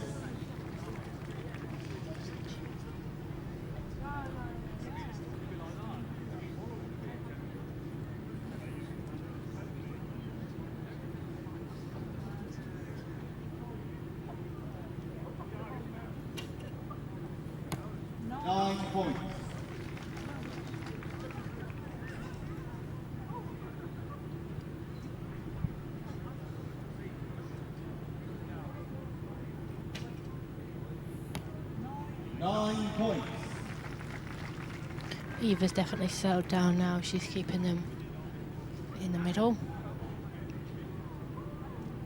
See, she just takes her time, does her own shot, which is key in the team round. But, you can fit, the 3 of you can fit together. Yeah, I think you get to that point where you start to rush a little bit, but 20 seconds an arrow is quite a long time, and I don't think anybody would take that on their normal shot routine.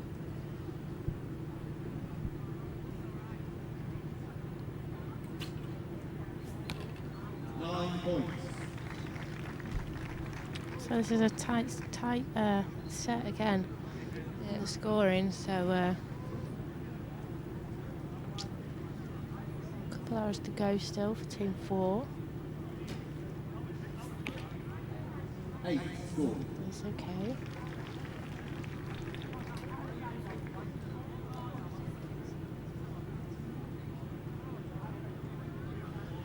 Getting Andy on that anchor leg, just putting the strong shots in. The 10s when he needs to. So 53 points there from team 4. So 27 needed to tie the set. Yep. So we'll go for 3 9s, so they'll put a 9 in. 8. But you Someone's got to put a 10. But you won't shoot Oh on. no, shoot on. Just to make it a little more exciting. Just 2 more 9s and the 8, and we'll have our shoot off. 9 points.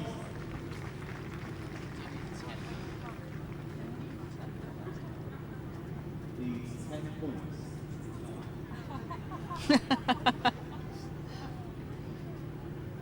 For the gold medal.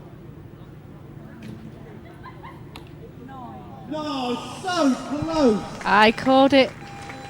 Team 4 have pulled it back. 4 Shoot points off. all after the 4.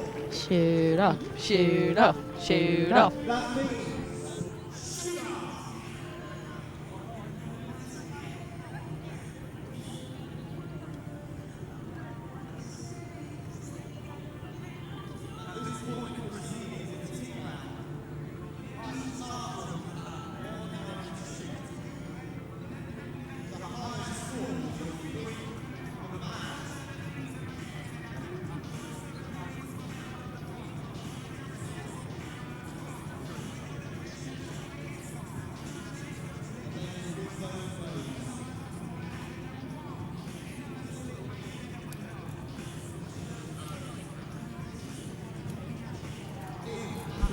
So I understand this isn't just for a gold medal, it's for a win and win bow.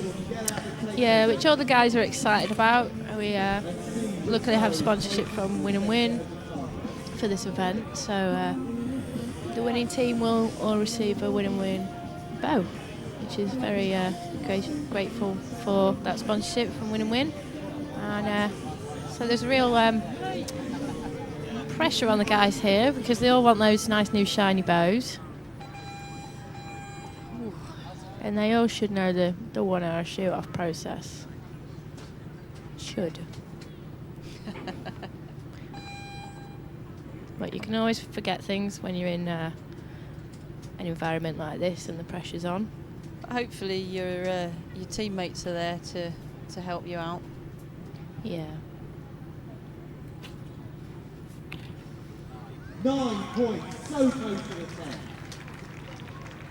So during the shoot off, the teams alternate 1 arrow from one team and then rotates to the second team and shoot 1 arrow. The clock stops between each archer. 8 points. So if it's tied on score, we go closest to the centre? Yeah, we will go closest to the centre. Off these arrows shot now. So 8 points. you want one close to the middle because you don't get a second chance, where in the past you would have tied on score and then you would have gone again closest to the middle. It's all done in the same end now. So I think that's an 8 still. So looks like team 4 have got the 1 point lead. And they've currently got the arrow closest to the centre as well. Yeah, so a nice shot from Andy here. And they could secure it. Oh, 7. So a 9 to win. Yeah. No, it doesn't. It's a 9 to win.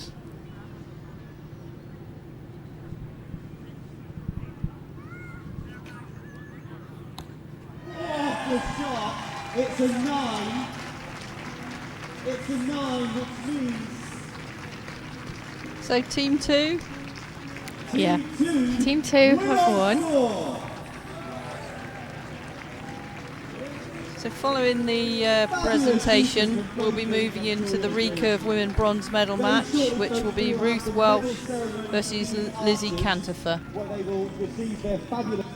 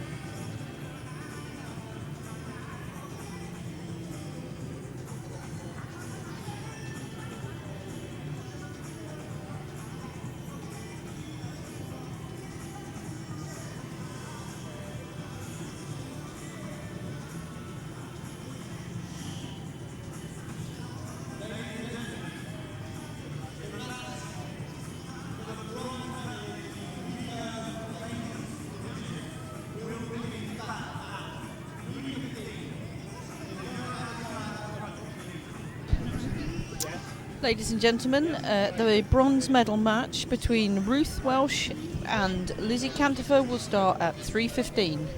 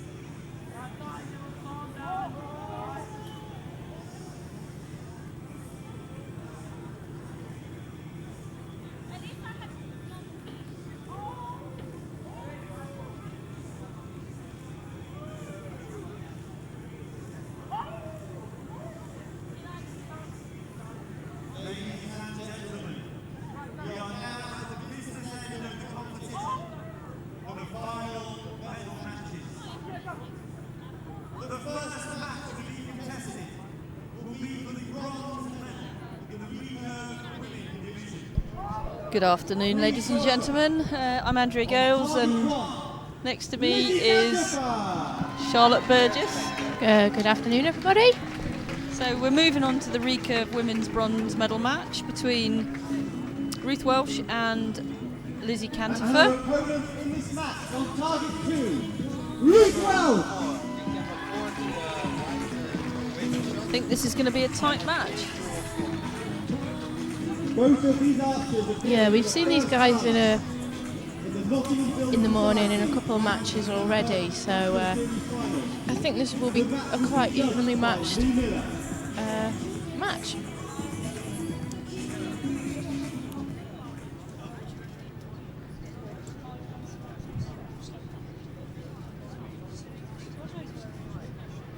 Right, so we're getting underway with the first set. And Ruth is shooting first. Important to get these first arrows downrange.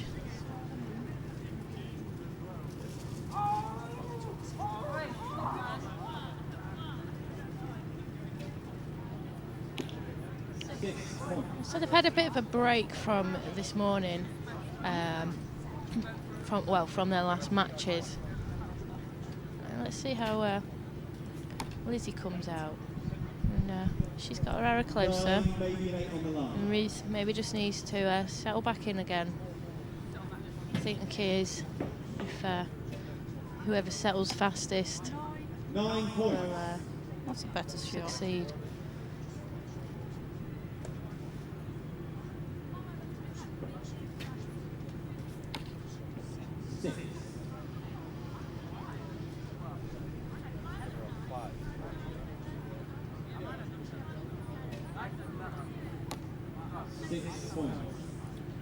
So just those arrows going out for Ruth, further than what she would like.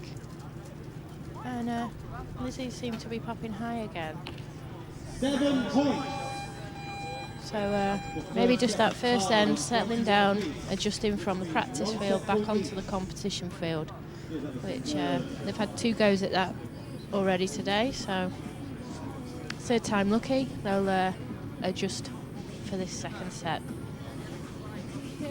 So it's one set point apiece. Conditions pretty ideal, not much wind, overcast, But a little bit cold. cool. So crowd's starting to build up again after the lunch break. Supporting these 2 archers. I think they've probably succeeded what they set out to do this morning.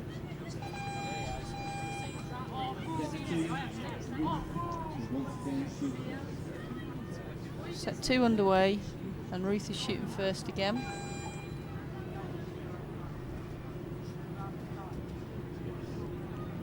And Ruth really attacks her shot. She's really strong on her face. 6 points.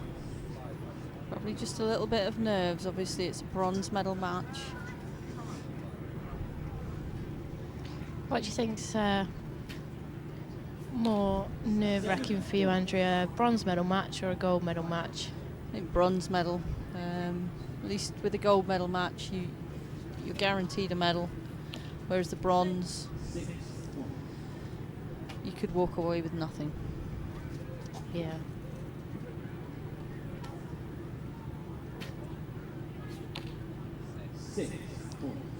So neither of them have settled down that well at the moment. But they are staying within a couple of points of each other, so I think this will be a tight match, even though the scoring's a bit lower than previous. The match and the set points are staying close to each other, so let's see how it progresses. The set is tied. So another tied set. 2 points each now for Lizzy Cantopher and Ruth Welsh. So 2 points each.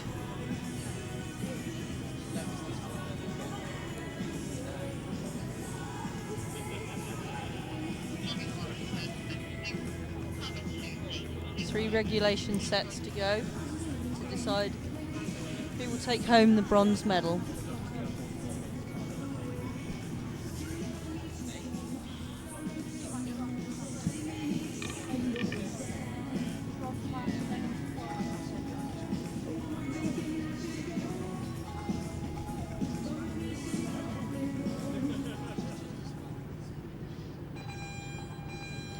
So the pace is moving quite fast again, but these guys should be used to that after this morning. They both had quite fast-paced matches compared to some of the others, so they should be used to shooting in 20 seconds and coming off the line and having a couple minutes of rest and then back on the line shooting again. 9 points. That's a nice shot from Ruth. She's much happier with that one. Lizzy here looking strong. 10 points. That was marvellous. Very.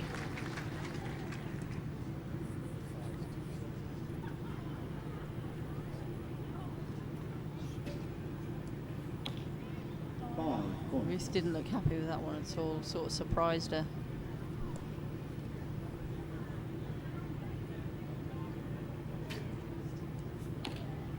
So Lizzy, 3-point advantage with 1 arrow to go.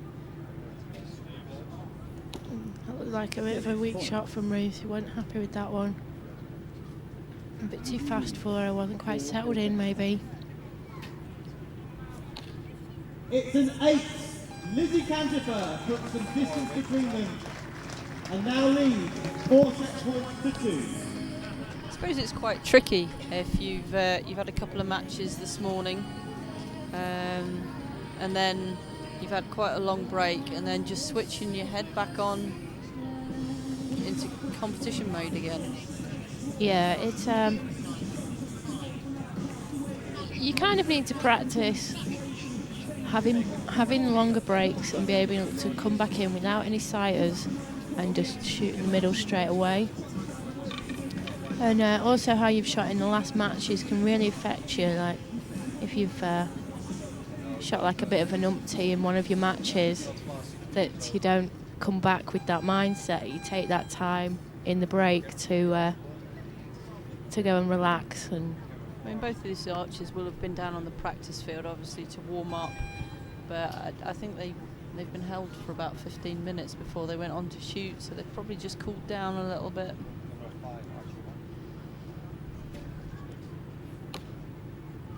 Four points. So Lizzy could wrap up the match here if she shoots strong. 9 points.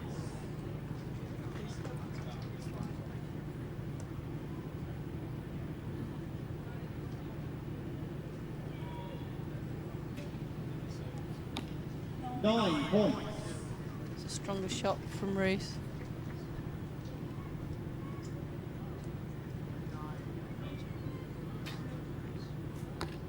That's a great shot from Lizzy there. I suppose we have to remember Ruth's only been shooting 4 years, so she's shooting really well, performing on this stage. And, you know, 2 hours in the gold and 1 out. For someone who's shooting 4 years, to be able to do that on this stage is very good. Lizzy Cantopher in her first appearance at the National Series Final. Great end from Lizzy to take the bronze medal. Okay. Celebrating with the crowd. Yep. That consistency, just those 1 or 2 arrows that Ruth had go off. Lizzy managed to put hers close to the middle, so just that bit of consistency, and she's come out with the bronze medal. Yeah, she'll be really happy with the day's work today. She'll have enjoyed her first National Series final, and I'm sure Ruth will have done as well. To finish 4th in your first finals is a great effort.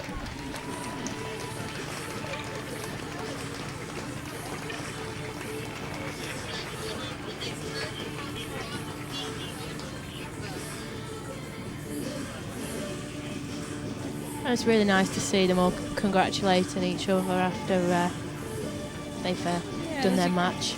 Great atmosphere here today among the competitors and the crowd.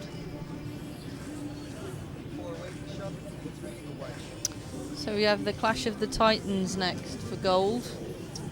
Yeah. Your two former teammates. Yeah. I don't know if I'd put any bets on this one. I'm not sure I would. I mean, I would say that Naomi was a little stronger this morning, especially in her semi-final match. She certainly pulled her arrows into a central position. Gold medal match.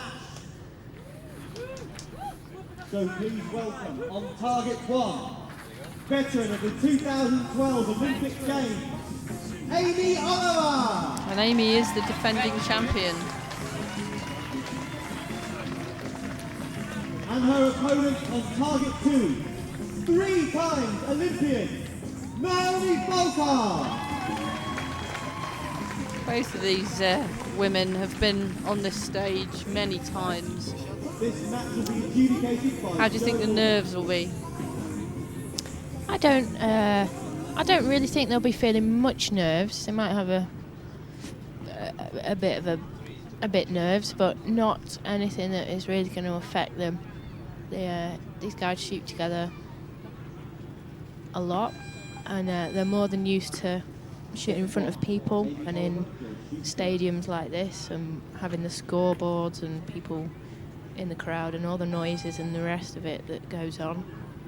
They'll have their mental routine, so even if they are feeling nervous, they should be able to put that in the back pocket and get on with the match. It's a solid start from Amy. 9 points. See Naomi, if Naomi starts where she finished.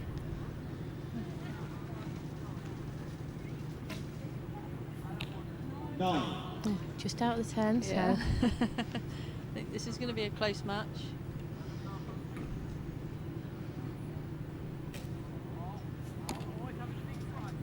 Maybe 9 liner. It's right on the line, very difficult to tell. Scorers are calling it an 8. 9 points. Solid 9 from Naomi.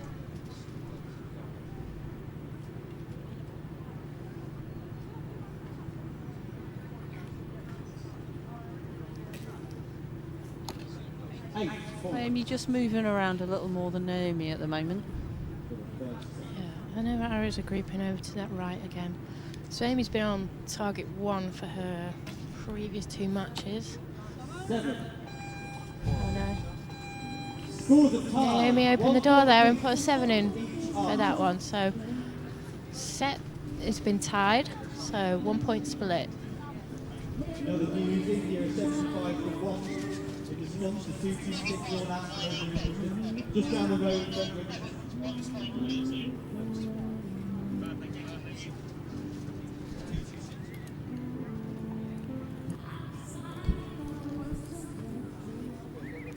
Looks like we might have a bit of rain.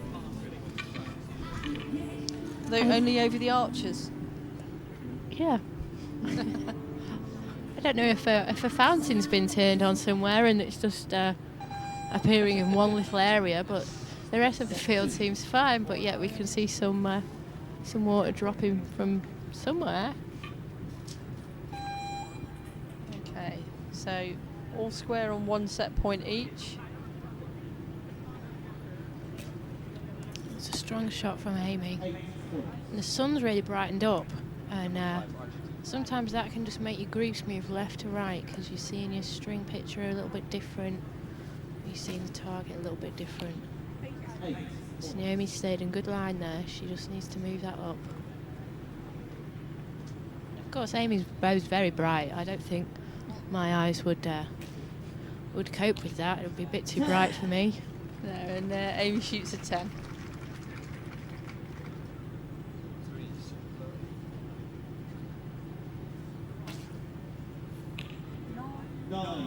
Maybe just a little move on the site.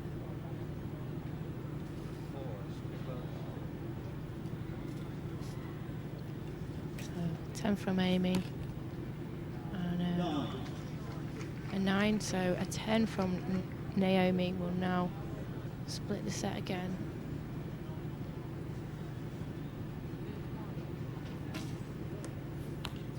A lovely shot. Yet again, score tied on 27. 2 points apiece now for each archer. It's a really strong shooting from both Naomi and Amy. They're correcting pretty fast, aren't they? Yeah, and Ollie just showing Naomi where her arrows have been going so that she can get a good idea of where all 6 arrows have gone, so she can see what the grouping pattern is.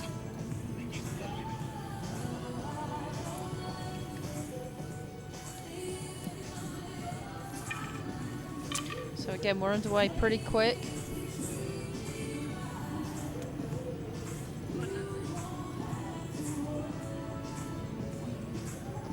And it'll be Amy to shoot first. So you can see from that camera angle that the archers are actually in shade and the rest of the field is in really quite bright sunshine. So that can just really play with your eyes sometimes.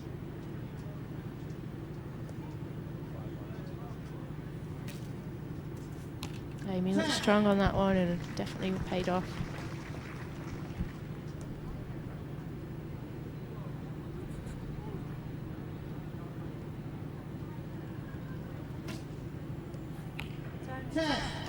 Good shooting. Matching 10s.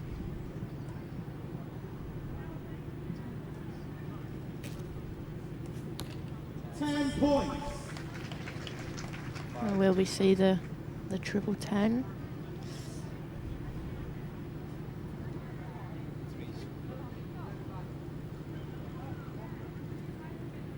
I'm just hanging up on this arrow a little bit. 7. Yeah, I think it looked just a little bit snatchy on that one. The timing went on a bit longer than what she would have liked. 10 points. 10, 10, 10.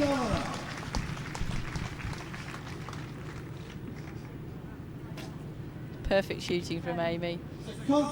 That's a great recovery from Naomi, right in the X there. So just a little mistake on that one arrow.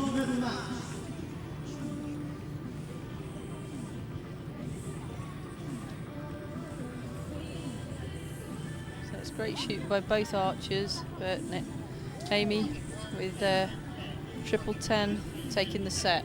So 4-2 in favour of Amy Oliver. Of course, this is the danger zone now for each archer. Is Amy thinking, oh, there's one more set? And Naomi's thinking, oh, one more set. You know, it's, who's going to prevail?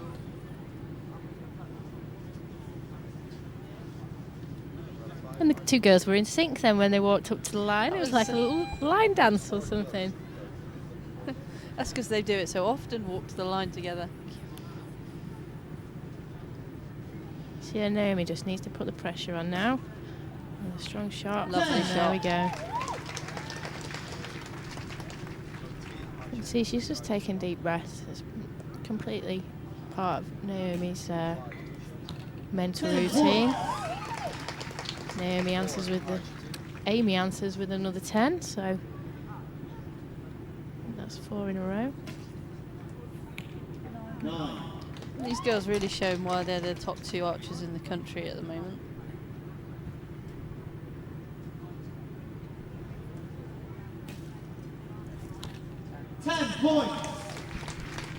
It's great shooting from Amy. She's really keeping her speed up in her shot compared to the previous matches. So she's obviously been down the practice field and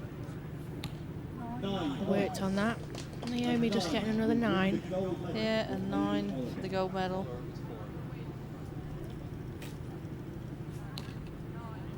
It's a 10.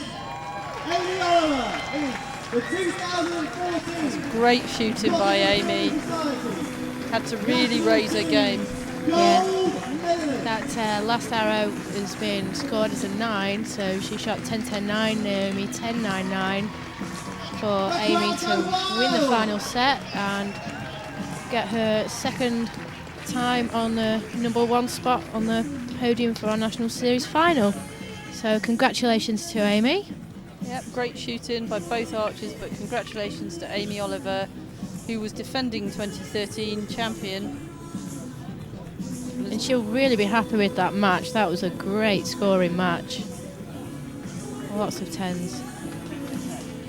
And Naomi as well. Just that 1 or 2 arrows that she'll maybe go back and look at, but a great match there from the 2 girls. And you can really see the level that these guys are at is world class. Yeah. I mean, both will take away positives from that. But I think Amy's last 6 arrows gave her a 59 out of a possible 60 points. So that's tough to beat.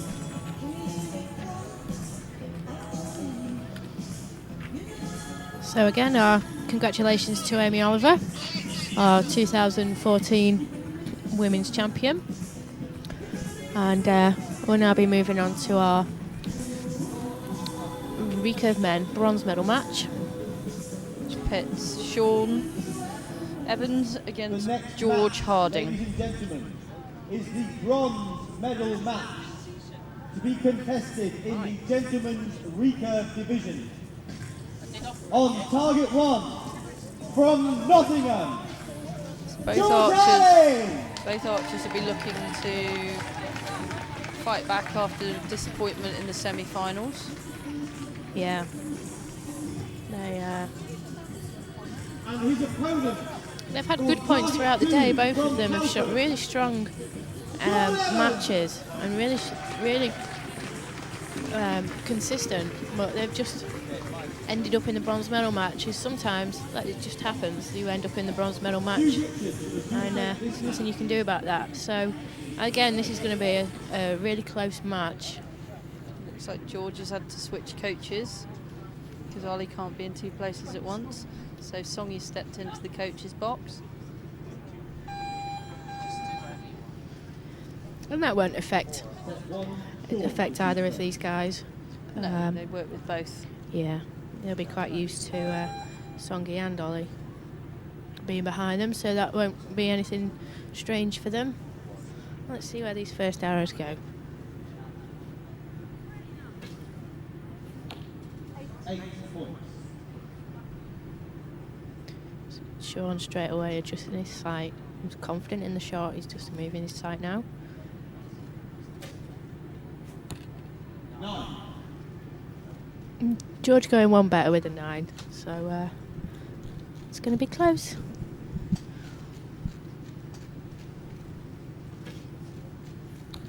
10 points. Solid 10 from Sean. So the adjustment worked.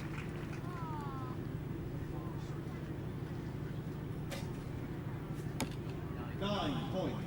And a 9 from George.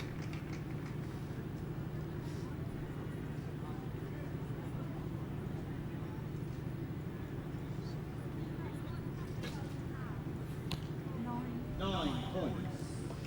George Harding needs 10 to take the first set. So George needing a 10 to take the first set and a 9 to tie it up. It's 10. George Harding wins set 1 and goes 2 So points that's, to nil into the lead in the bronze. Good first set from the guys. Yeah, both guys dialed in quite quick. How do you like it when the commentators on the field announce what arrow you need?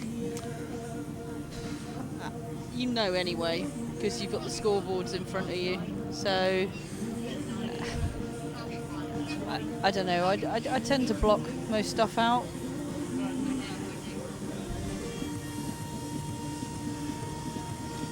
It's definitely, for the guys out there, a good practice to put these distractions in place.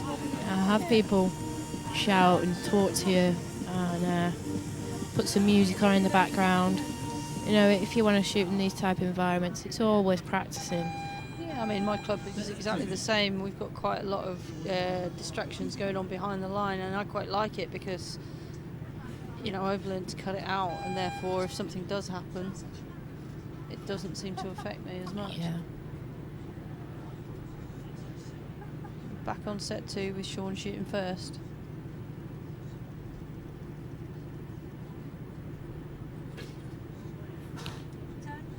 Points. Very close one, that one. It's been scored as a 10. Yeah.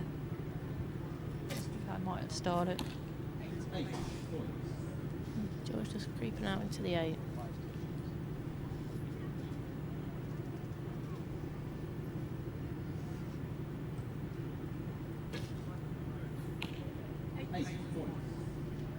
Again, the light keeps changing from dark to light, so this could be why we're getting a little bit of variance. Probably not going to see that on the TV screen so much.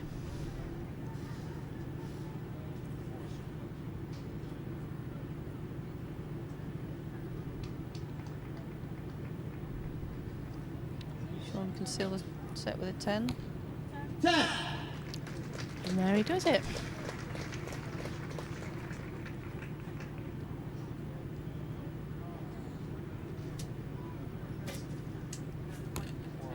Points.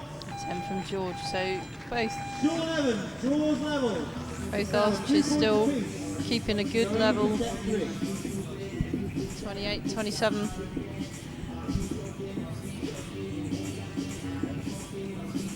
Yeah, and just 1 point between the two, so it's just those little mistakes that cost the sets.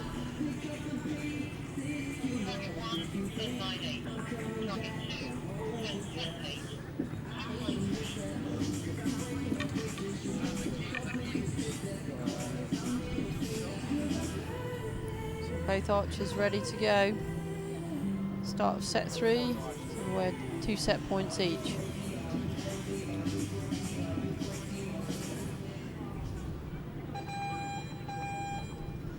Set 3, Sean Evans.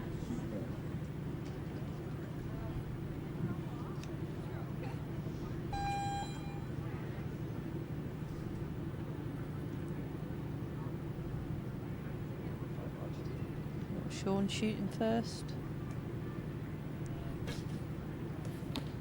9 points. And we've got some claps in the crowd for Sean's 9 there. So let's see what they do with the 10. A few more claps. Yeah. So, there's not a lot of cheering going on though. No, we need to get the scale up. And polite British clapping. Hurrah! So another 9 from Sean, and they're both just popping up high there. Again, sometimes it can just be the light changing, just moves those groups around a little bit.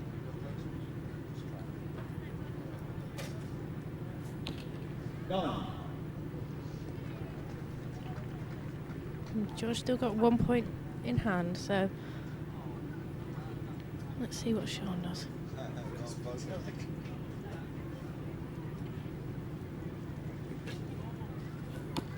Didn't look happy at all with that. You could see a bit of a shake coming in around the bicep there. And he knew as soon as he let go of that, it wasn't going to win anywhere near the middle. George just needs a 6. 10 points. Does it in style with a 10. Edges ahead. So very good there from George. And he needs to focus on the 10, and Sean needs to focus on his 9s and not the 6.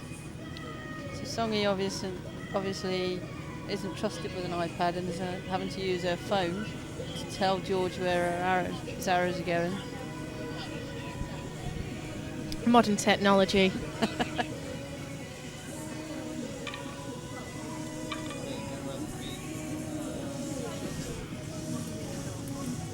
It's good for the guys to see, because 3 arrow ends you can get quite sort of confused about where your groups actually are sitting.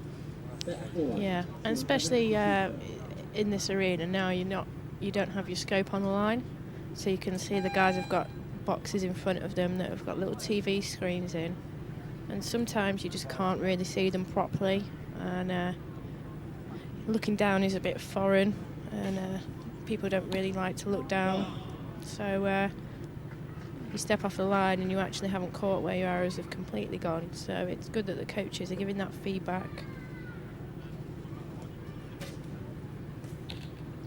9 points. So you can see George has got quite even target, 3 high, 3 middle, 3 low.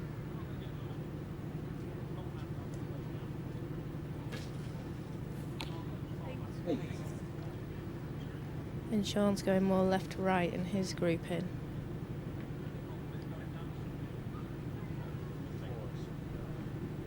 So the door's open just a little bit here for George.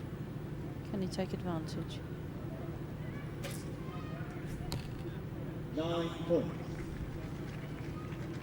So he's holding the lead. And Sean really needs to put a 10 in here if he wants to hold on to the set. And put the pressure on George. 9. 9 on the line. So 7 here will do. 7 to tie it if he wants to win outright, and 8. 10 points. Bang in the middle. Fantastic shooting by George, just 1 arrow outside the yellow. Yeah, really responding there. He saw the gap in the door and he stuck his foot in.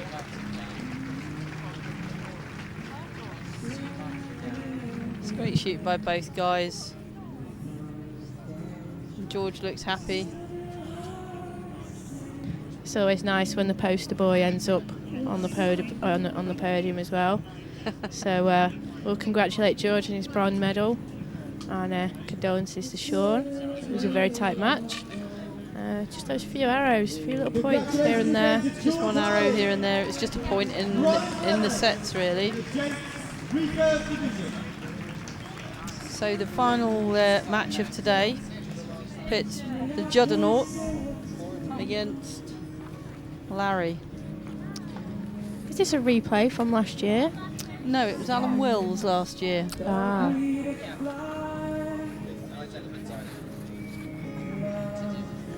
So this will be a good match if Larry can keep his shot speed up. I think he'll be pounding the 10. And the Juggernaut, let's see if he can do one better than last year. 3 times Olympian from Bristol, Larry Godfrey.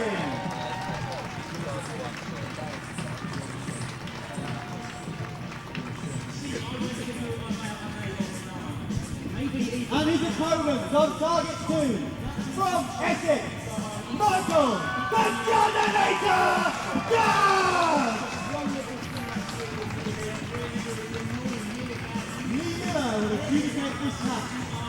Both archers being introduced to the crowd.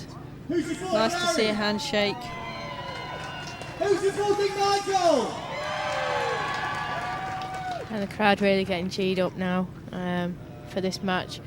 Both these guys seem to feed off the crowd, so hopefully the crowd will deliver. So Michael shooting first, and this morning it kind of worked for him shooting first.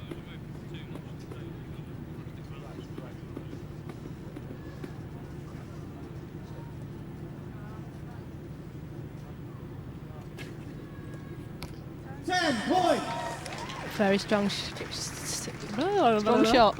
Strong shot and strong start from Michael. See if Larry can respond.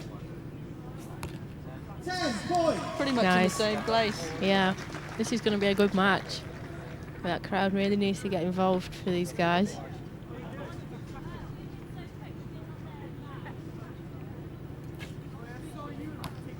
No.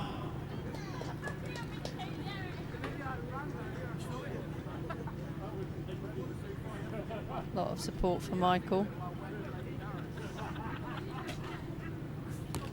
9 points. Larry just making a little adjustment with his sight there, so he's confident in his shot, just adjusting his sight. Michael's got his little shake going, a little pull of the face, and it's dropped down into the 7. So Larry can easily take this first set. So an 8 to win this set for Larry. 10 points. Larry Godfrey takes a 2-0 lead. That's great goop. Oh, I can't talk all of a sudden. So Larry Godfrey shooting 29 off the first end. He actually won the grand final back in 2012. And is the more experienced of the two archers on show.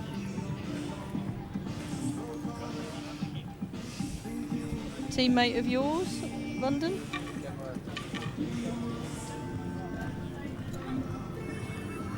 No. Beijing he was though, so he's quite a character. He is. I've got a lot of time for Larry, a lot of respect for Larry, so I'm not saying he's my favourite in this match, but I think they're both really strong shooters and both can push each other to make this a really interesting match. 9 points. Michael's come back up from that 7, he's back in the yellow. And Larry just needs to keep his timing going.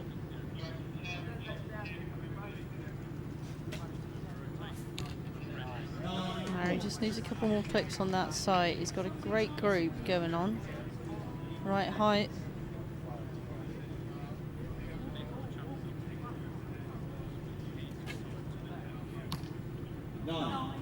Cool. I think that arrow hit the back and dropped down into the 9.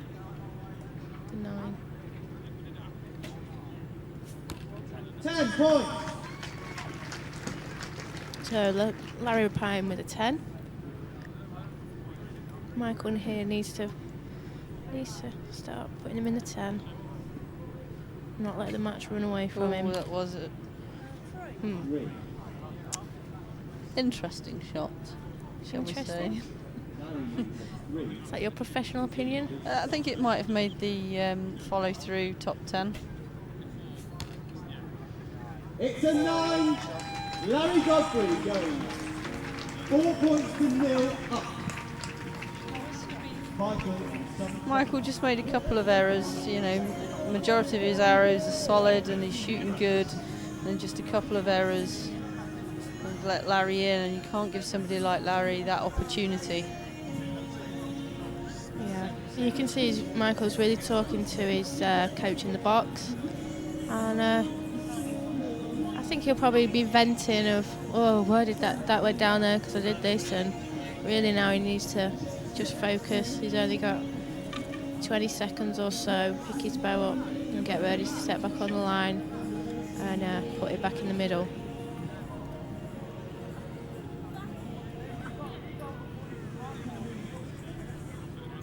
So I think Larry's gone away after the semi-final, and he's worked hard on his timing. He seems a little more settled this afternoon.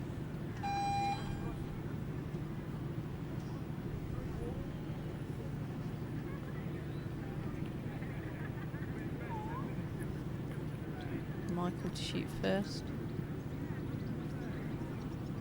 Just see that bow bobbing up and down. He's managed to hold it in the 9 still. So he just needs to keep that up. Maybe put a 10 in as well. Always helps.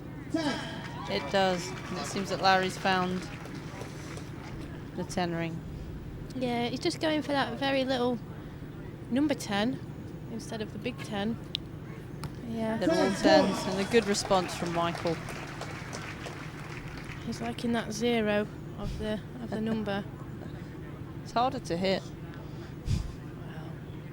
Like we said, he's a bit of a show-off sometimes, Larry, so into the 9.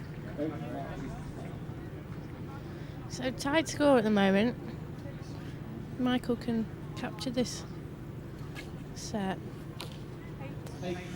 Possibly not with an 8.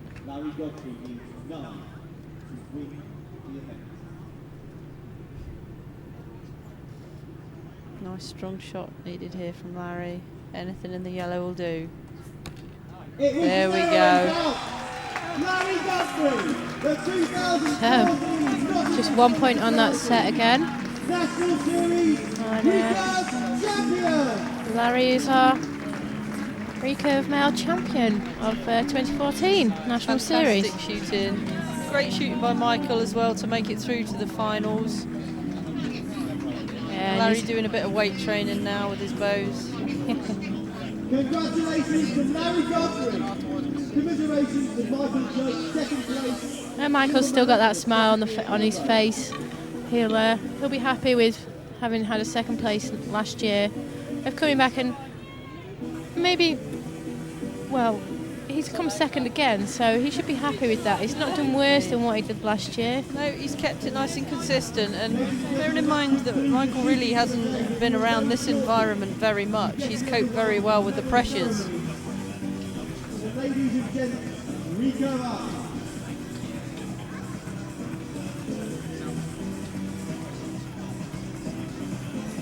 So that wraps up today's matches. We've had some very tight matches. Some very exciting matches. Very exciting, and it's been a great day here in Nottingham. So if any of you are near the area tomorrow, we have Compound Sunday to enjoy. We've got world champions, European champions, all on show tomorrow. Kicks off at 10:30 tomorrow morning, and it'll be same format as today: 8 men, 8 women, all for one prize. Yeah, National Series champion is the goal. So again, I wish my companion for today, Andrea, good luck tomorrow. Thank you very much. Yeah. Make sure you move that sight when you need to move it. I'll remember. I've got Naomi Folkard coaching me tomorrow. I'm sure she'll remind me.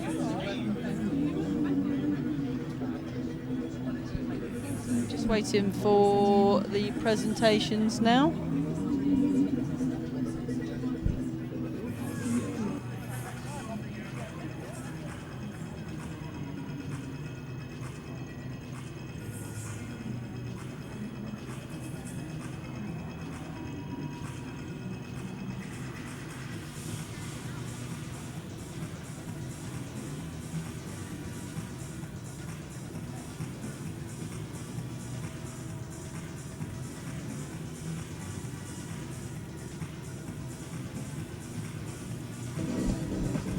So as we're waiting for the presentation to get underway for our finalists, I suppose me and Andrea want to say thank you for watching, and we hope you either come down tomorrow and view the event. It's a real nice place to come to. There's lots to do around the park. So make sure you pay a visit, and if you don't come tomorrow, come next year, and we'll be here. Well, so goodbye from us today. Thanks to all the volunteers for making this a wonderful day, and we'll see you all tomorrow morning. Goodbye. Bye.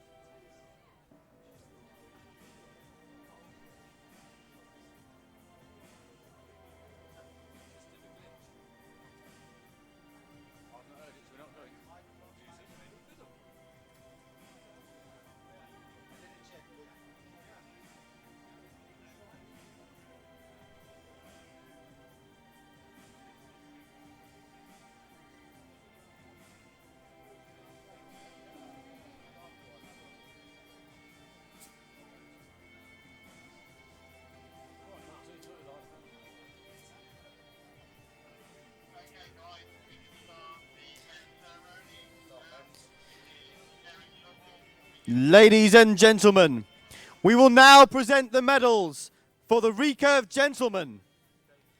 Medals will be presented by Dan Tilley, University of Nottingham Director of Sport.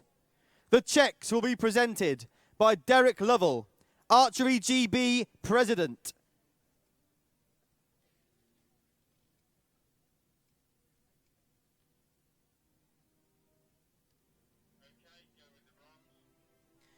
The bronze medal goes to George Harding.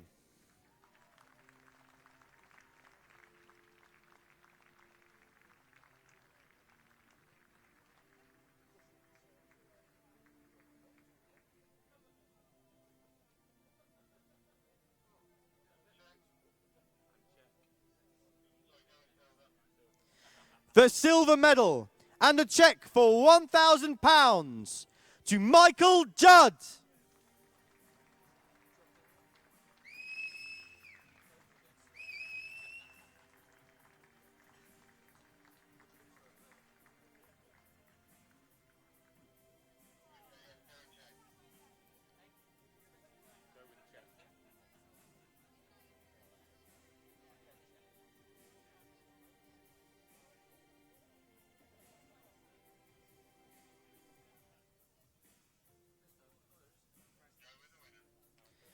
And the gold medal, a cheque for £2,000 and the title of the Nottingham Building Society National Series Champion 2014, Larry Godfrey.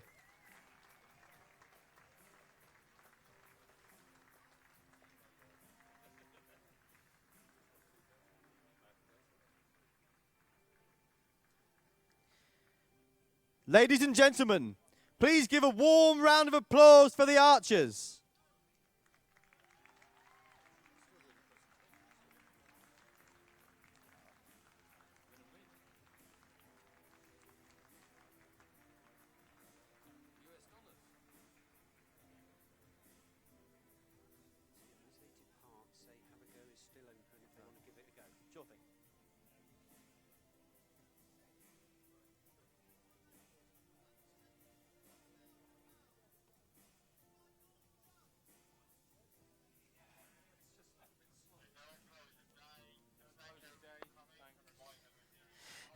Ladies and gentlemen, thank you very much for coming today to see the Recurve finals.